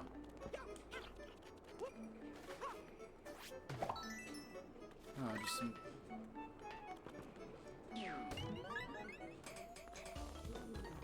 Oh, so these challenges seem made for Cat Mario.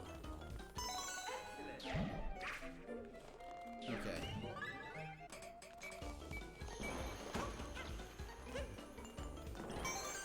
Only 1 more.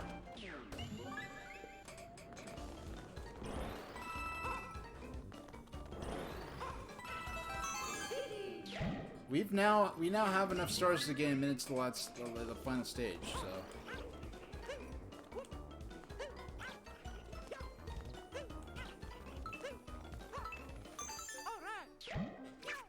so everything else is just gravy.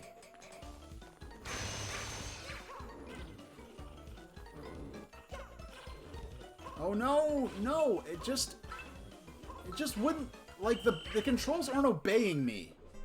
I just feel like that was ripped out of my hands.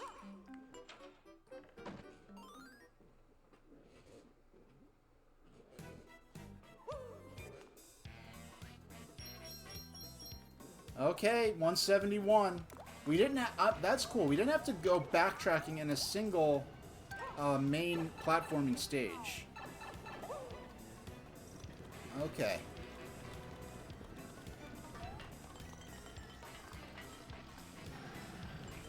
Alright, so here's what's going to go on. Normally I'd either...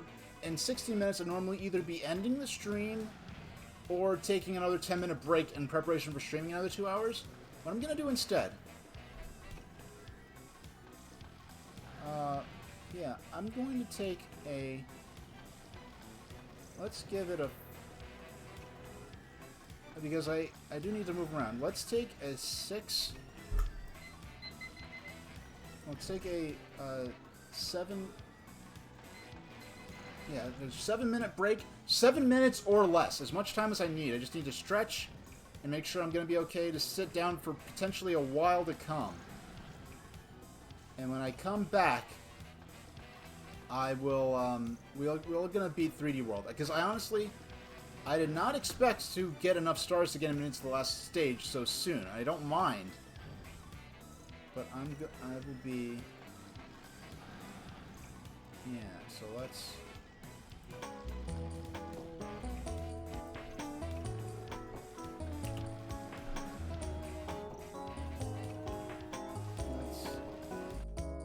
So I'll be right back. In 7 minutes or less. Thanks for sticking with me.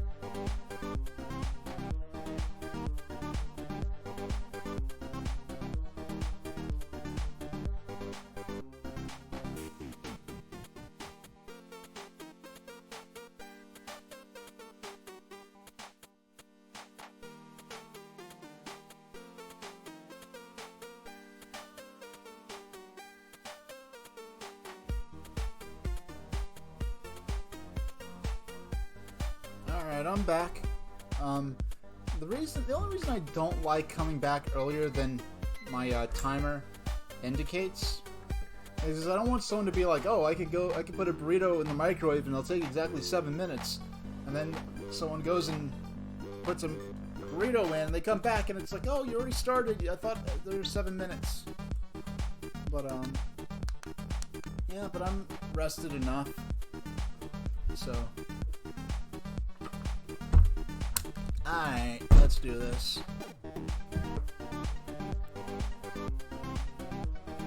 Wait a second. Okay. Let's turn off stream ending in, and yeah, let's turn off the timer. It's not something I've done. Wow, it looks really my layout looks really negative without the timer there, doesn't it? Okay. For myself, I'm gonna put an off. No, actually, I could just do it on the PC. I'll set myself an hour. Oh no. No. Okay. Yeah, there's a weird thing where I've got to 4, 5. Okay, I'm pushing it. I'll give myself a maximum 2 hours to beat the stage. Let me turn on. Where's the music? Alright. Maximum 2 hours, at which point I'll end the stream. But I do want to beat this today. I expect 2 hours will be enough. And that's a stretch time, so that's why I'm not even bothering having on stream. Otherwise, once I beat the game, I'm going to end the stream. Once I give my final thoughts. Oh, there's a 1-up right there. The Great Tower of Bowserland. For a second. Yeah, a lot of it is from a defunct website called 8-Bit Collective. Oh, wow, it's a skyscraper. That's cool.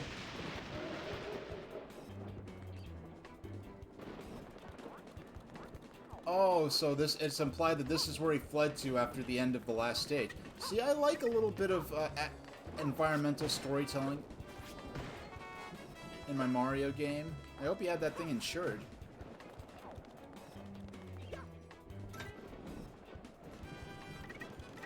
Oh, it's like I'm running across rooftops. That's cool. So, the cat outfit is particularly thematically suited to this. See, look, they could have just made this another, like, ooh, it's the last stage of the game, so let's have a castle lava level going on old Super Mario Brothers and Super Mario World tropes. But no, they've done a completely unique environment that's never before been seen in a previous Mario game.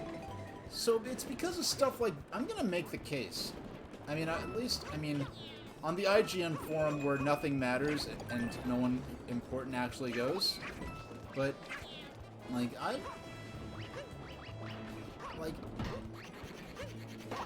like when they do stuff like this, like, more than ever, Hey, Captain Toad. I don't know how you got here without jumping, because you can't jump, but I appreciate the sentiment.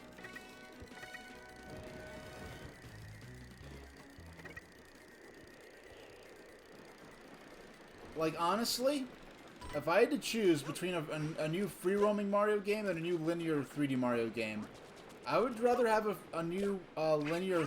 Well, if I had to choose anything I wanted, I would choose an entirely new concept for 2D side-scrolling Mario.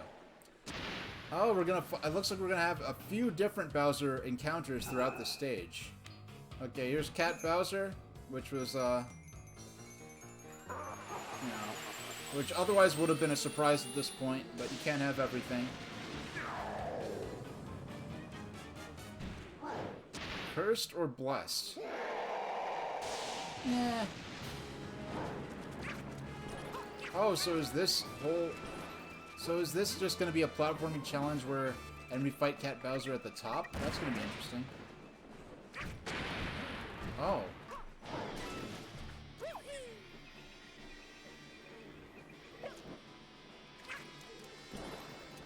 Like, what would I...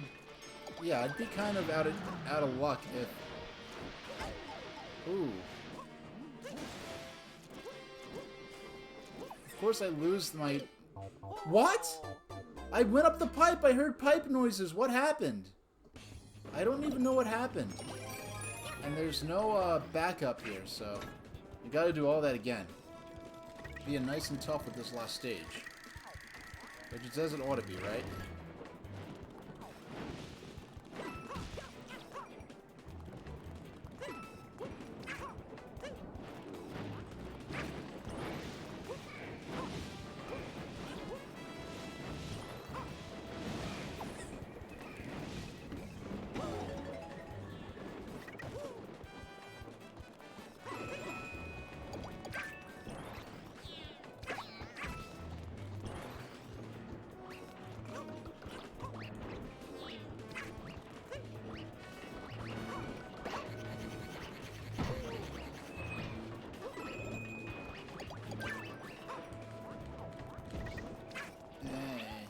Okay, cutscene time. Okay, so we can't... Yeah, we can't skip this. Because I think seeing this is once is enough, but... You know what? This is kind of... Dare I say this? You know, Bowser's headquarters in the Super Mario... No, Koopa, as they call him. His headquarters in the Super Mario Brothers movie was also a skyscraper. So, you know, if I could have anything I wanted out of the Mario franchise in the future, it would be a 2D... A new concept for 2D Mario other than New Super Mario Brothers.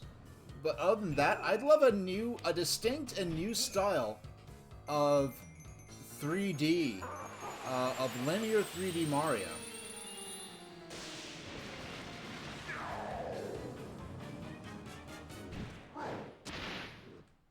Bad kitty. Okay, so we can skip that.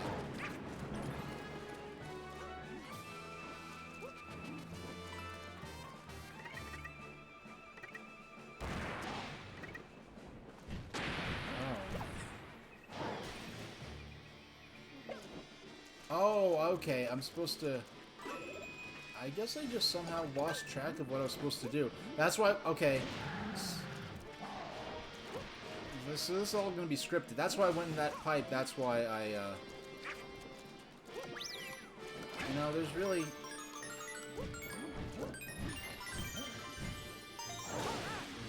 There's no proper motivation to collect stars at this point. I'm not going to be 100%ing this, and I have... everything I need to clear the game. Yeah, because I'm in the final stage, so...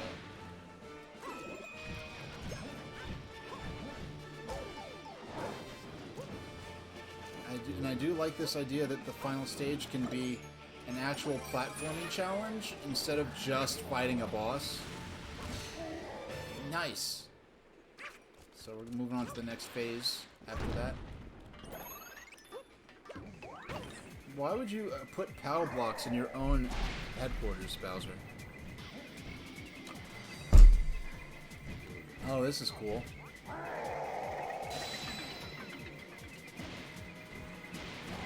Oh, we got a double cherry. I like how he's using the power-ups you've used throughout the game against you now. Yeah, I do like that. This is kind of a combination.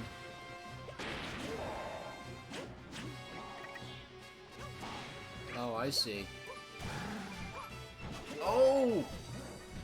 I forgot about the second Bowser.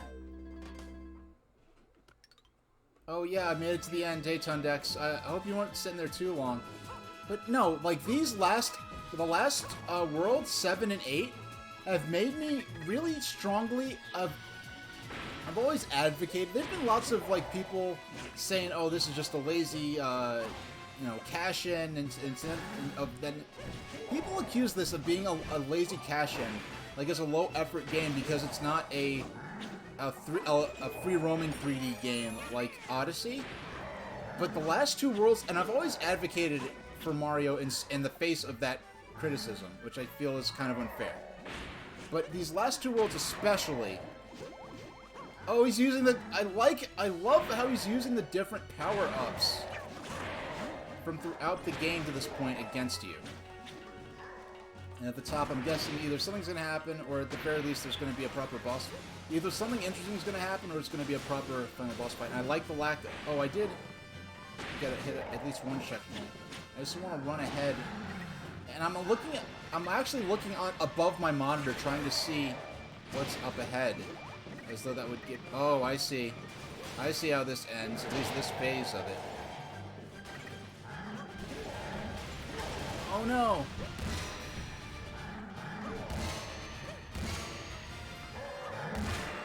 There we go. I like how you had to hit it multiple times. Even if there's not a proper boss battle, I think that was a cool finale. As an actual platforming challenge instead of a typical boss fight. But just the amount of creativity. Now, yeah, people keep saying this is a cash-in, but the last two worlds especially. So all kinds of creative new enemies, creative new traps, creative new scenarios. They did not phone this, and they didn't be... Like, because they could have just... you might have missed when I said this. They could have just as easily made that just like, oh, it's the last level, so let's just have a generic lava castle for the final stage. And that would have been the end of the game. They could have just very easily did that, and they chose to do something more creative. Much more creative. Something that was new to the Mario franchise. At least in terms of these, Oh, almost got the perfect... I didn't think I mean, I had no way of knowing. Now, actually, in the final stage of the main campaign of 3D Land, I actually died a lot more times than this time.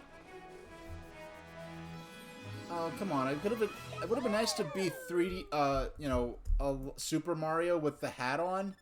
Being Small Mario without the hat and being the last stage, not a suboptimal, but whatever. It's just all, that's just all aesthetic.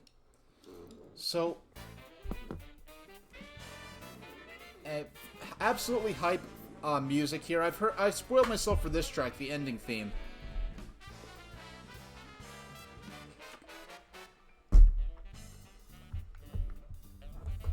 Okay, I'm gonna let this... There's no, like, I think Mario 3D Land had a playable element to this. This one doesn't, it seems. So the credits play, I'll talk about my final thoughts of the game. From the moment, this game had a lot going against it when it was first revealed. The Wii U, hey Plessy, you're the best, love ya, thanks for all your help. Wish you'd get your own game. You're, I'd probably hang out more with you than regular Yoshi. But, now, moving on. This game got revealed. Wii U was under a lot of pressure, right? It had to prove the value of the gamepad in transforming gameplay the way that the Mario 3D Land was the perfect 3D Mario game for 3DS. It really proved the value of what stereoscopic 3D illusions could do for platforming game design theory, and therefore the 3DS itself. We wanted something that would do the same thing for something that would do the same thing for the Wii U. What's the value of the gamepad? You know, let's do something that couldn't be done without using the TV and gamepad in combination. I like that they're patting each other like, oh, we did our best. They still won anyway. But, instead we got 3D World. And 3D World was... Everyone's going into E323, chomping at the bit to see the next big 3D Mario game. Instead, we get instead of a more free-roaming game, we get the first ever console-based linear. Like, I know Nintendo considers Galaxy part of the linear 3D saga. Galaxy 1 and 2 and 3D Land and 3D World part of the same linear 3D Mario games. But even Galaxy is more free-roaming than 3D Land. So to have the super linear 3D game design, and that's something that, from its initial trailer especially, looking very conservative, very much like when people were thinking this just looks like 3D Land on an HD, is what people thought. And especially with that initial trailer, it just looked like 3D Land with, you know, 4 players and HD. And I see people, thank you. This is, I think, maybe the 4th game we've beaten on stream so far. Well, let's see, how many games have we beaten? We've beaten, among games that can be beaten, right? We've beaten Super Mario Advance, we've got the credits, and we played all the main stages and got the credits in Mario Party 2. What else? We got credits in WarioWare Inc. for Game Boy Advance. Yeah, I think that's actually all of the 3D Mario, all the games we've beaten to the credits. So next stream will continue as planned. I'm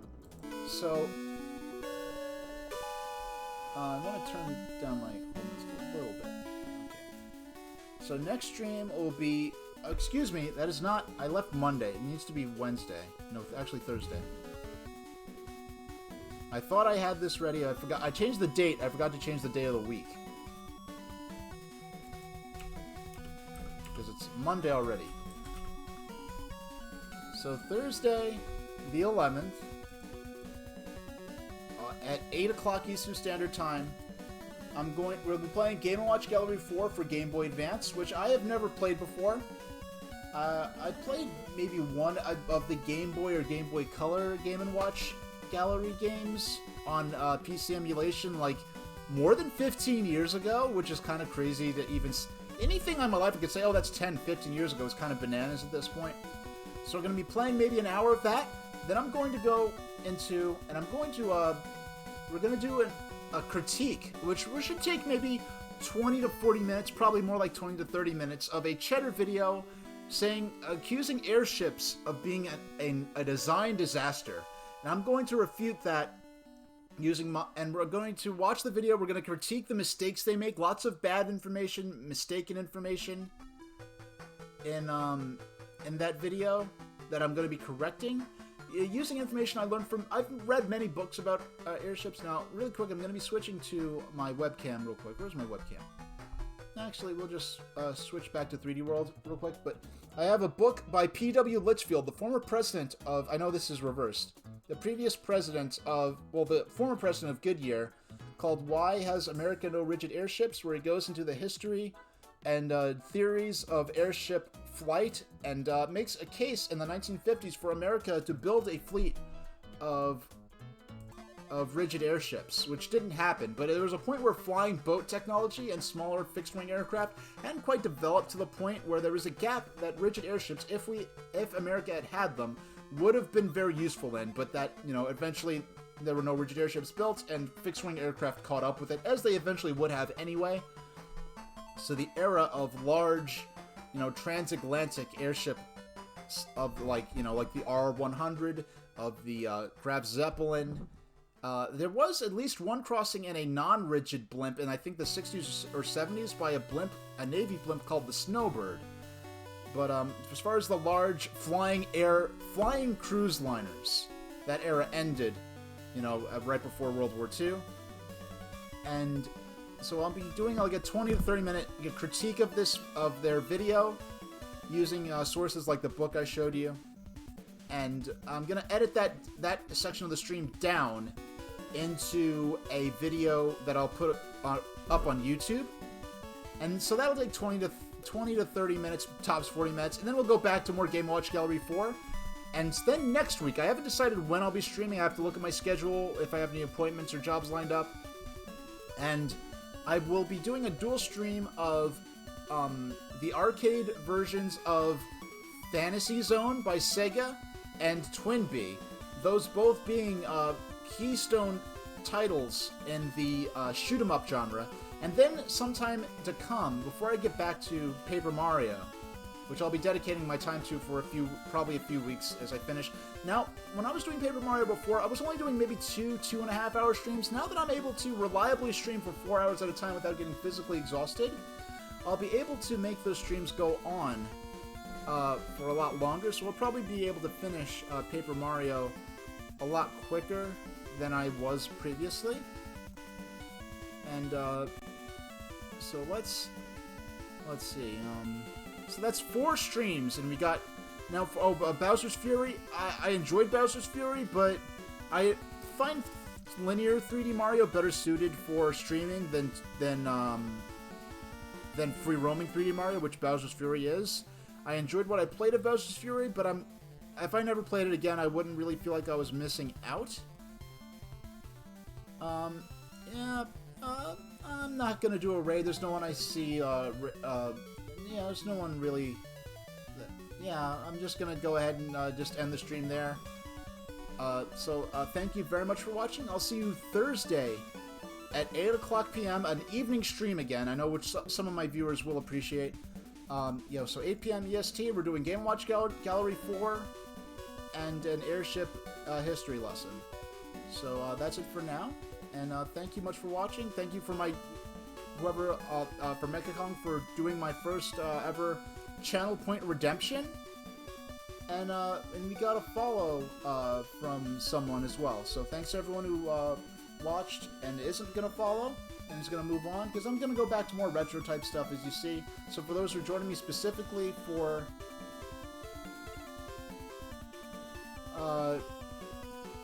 yeah, thanks for dropping in, and I'll see you next time.